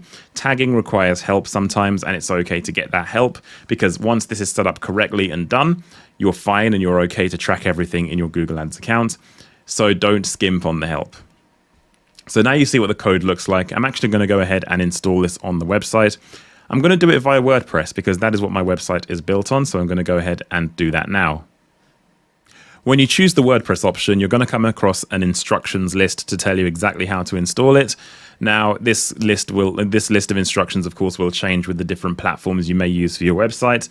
If you use another platform like, I don't know, Shopify or something like that, it will tell you the process to do that. But for this example, using WordPress, it's pretty straightforward. I've got to install the Google Site Kit and then add the code on there. And that will basically complete the process for me. So I'm going to go ahead and install the code on my website now. I'm not going to show you this because it's, I don't know whether your website is WordPress or not. And if you haven't got a WordPress website, then this will not mean anything to you. Remember, just get help to get this code on the website, because once it's on site, it's massively going to help you. I'm going to go ahead and install this now. Okay, so now I am back. I've done the installation instructions that you can see on screen here. Again, I'm not going to show you exactly what to do here because it will all depend on your website platform. And as you can see here, once you've done the process, it says your tag was correctly installed and detected. So I'm going to hit done. So that is now done, and it's checking the tag installation, and that should all be fine. It's installed on site, which means I can go ahead and create my conversions. So if I go to done, so now the tag is set up, I can go ahead and create my conversion action. In order to do that, I'm going to go ahead and hit continue. Now, Google gives you a few options to choose from when deciding how to measure the conversion on your website, and you, of course, have to pick the one most relevant to the conversion point you are creating. In this example, I've got purchase, sign up, subscribe, and submit lead form. Of course, the action I want people to complete is to submit a lead form, so I'm going to select that one. And then it asks me to add a conversion action. And what this basically means is it asks me to select the tag I just created. So there's my tag. And then next, what I need to do is decide how I want this conversion to be fired. Now, because the tag is on every page of my website and my conversion page is the thank you URL, I need to create the conversion using the URL where the conversion is completed, so I don't have to install any code manually. If your landing page doesn't change URL when you submit the form, then you may have to use manual coding and a few other rules as well, maybe using the Google Tag Manager or other tools, or using a developer. But without a developer, if your URL changes, you are in luck, because it means you can set it up quite easily. So I'm going to go ahead and select enter the URL, and it's on page load, and URL starts with, instead of using that rule, I'm going to use URL contains, and I'm going to enter the thank you page URL snippet here. And there we go. I've submitted. I've created the conversion now in terms of the rule to fire the conversion tag. It's on that thank you page URL containing. And you obviously, of course, if your URL does change, you need to enter yours here and choose contains and enter the partial URL of the thank you page. Now I've done that, what I need to do is go to conversion settings, because there's a couple of things we also need to look at here as well. So you have a couple of action optimizations for conversions. You have primary and secondary actions. Primary actions are used for optimization. So they're used for when somebody does something, they're used for Google Ads' bidding algorithm when it's bidding towards your conversion goals. Now, if you are using a conversion point that's valuable, of course you want it to be a primary action. Google deems a lead form submission as a primary action by default, but you can also set it as secondary if I had other conversions already on the website. But your first conversion you create in your account cannot be secondary because it has to be primary. Conversion name, this should be something very easy to remember. By default, Google just does submit lead form and then gives the URL. That's fine, but I could just keep it as submit lead form because there's only one on the website. If there were other forms on the website, you may wish to give them different names. But for this, I'm just going to call it submit lead form. I'm going to remove the URL part of that because it just makes the name a bit messy. But use whatever naming convention you want to use. You can't go far wrong using this advice here on this example pane. It's quite straightforward. Next, we have a conversion value. So values are given to conversions by default. Google wants you to use a value. If I try and click on don't use a value for a conversion, Google says not recommended. And the reason it says not recommended is because in Google's ideal mind, using conversion values is the best type of bidding strategy. We talked about, target CPA and maximize conversions, and target ROAS and maximize conversion value. Google sees value-based bidding as the highest echelons of bidding. So it always wants to use that as a bidding strategy, as an ideal top-of-the-line, top-level bidding strategy. It's kind of the ideal strategy Google wants you to use. So the reason the reason they want you to get a conversion value is because it can then push you to migrate to value-based bidding. The problem with that is that you don't know the value of a conversion necessarily. You can work backwards from your average order value and how many leads you convert into a sale and to give it a value. But you don't necessarily even want to use that for bidding. You might not want to. You might just want to generate the leads and then improve your sales processes to get better conversions. You can pass conversion level data into Google Ads per lead, but the best way to do that is to use a CRM system and use an offline conversion import. So the value I always leave as a default is the £1 or one of whatever currency you're using. You can change this at a later date if you want to, but in my opinion, I think it's not worth trying to bid towards a conversion value with a lead generation business off the bat. You might want to do it in future, and if you do it in future, you want to use a CRM system to give real values to the conversion so the bidding actually means something. So we'll keep that as 1. And then conversion count is default as 1 per interaction, which makes sense. You don't want to have every single submission count per interaction. So say for argument's sake, somebody went to the website, submitted a form, and then in the same session they submitted another form, and then in the same session for whatever reason they submitted a third form. You ideally want to count that one individual as having completed 1 conversion as opposed to 3, because that individual is one person you can sell to. You can't sell to him 3 times. It's one person. Now, that means if you give Google 3 conversions for that one person, it's going to dilute the conversion data. So it's recommended to keep it as 1 for a lead gen business. But of course, if somebody goes on a website and buys something, then buys something, then buys something again 3 times, you want to count every conversion, because every time they do that, you make money. Every time someone submits a lead form, you don't make money. You have an opportunity to make money from the same individual. So keep it as 1 by default. And these options down here, I'm going to explain to you what they mean. But what I would say is, generally speaking, in most of the time, I keep these as default. They tend to work pretty well. They give Google enough to work with. And what I mean by that is the conversion click-through window of 90 days. That means Google can attribute a conversion to a click that occurred within 90 days of the initial, to a conversion that occurred within 90 days of the original click. So Google's maximum conversion window on Google Ads is indeed 90 days. So it's kind of the default maximum. That's okay, because ultimately if a click did take place, say, for example, 50 days ago, and somebody converted, clicked again yesterday and converted, you don't want to ignore that click that took place 50 days ago, because that basically introduced them to your brand. So you don't want to outright put that in the bin and just say, hey, that's it now. We're going to count the most recent one. You want to make sure Google's data-driven attribution has a chance to attribute that conversion based on the impact of each of the interactions within that time frame. Engaged view through conversion window. This is more kind of a view conversion window. So if somebody goes to Google, types in a search to trigger your ads show on the search results page, but they don't convert because they click someone else, but then they do the same thing again. They do click your ad. Google may attribute some of the conversion to the initial view through. Now, this normally works on display campaigns or campaigns that are a blend of display and search, which is something you shouldn't do. And I'll talk about that when we go through the campaign building stage. But ultimately, I leave this as a default. It's not that important for a search campaign, but I leave it as default. And then the view through conversion window is 1 day. So if somebody views your ad and then converts, that window of them viewing the ad to converting on another channel potentially is going to be 1 day. Attribution I keep as data-driven. There are a couple of attribution models you can choose. You can choose data-driven or last click. There were a bunch of models that were there previously, but because of the way digital marketing has changed and things are much more of a black box, it's very hard to judge user interactions.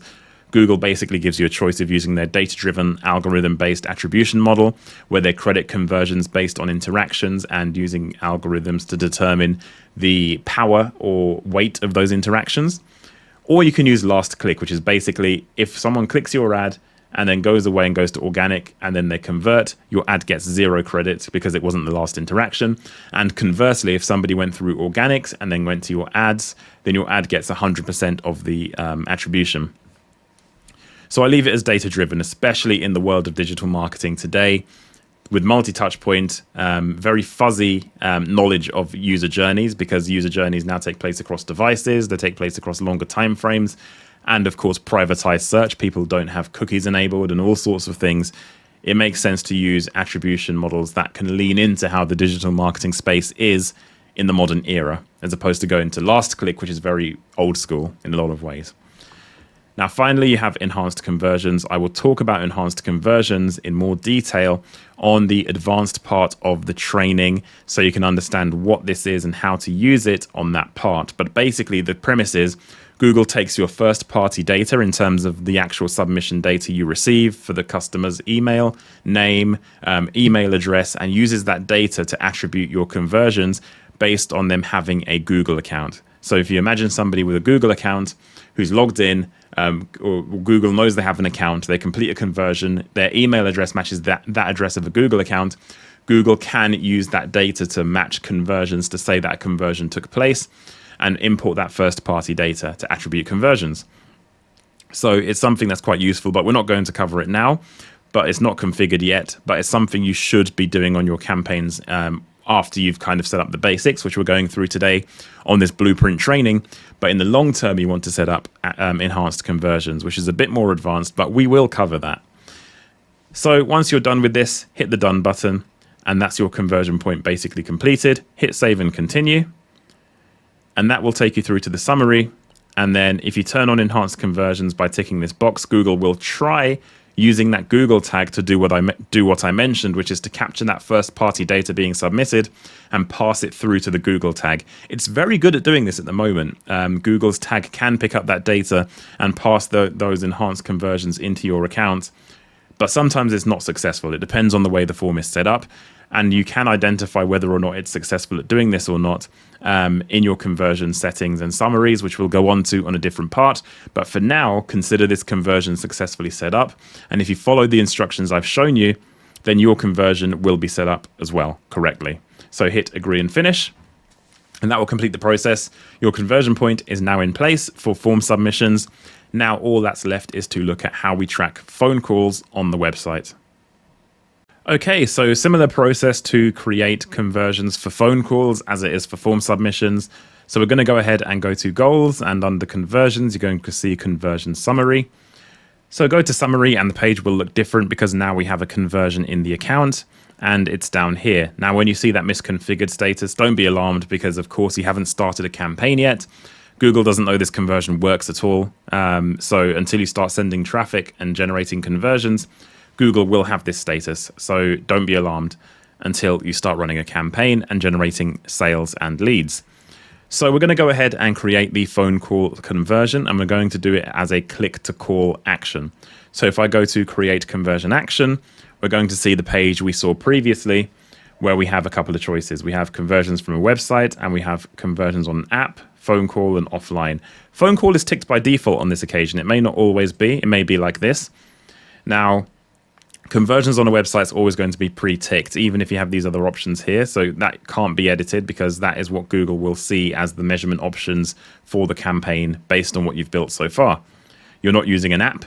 Google knows the tag isn't on an app, and it knows the tag isn't going to be via an offline conversion import. So if you tick on conversions from phone calls, this will allow you to create your phone call actions. And as you can see here, there's a couple of options, but you'll see them on the next page.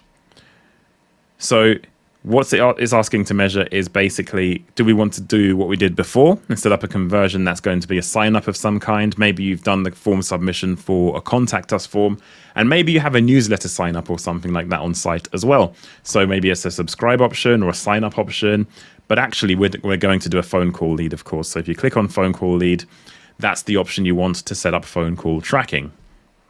So again, similar process. You want to add the specific type of conversion within that. So I'm going to click this option here. Then you've got two choices. You have calls from ads and calls from website visits. So calls from website visits, that covers the two types of phone call conversion I mentioned, which is number one, when somebody clicks your phone number in a click to call scenario, when you have that on your website, somebody clicking and taking the action by clicking on the phone number, that is a click to call action. And number two is, of course, if somebody successfully dials a number on your website and the call is connected, that is also a call from website action. Those two actions sit under calls from website visits. Calls from ads is very different. Calls from ads, basically, we talked about assets in ads and the call asset being one of the assets you can use. Calls from ads as a conversion basically allows you to conversion track phone calls dialed from a click within your ad. So I talked about having a call asset on ads. If somebody decides to click that asset on the ad on the search results page and make that phone call, that is a different conversion to a call taking place on your website. When they click the number or dial the number from your website, that all happens on the website. Calls from ads means they didn't even get to your website page. They clicked the phone number in the ad and made the phone call. Now, of course, you still want to track that as an action, and we will do, but for the purposes of this particular module, we're going to do calls from website visits. And that gives us the two options I talked about. We have calls to a number on the website and when somebody clicks a number on your website. So we've got two options here. Now we're going to do click to call first. If we do, somebody makes a call by clicking a number on my website and clicking this option, you're going to see we will give you information on how to set this up on your website. And I'm going to click use this event. So that basically means Google is now going to set up this click to call action on the website. So we need to continue to do this as the setup dictates. So when you go to submit, you're going to come across this page here. Now, this is where you need a developer because it's a very specific action. So you've created the conversion. Here it is. Here's the conversion. So you have a few options here. You have set up with a Google tag, and basically that means here's the event snippet. This bit of code needs to be put onto the website for the click to call to work. By dropping this code on there, that will allow the number to basically track the click to call interaction. Again, you need a developer to do this. If you don't know how to add this code to your website via those instructions, you'll need to use a developer. And it actually has an option here to email those instructions to your website developer. So you can actually put an email address in here if you have one and hit send, and they will get the instructions on how to do that. And then finally, you can use a tool called the Google Tag Manager. I'm not going to cover that here, but ultimately, the Google Tag Manager is kind of the promised land, the upper echelons of how to track conversions on a website. It's an amazing tool, and it's going to be covered on a different course within Lead Velocity. Not this course, but you'll have access to it as a member anyway. So I would advise, if you want to use the Google Tag Manager to set up click-to-call and other conversions as well, then I would advise you take that training to see how to do that.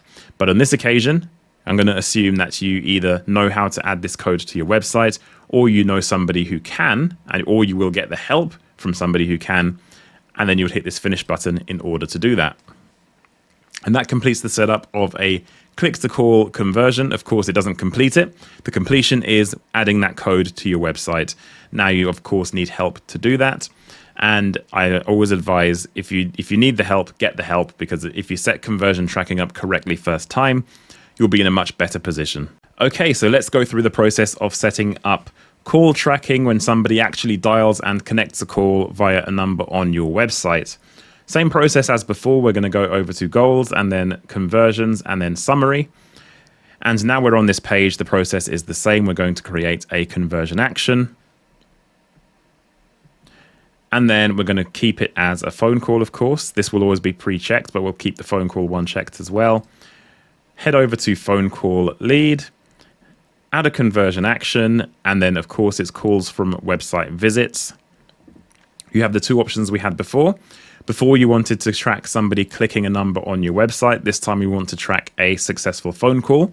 Now, remember, as it says here, requires a Google forwarding number, which means Google will replace the number on our website for Google Ads clicks specifically, and that will allow them to track the destination phone call when it occurs, when somebody actually dials and connects the phone call to your business. So when you tick this option, you have an option to choose the country of origin for the phone call. Now, if your country is not listed here, it either means Google just has decided not to cover it, which is something they probably will do to save money, because, there's 180 odd countries in the world. They're not going to spend the money to track all of them. But the other reason you might not have a number here is because, say for argument's sake, in Dubai, which is a place with lots of businesses that Google would probably want to offer a lot of services to, they don't have call tracking as a legal thing. They make it, I think it's outlawed in Dubai. So that won't be allowed here.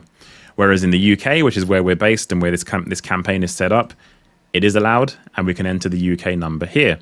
So if I jump back to the website and I grab the phone number and copy it and then drop it into here, and then here again. So the reason I've put it in here twice, let me explain.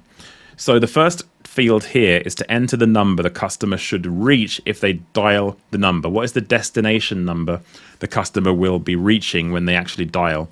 So typically speaking, that will be the same as this option here, which is what does the number look like on your website? The majority of advertisers on Google Ads will basically have them both as the same thing. This is the number as it appears on the website, and when the customer dials this number, this is the number that is dialed. In some businesses, they have a very complex call system where the front end's number on the front of the website may not be the destination number the person reaches when they actually dial.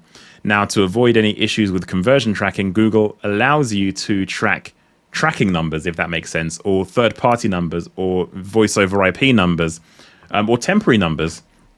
So the number as it appears on the website in some businesses will be different to the number the customer actually reaches, because the redirect on the call happens. So Google gets around this by asking both questions. What does the number look like on the website? But also, what is the number the customer ultimately will be dialing at the end of that chain of redirections? So you have to make sure this is done correctly. But in the majority of businesses, and probably you watching this, you will probably be in this scenario here, where both of these will be identical. Then I'm going to click on Use This Event. And that means Google can understand the number is correct, and it's going to let me save and continue. And again, this is all done via the Google tag. So you can send the Google tag instructions to your webmaster. But as I showed you, I went through the process of setting it up previously when setting up the form submission conversion. If you haven't got the Google tag on your website, this will not work. So make sure you've installed the Google tag. If you don't know how to do that and you don't have you don't know what to do, you can have a webmaster or somebody who can do your website for you. You can email the instructions to them here. If you don't have somebody, then you can continue to learn how to do it yourself, but ultimately you may need help. Make sure you get that code on your website correctly.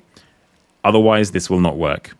Once you're comfortable with the conversion setup being correct in terms of knowing you've got the Google tag on your website and you're happy with how the phone number looks here, hit finish, and that completes the setup of tracking phone calls on the website within Google Ads. Hey guys, hope you're enjoying the video so far, but if you want me and my team to implement our strategies directly into your PPC accounts, head over to leadvelocity.net where you can book the Ads Audit. The Ads Audit is my framework for analyzing PPC accounts in detail, looking at everything from keyword selection and choice, match type choice, structure, website tracking, everything you can think of that makes a successful PPC campaign. All of the findings in the Ads Audit are documented for you to reference and for us to stay accountable, and once we've completed that audit, me and my team will go into your account, do the work, and we'll also throw in a free month of Google Ads management for free. So if you want to take your Google Ads to the next level, head over to leadvelocity.net where you can book the Ads Audit today.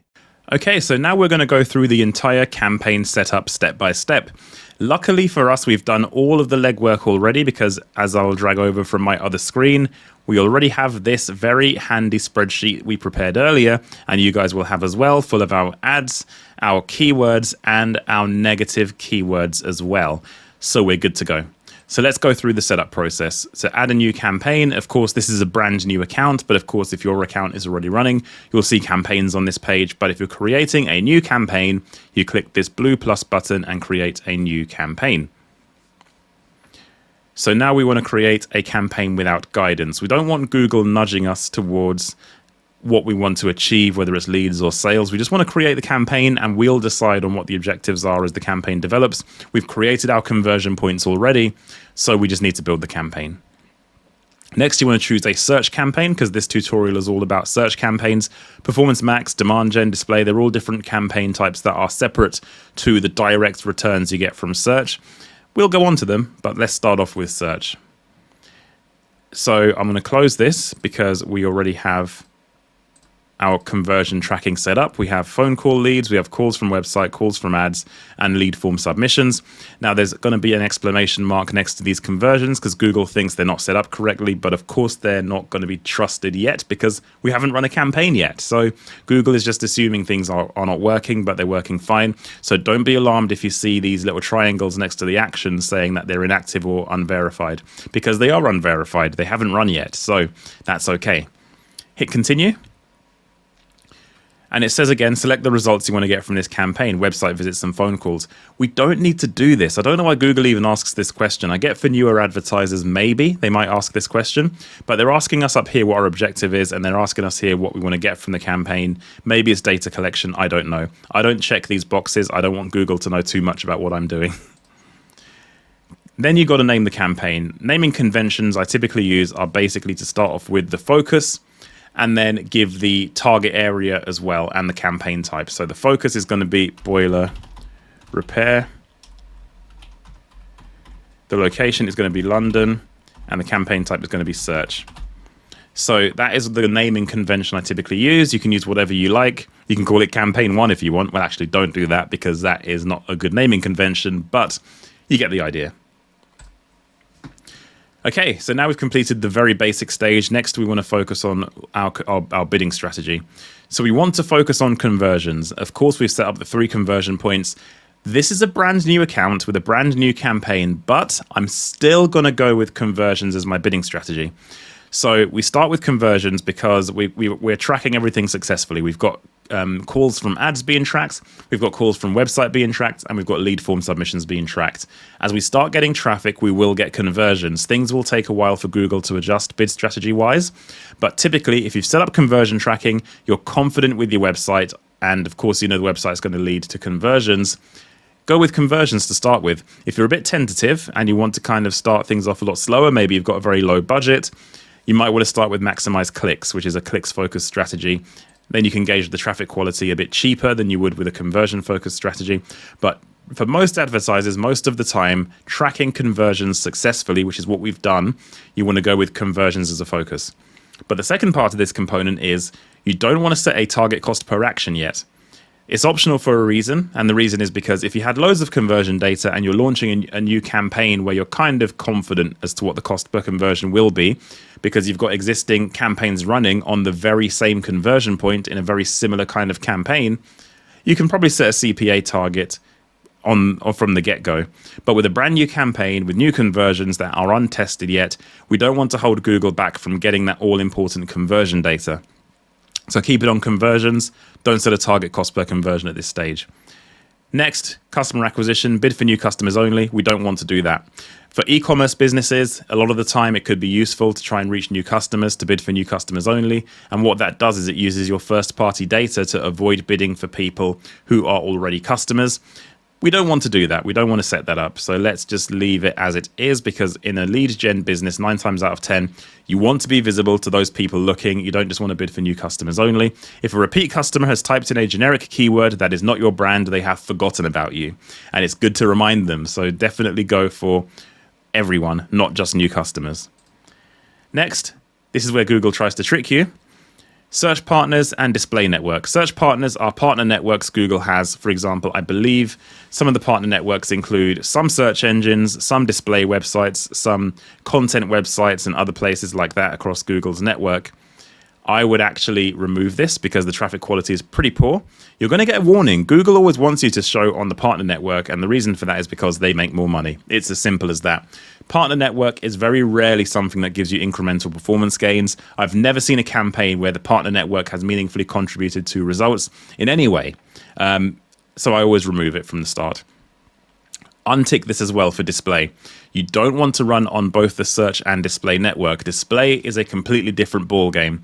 Branding and banner advertising online can be useful at scale. In fact, Performance Max, one of Google's other campaign types, can help with this. But ultimately, for this kind of campaign, for most businesses, most of the time, you want to focus purely on search because that is where your customers are and that's where they're looking for you. You don't want to spend a penny on display advertising at this stage. That's a separate strategy to discuss another time. You'll get this warning again. Google will warn you to try and say you're going to get your ads shown in more places. Who cares if your ad is shown in more places if nobody is converting on it? Who cares? Google cares because they want your money, so don't do it. Next, you choose your location. This is the physical location you want your ads to show. It defaults to all countries and territories, of course, because Google wants people to advertise to the world. I don't know why. It should really default to your local geography. In this account, it's a UK account. As you know from this campaign, we are a London-based campaign, so we want to target London. So I'm going to click on Enter Another Location, and we're going to type in Advanced Search, and we're going to go and type in London. And there it is, and we're going to include London, and here we go, and hit Save. So now you've entered your location. When you do a search for your locations for your business as well, I'm just going to mention this. This search is pretty good. You can also search by zip code. You can search by towns and cities. You can search by counties. You can search in many different types of way here, and it usually finds the data. So you can be pretty accurate with your targeting. Another thing to mention is if you can't find your area and you're not sure or you don't want to add multiple areas, you can just do a radius as well. You can just put a radius of a certain mile size around any point on the map and it will give you that target area. So there's two options here. We're going to go with location, but you could equally as easily do, say, for example, a 30-mile radius around London. And that will show you what that looks like, which is a big radius for this campaign, way too big for what we need. I'm going to remove it, but ultimately that gives you a bit of insight as to how you could potentially target a bit further. So we've entered London as our location, and you know about radius targeting now.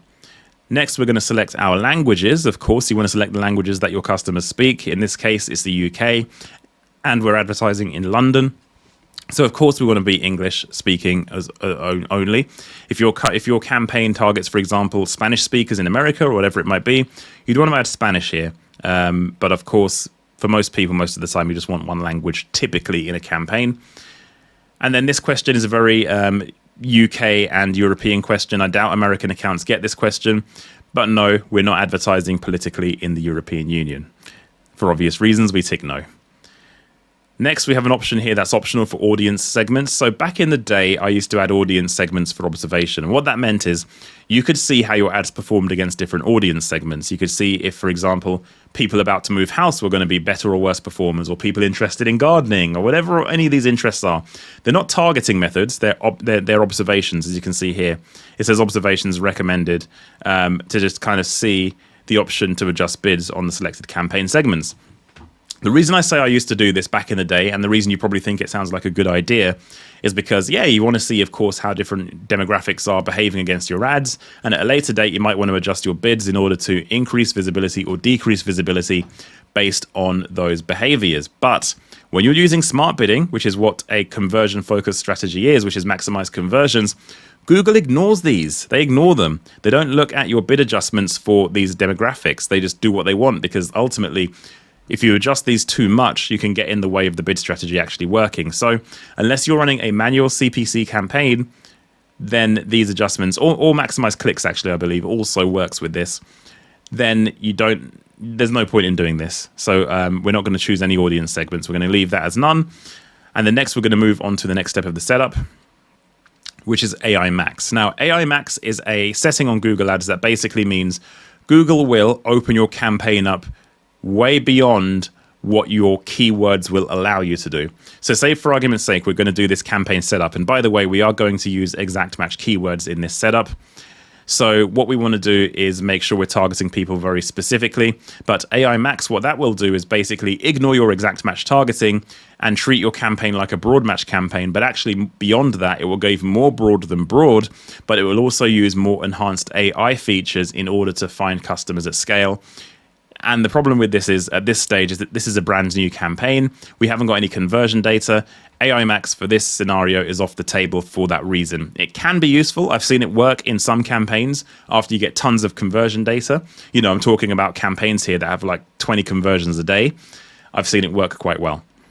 But for this particular use case, we don't want to use AI Max. So yeah, we're not going to turn this option on. And then next, what Google is going to ask you to do is to generate your keywords for you. It's going to ask you for a URL. It's going to help you write your ads. It's going to help you write keyword lists. And what I will say to you is never, ever do this. The reason we went through this whole process of adding all of these into this document here is to avoid this, because we know our business better than Google. We know which keywords we want to bid on. We know what ad copies we want. We don't want to just give that over to Google. Google have put this here for advertisers who don't understand the platform to just get up and running. Do not use this option. Always hit skip. And then we get to the point of creating our ads and keywords. So let's get started with that. All right, so let's get started with the setup for the first ad group, which, as you can see here, is for boiler service. I'm going to copy the ad group name. I'm going to click edit, and I'm going to drop it right here. And there we go. So next we need to enter our keywords. And as I mentioned, they need to be exact match. Now, obviously in here, we have them all as broad match. But what we're going to do is select all of our keywords for this ad group, and we're going to copy them. And what we're going to do is jump over to leadvelocity.net, go to free tools, and then go to keyword concatenation tool, because I've created a handy tool for you guys to use to change keyword match types. So drop all of the keywords in here, and we're going to go with exact match only. So only check the exact match box and hit concatenate. And here is our lovely list of exact match keywords. And we're going to drop those in. Perfect. So now what you're going to do is Google is going to start estimating the traffic volume you're going to get from the campaign. It's going to estimate how many conversions you're going to get, and it's going to estimate your weekly cost. Basically, my advice to you is to completely ignore this, because Google doesn't really understand what the hell you're going to get from this. So it's just an estimation. Google will always use this to try and egg you on to add more keywords. It will say you're only going to get 3.3 conversions per week from £309 of spend. It doesn't know anything at this point. I can't even see your website yet. You haven't even entered that. So I don't know how it can think it knows what your conversions are going to look like. So ignore that data. Just be sure that, of course, when you're doing keyword research, we found this out anyway, make sure your keywords have search volume. And if you're using the keyword planner like we did, your keywords will have search volume. Okay, so next we have another nudge from Google. Google's asking you to change to broad match. We have no conversion data. We don't want to use broad match. Now, again, broad match can be useful if you have a lot of conversion data and your campaign meets the criteria for testing broad match. We're not covering broad match testing on this video. We're covering just getting set up and running with a successful campaign. So we're going to park broad match aside. But my advice to you is do not click this button during setup, especially for new campaigns.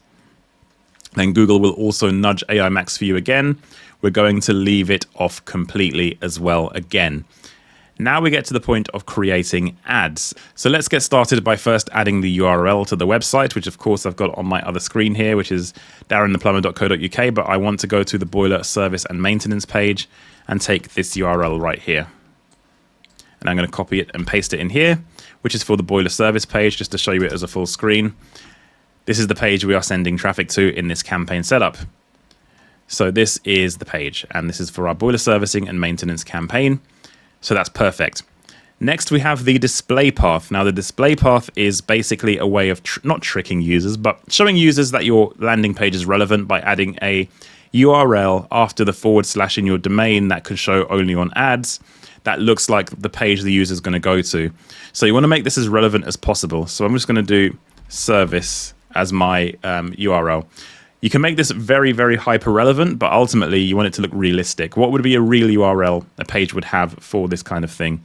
So I'm going to do actually boiler service to make it even more relevant. So this makes it very relevant because it is exactly what we're promoting, boiler service and maintenance. So therefore, this is a good URL. In fact, you can go even further because this ad group we're creating first is, of course, for service. So we've got boiler service, and of course, the next ad group we create will have boiler repair as the display URL. So now we want to add our tracking and our not tracking, but our call to action. So there's a few ways to add calls to actions to an ad. So you have phone calls as a tracking option. So you can add a phone option to your ads as well. So that means if somebody sees your ad on Google, there's an option to click to call. You want to use this if you're a lead generation business, because it means that instead of people clicking to the website, they can also just click you and call you directly. If they know the service they want matches what they see in the ad, they can just do this. So you want to add this to your campaign. So we want to add a call. So I'm going to go ahead and create that now. So first you want to click this button to track calls. And then you want to, of course, add the phone number that you used in your campaign. So we're in the UK.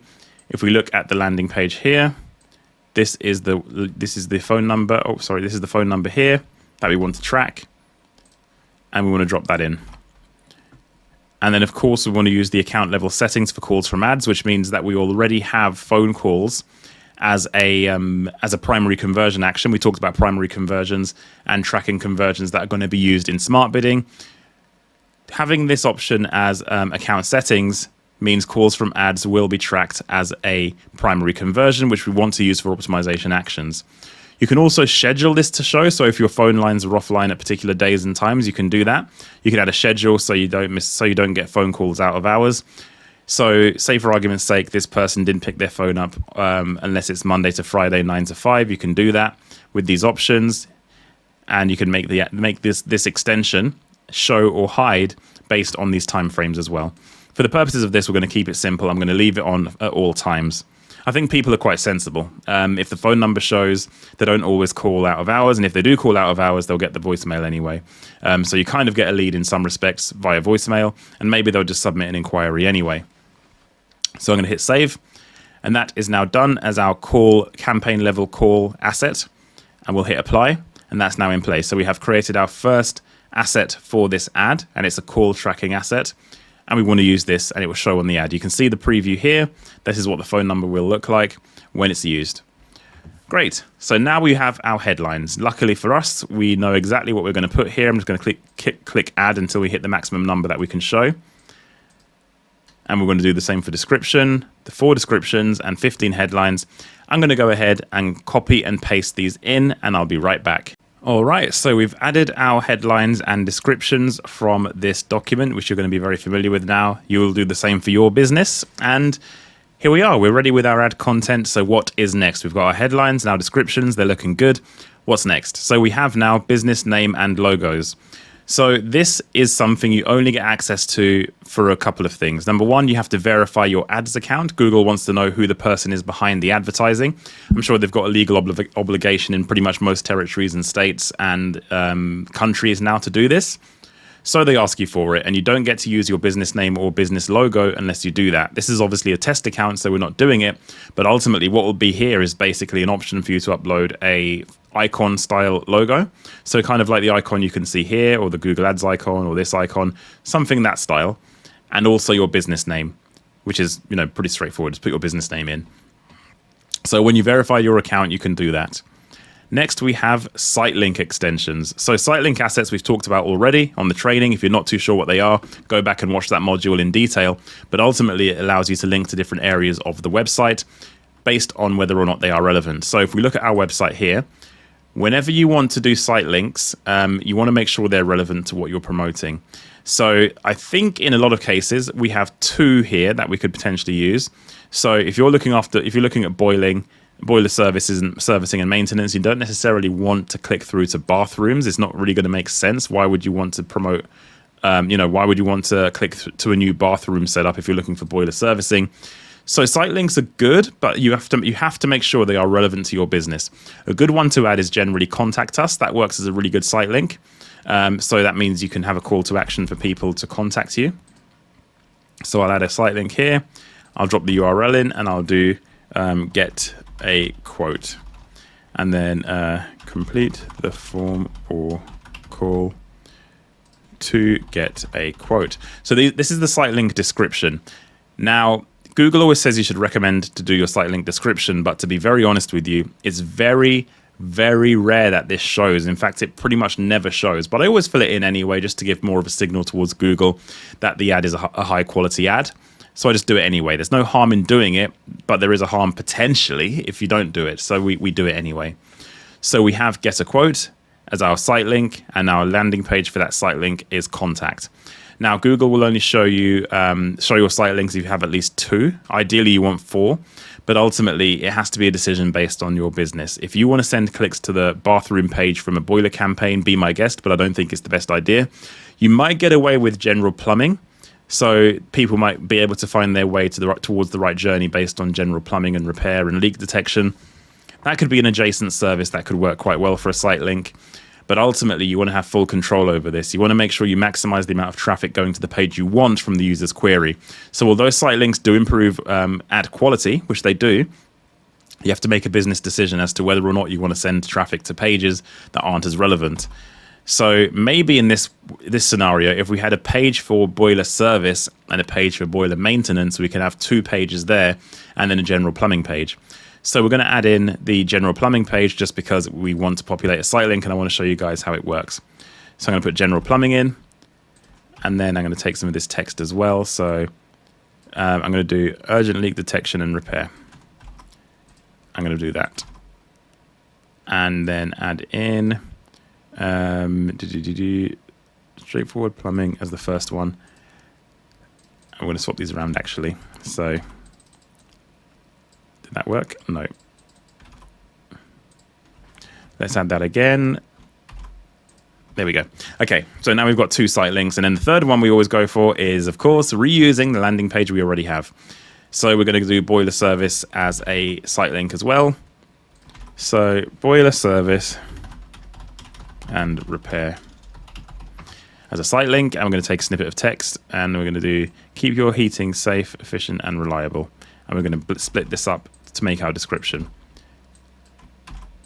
There we go. And there's our site links. We're going to hit create. We have a few site links to use. The more diverse your website pages are, the better opportunity you have to have site links. Again, site links improve ad quality, but you have to weigh this up against the potential of people going to a page that is not relevant to them. A non-zero percentage of people, if I had bathrooms as a site link, may not find their way back to the page they want. They might land on this and go, oh, bathrooms, I don't want bathrooms, even though they clicked it. You know how people are on Google sometimes. They click things they don't mean to, or they're just not paying attention quite often. So it's important to make sure that you focus the traffic from your site links to areas of the website that are commercial, first of all, that are going to sell for you, but secondly, are relevant to your services. So we've kind of done that here. It kind of gives you an understanding as to what I'm looking for when using site links. And then we have more asset types here, of course, and we have structured snippets and we have callouts to add as well. So let's go ahead and start adding some of these other assets to the campaign. Okay, so structured snippets, we've talked about these before in the training. Again, if you're not sure what these are, go back and watch the module explaining what a structured snippet is. But basically, it gives you an opportunity to list out your services, to show people the types of service you promote and do. So let's go ahead and select our header type. You have all of these options. Depending on your business type, you want to choose the one most relevant to your business. If you're selling insurance, you've got insurance coverage options. If you're selling education, you've got degree programs and courses, all that kind of stuff. So you can actually list out your structured snippets in line with your business goals. But the presets you have here don't cover most businesses, which means most businesses will end up using types, which is basically just the types of service you want to promote. So I'm going to go ahead and do boiler repair, boiler maintenance, and then we're going to do leak detection, and we're going to do gas engineer as another one. So we're just listing out the services that are provided by the business. You want to do this for your business. Keep it focused around the core focus of the campaign. You'll notice I led with boiler repair, then boiler maintenance, and then moved on to other adjacent services after that. So you want to lead with the ones that are the most important. Google doesn't always show these in order, but just in case they do, this makes sense to have at the front and center of these assets. So I'm going to go ahead and create them and then hit save. So they're now in there as our structured snippets. You want at least 3 of these, but I typically try and get 4. So we've got our 4 here, so we're good to go. Next, we have lead form extensions. So like we set up conversion tracking for lead forms on the website, which is, of course, if somebody completes this form, we can track that activity.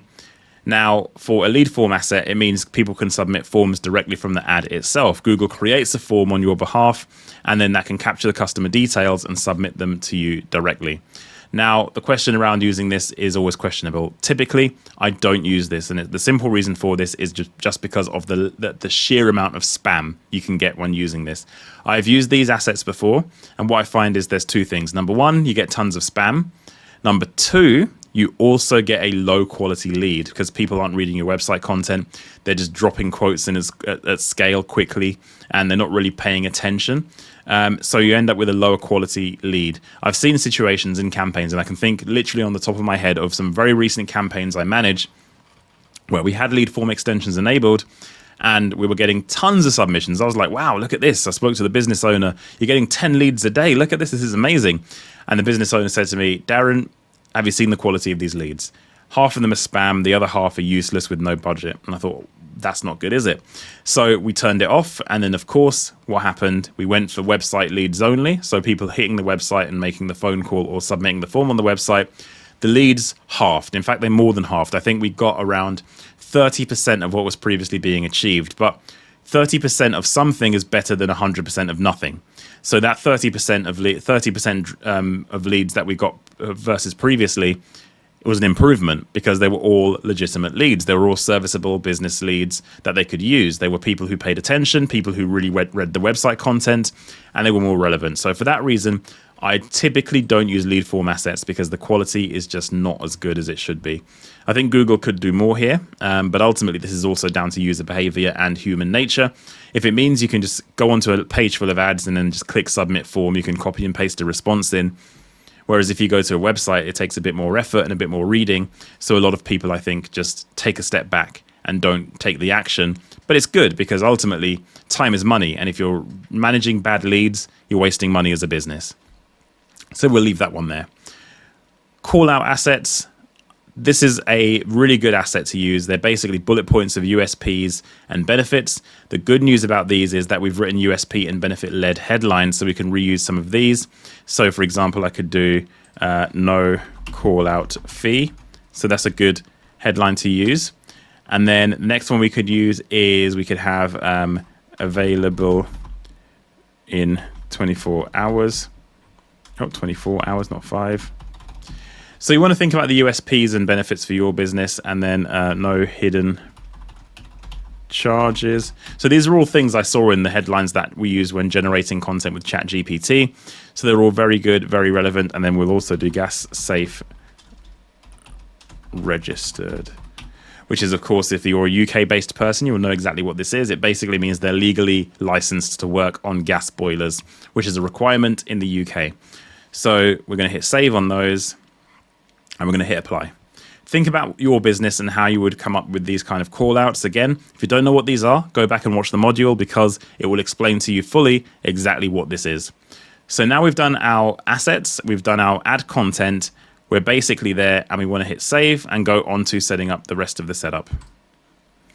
So now we want to see what we have as a summary. We have 46 keywords, ad strength, ignore this. I keep saying this about Google and the interface, ignore ad strength.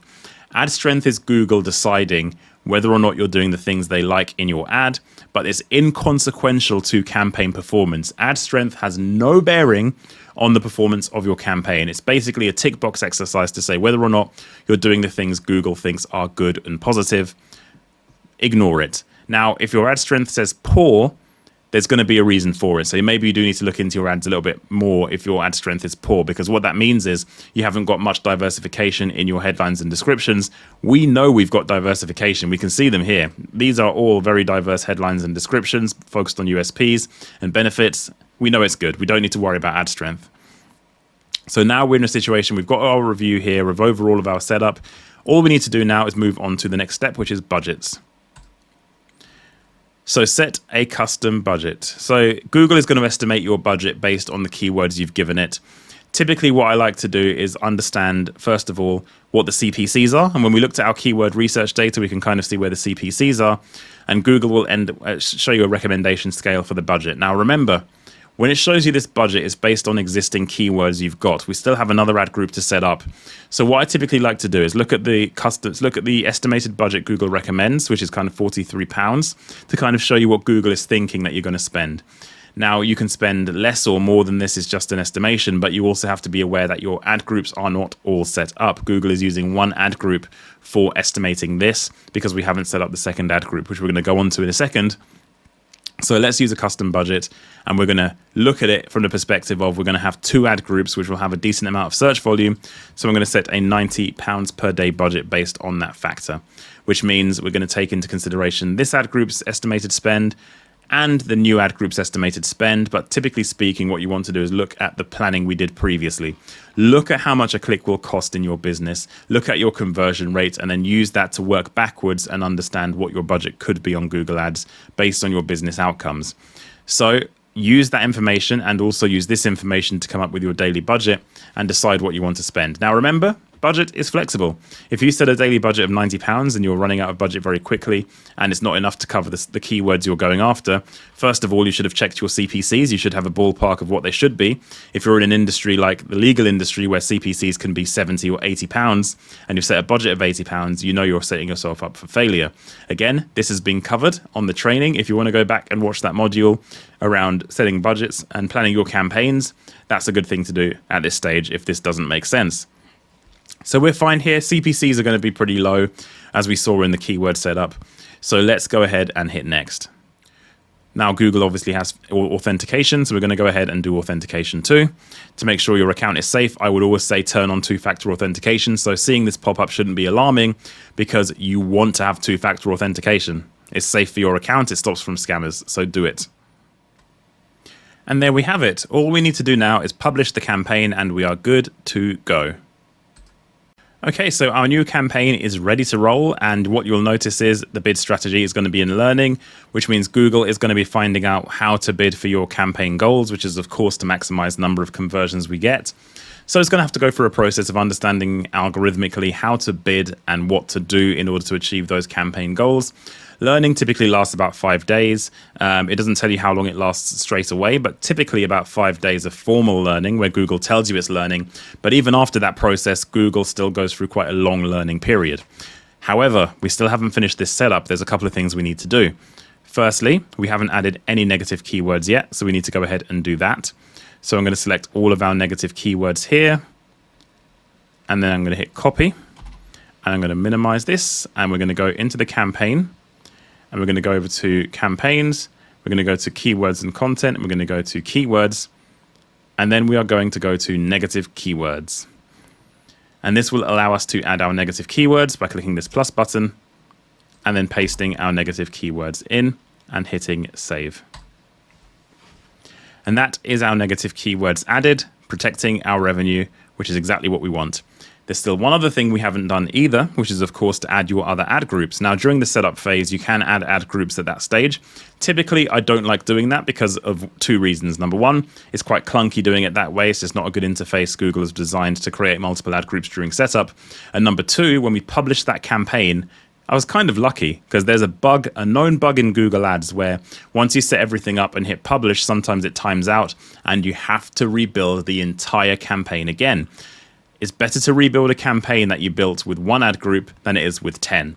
And it makes sense to publish the campaign, then add your ad groups after that to make sure you don't get that bug. I've done it enough times now where I've learned my lesson and I don't do it. So I advise everybody who's using Google Ads to do the same.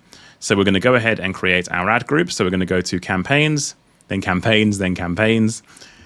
Then go down to the campaign here and click onto it, which will open up our ad groups. At the moment, as you can see, there is one ad group. We're going to go ahead and create our second ad group, which is of course for boiler maintenance.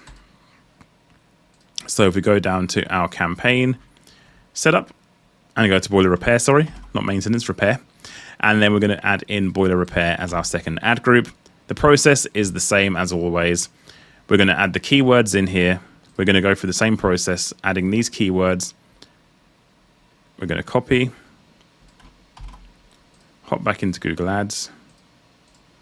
We're going to go into this builder, this tool I've created for you guys. We're going to paste them in and we're going to make them exact match and we're going to copy them. Oh, missed out a tag there. Copy, jump back into Google Ads and then paste. And what you can see here is Google is basically adding these on behalf of me. So all of these keywords that's added here are not relevant to what I want to do, but Google's just put them in there anyway. That's what Google does. They constantly nudge you towards these kind of things. You don't want this. So we're going to paste those in and use exact match. Again, they're asking you to use broad match. We don't want to use that. Process now is the same. You're going to see something very similar to what we saw before.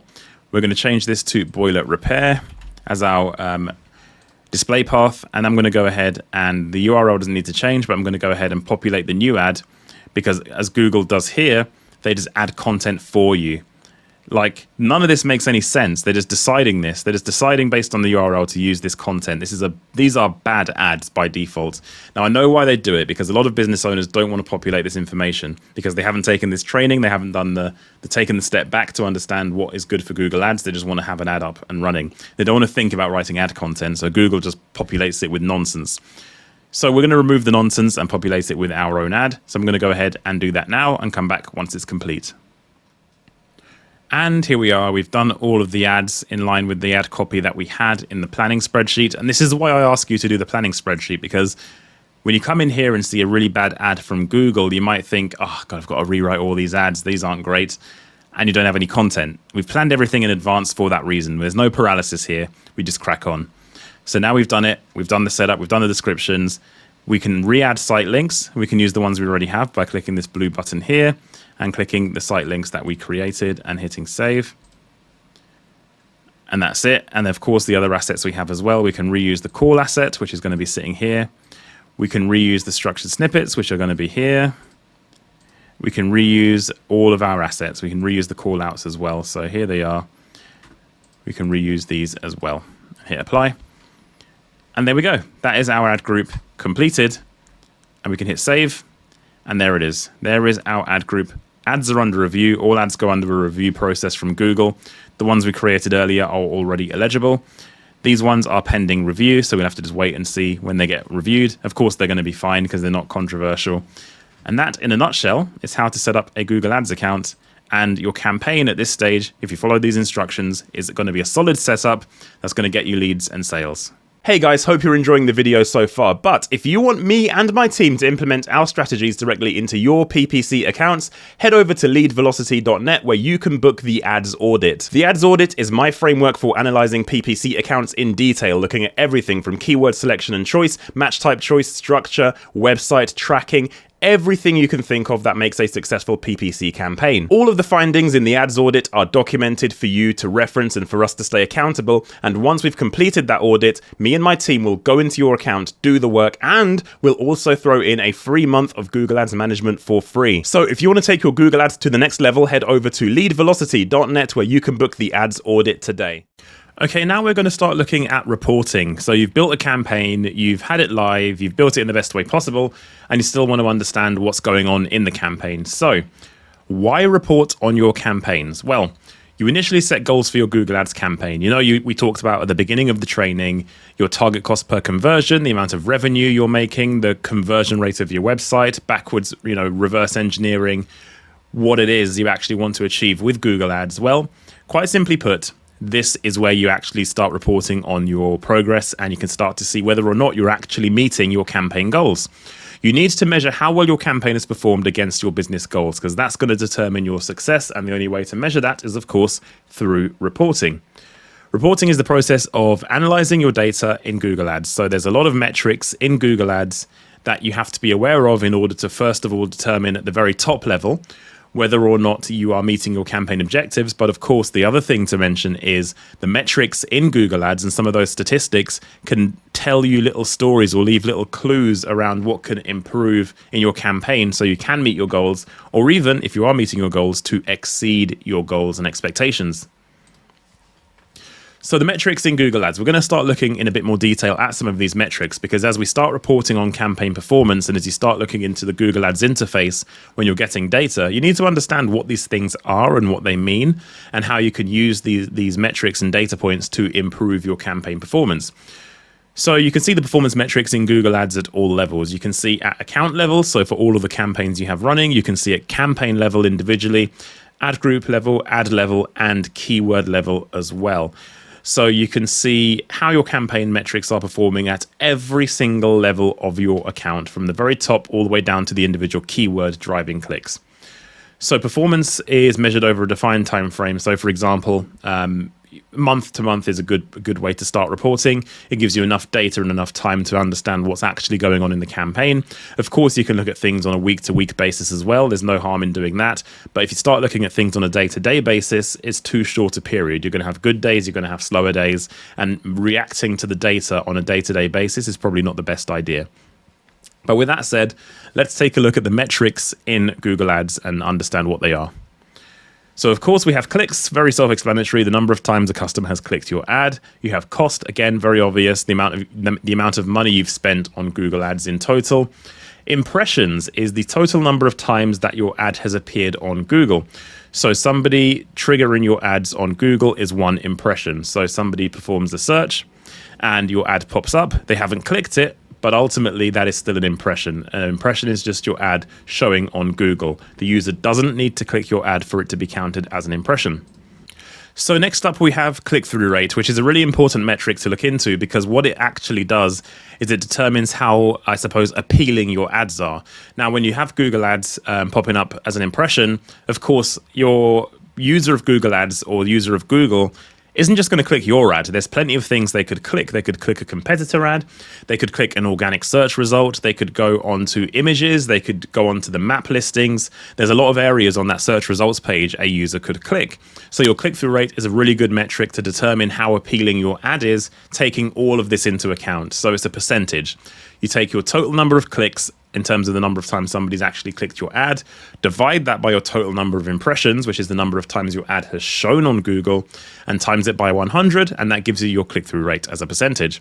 So for example, if your ad gets 2,000 impressions and 180 clicks, you take that 180, divide by 2,000, and you get a 9% click-through rate. So measuring this click-through rate is important to understand, first of all, how appealing your ads are, but a bad click-through rate can also be an indication of a mismatch between user searches and what your campaign is promoting. And there are ways to troubleshoot that, which we'll go on to. But it's a very important metric to take into consideration. And then cost per click is the average amount you pay for a click. A very simple metric. You take your total cost, divide by your clicks, and that gives you your average CPC.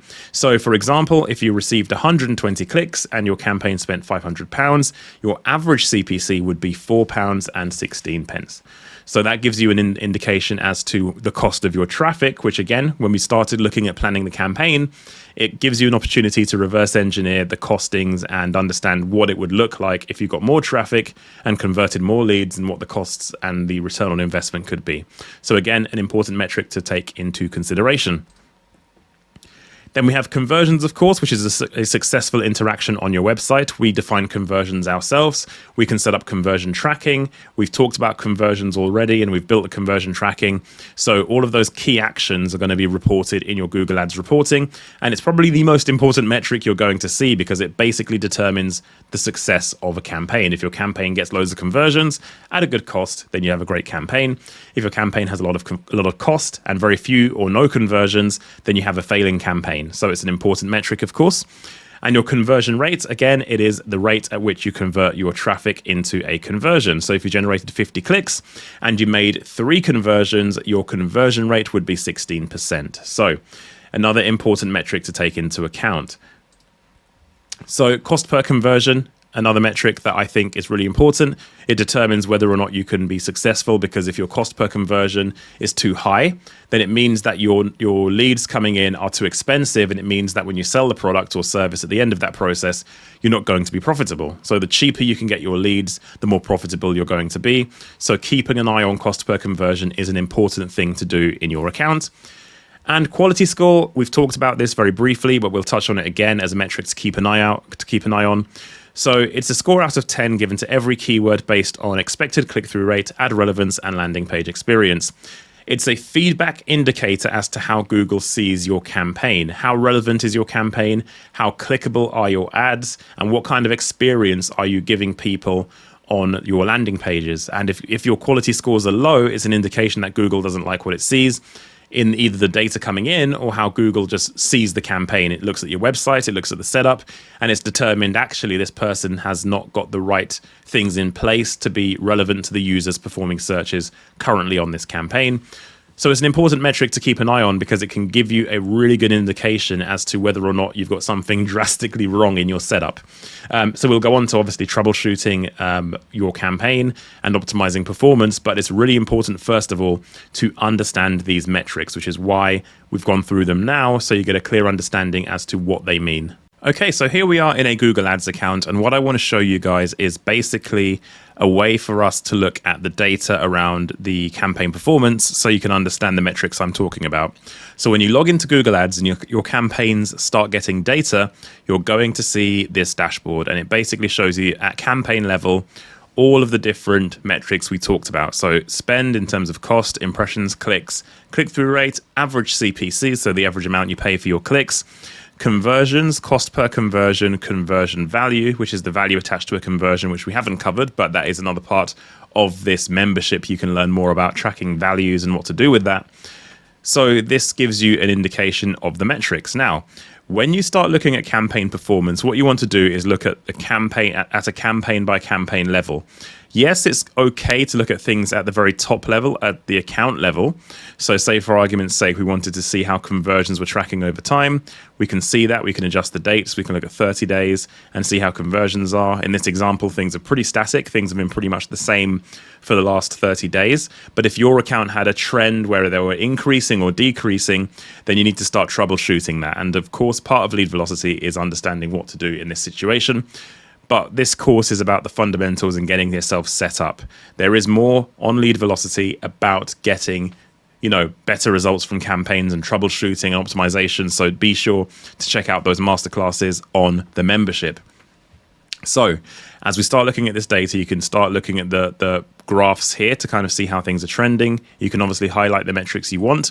And if you want to see different metrics, you can click this plus button and then change your metrics here. You can change to basically anything. We talked about obviously cost. We've talked about impressions. Let's just close some of these down so we can look at some of the other ones we spoke about. So if we want to look at average CPC, if we want to look at click-through rates, we can add those in. And if we want to look at click-through rate over time, again, in this account is a pretty static account, not a lot going on. it's got a very steady click-through rate. Nothing's really changed in this campaign. The advertiser is happy with the results, so nothing needs to be done, which is another opportunity to say, when you're analyzing your campaigns, you don't have to do something if things are okay. A lot of advertisers want to jump in and make changes and tweaks to try and make things better, but actually you could be harming performance if you're happy with what you're getting already. There are very specific methodologies and ways to increase campaign performance or run tests or hypothesize about account direction and strategy, and this just isn't one of them. So be sure to use the data in the right way. So now you understand how to add metrics to this graph and you can actually see how things are trending. This gives you a good understanding of how to see the metrics in your Google Ads account as you start getting conversion data in order to see trends in your campaign. Use these metrics, go in and look at the ones we talked about around conversions, cost per conversion, add them in, and then start clicking on these to see the trends in the data. So cost per conversion, for example, we can see it's been up and down, pretty sporadic. Yesterday, it looks like it was pretty busy, and it had a high cost per conversion. So actually, this kind of gives you an indication as to what performance could be like. But when you look overall at this data set, it's pretty static again. So this is another example of a campaign. You don't want to make any changes. Advertisers happy, things are consistent, happy days. Now, use these metrics wisely, and we're going to talk about them in a lot more detail as you start discovering more of the content as a member. And you can start to understand what to do with this information in a lot more detail. But for now, for this course, it's all about just understanding what these metrics are and understanding where to find them and how to track what's going on with them. Okay, so now we're going to talk about optimization, which is the process of improving a campaign. So optimization is the process of making changes to your campaign to improve performance. Changes can be made to improve all those individual metrics we talked about. So we've talked about kind of click-through rate and how improving your ad copy can improve your click-through rate. That is an example of an optimization. There are other optimizations you can do to improve your overall campaign performance and the number of conversions you're getting. But overall, there are two potential outcomes for optimization. They're going to go in one of two directions on Google Ads. The two kind of things you have to think about from an outcome perspective for optimization are, number one, you can try and optimize your campaign to increase the volume of conversions. And that means increasing the total number of conversions your account generates. So you make changes in order to maximize those conversions. So you could be in a situation where generally on a day-to-day basis, your campaign generates 5 conversions a day. Now, say you wanted to get more conversions, you make changes to your account to try and get more conversions. But the world of Google Ads is cruel. And what I mean by that is, the counterbalance to optimizations to grow volume, typically after you've had a long-standing campaign set up in the right way, optimizations to increase volume typically mean you pay more for your leads. It means you get a higher cost per conversion to capture that volume.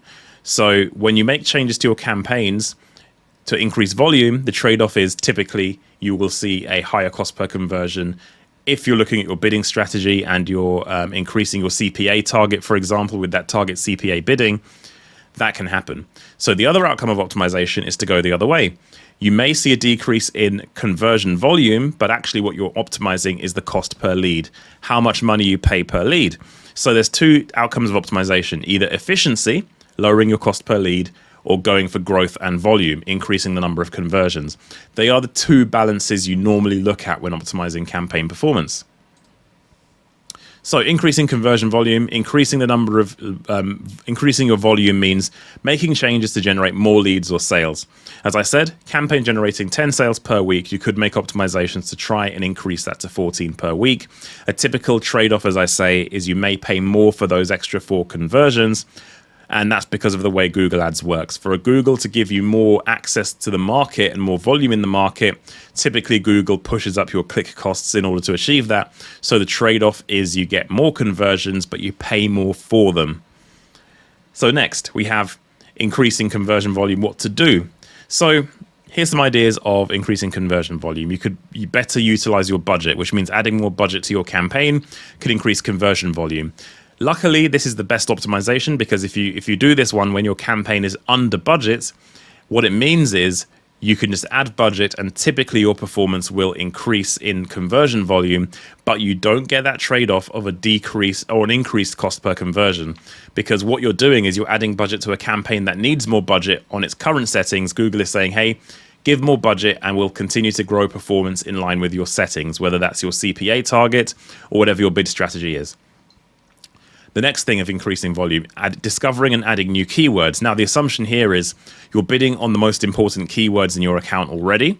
And if you do find new keywords to bid on, typically they'll be long tail, lower volume. So you can get more conversions this way, but it's not going to give you the huge increment that you'd hope for necessarily, especially when it comes to the fact that Google uses close variance, which means they're likely going to match your keywords to similar terms anyway. Even on exact match, this can happen. So be aware of that as well.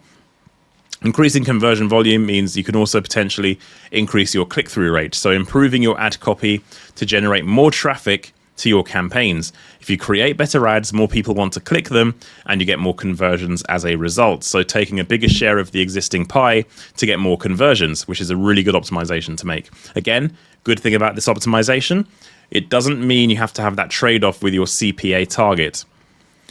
So this is where I talk about the trade-offs. Increase keyword bids or CPA target for more visibility. Say for argument's sake, you're running a campaign and you have a target CPA as your bidding strategy of £20 per lead. When you put as much money as you can into that campaign to maintain a £20 cost per conversion, if you want more volume of conversions, there's going to be a point where Google won't show your ad any further unless you increase your CPA target from, say, £20 to £25. As soon as you move it to £25, Google will open up more of the market for you. You can reach more people because Google can bid more aggressively because your CPA target is higher. Therefore, you get more volume of conversions. But of course, the trade-off for that is, of course, you moved your CPA target to £25. So you're going to pay more for your leads as a result of that. So that's what I'm talking about in the trade-off between volume and efficiency. So that's the one I'm talking about. And then, of course, another way to increase conversion volume is website improvements. So making improvements to your website increases the conversion rate, which means you get more conversions, more leads, more sales, and better performance. So the website is also something that a lot of business owners neglect. They look at the Google Ads interface and don't think, hold on, let's take a look at the website. How can we improve this? Because the traffic we're paying for on Google could be much more effective if we had a better website. So website improvements is a big one. And of course, as a member on Lead Velocity, you get access to the Conversion Ready Websites course as well. So reducing cost per conversion, going the other way to reduce your cost per conversion and getting more efficient campaigns.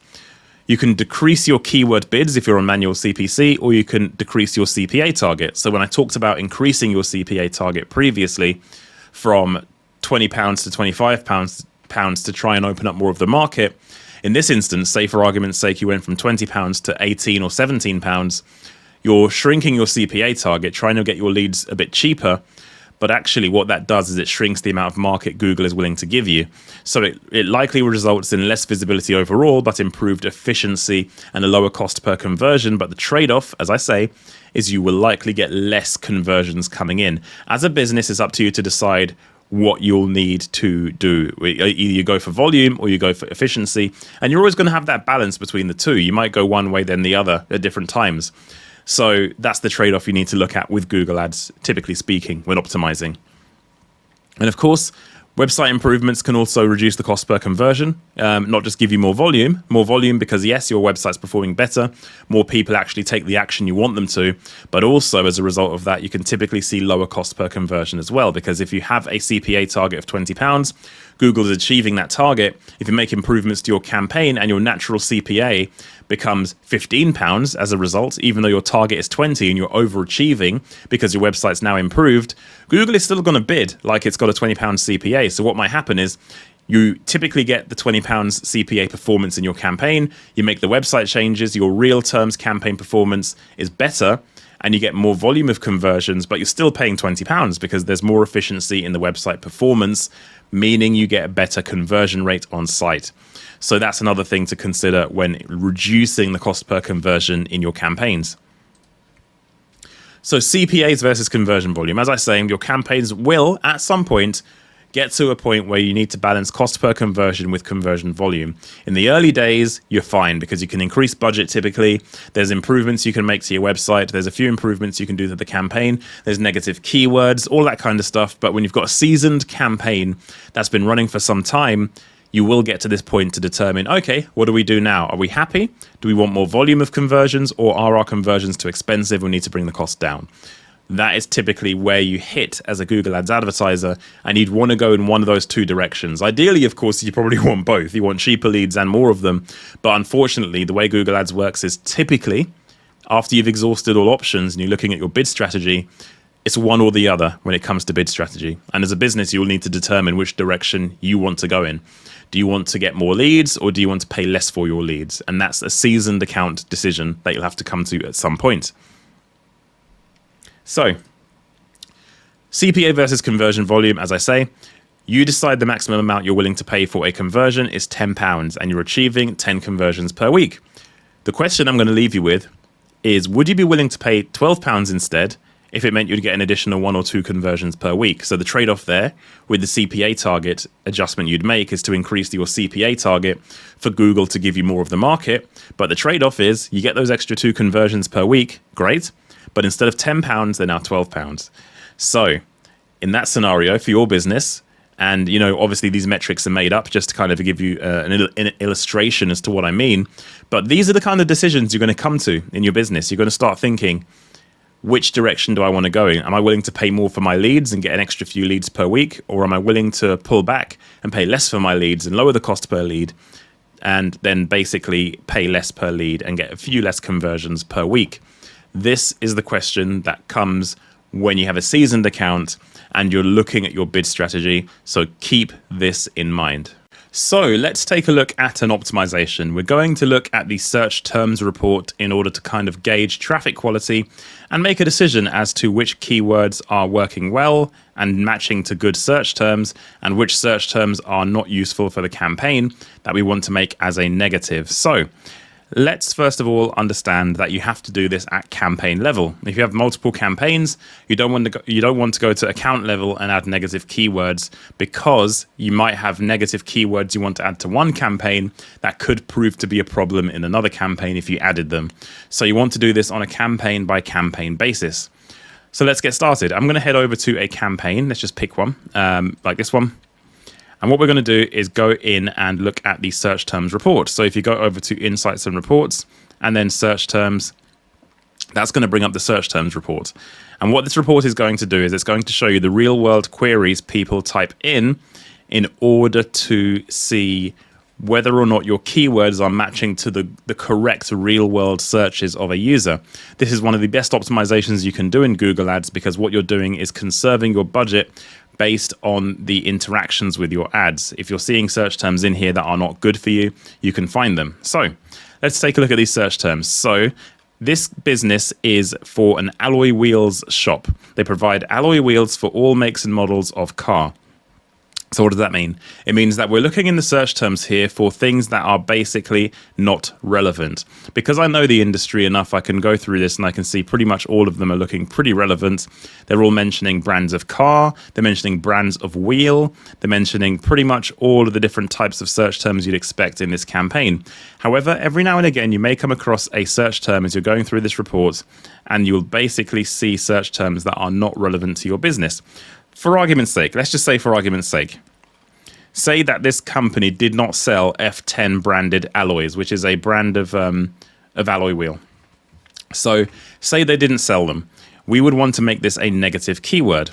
So in order to make that a negative keyword, there are a couple of ways you can do that. You can either go through and download this list of search terms and highlight the ones in Excel that you want to add as negatives, then add them in bulk as a negative. But what you can also do, which I'm going to show you now, is if you check the box next to a search term, you can add it as a negative keyword if you click this option. And you can do this for anything on the page. Any keyword on search term on the page, you can click and add it as a negative directly from this report. Now, when you add it as a negative, it's going to default to ad group level negatives. Generally speaking, you want it to be campaign level, because if the search term is bad, typically it would be bad regardless of which ad group generated that search term. So you want to block it at campaign level, typically speaking. The only time you'd look at an ad group level negative is if you get a search term that's good for one ad group, that's not the one that it generated from, but good for another ad group. You might want to add it as an ad group negative to the one you're reviewing, so it's more likely to appear in another ad group that's more relevant. To be fair though, the strategy of doing that is becoming a bit obsolete because Google's bidding algorithm now is basically going to give favor to the ad group that's most likely to improve performance, and you wouldn't necessarily want to get in its way. So typically speaking, you'll see search terms that you want to add as a negative, and you'll want to just do it at campaign level. Then you have the option, of course, of adding it as an exact match negative, which is put the square brackets around automatically. It's got a default to exact match, which is normally good. However, there might be search terms in here, for example, F10 alloys. If this was a brand that this business did not sell, this is okay having it as exact match negatives, but that means that this F10 search term could appear again if someone typed in F10 alloys for sale. Adding that for sale at the end of the search term means that this exact match negative will no longer block the ad from showing. So in reality, what you'd want to do is just add the extraction of the keyword F10 as a negative keyword, and that would basically block any search term that mentions F10 from triggering your ads. So this is the exercise you need to go through when looking through your search terms reports. And when you do this, you're going to find savings, because ultimately Google is going to try and match your campaigns to as many search terms as it deems relevant as possible. And your job is to safeguard your budget to make sure you're only showing for the relevant terms for your business. And the way to do that is to review the search terms reports like I have done right here. And that will make sure that you're showing for only the most relevant search terms. You made it to the end. Congratulations on completing the course. It was intense. There was a lot of information in there, but the good news is, of course, this training is free. So you can jump back in and go back over the chapters in the previous sections whenever you need to get the knowledge you need to get better results from Google Ads. But the other good thing is, if you are using this course and you're struggling to get results even now after this training, you can always get in touch with me and head over to leadvelocity.net in order to get your account audited and fixed and improved and scaled as a result of working with me and my team. So the reason, as I say at the beginning of this course, I said that this course was free because I want to empower as many business owners as possible to take control of their Google Ads. And if you're still struggling to get results from Google Ads, knowing that the knowledge in this course has been shared for free and you can understand the depth of knowledge we have here at Lead Velocity, you can then come to us when you need help with your accounts, and we will be more than happy to help you get better results from Google Ads. So I hope the course was useful. Congratulations on completing it. And if you need help with your Google Ads campaigns, head over to leadvelocity.net and we'll be more than happy to help you with your campaigns.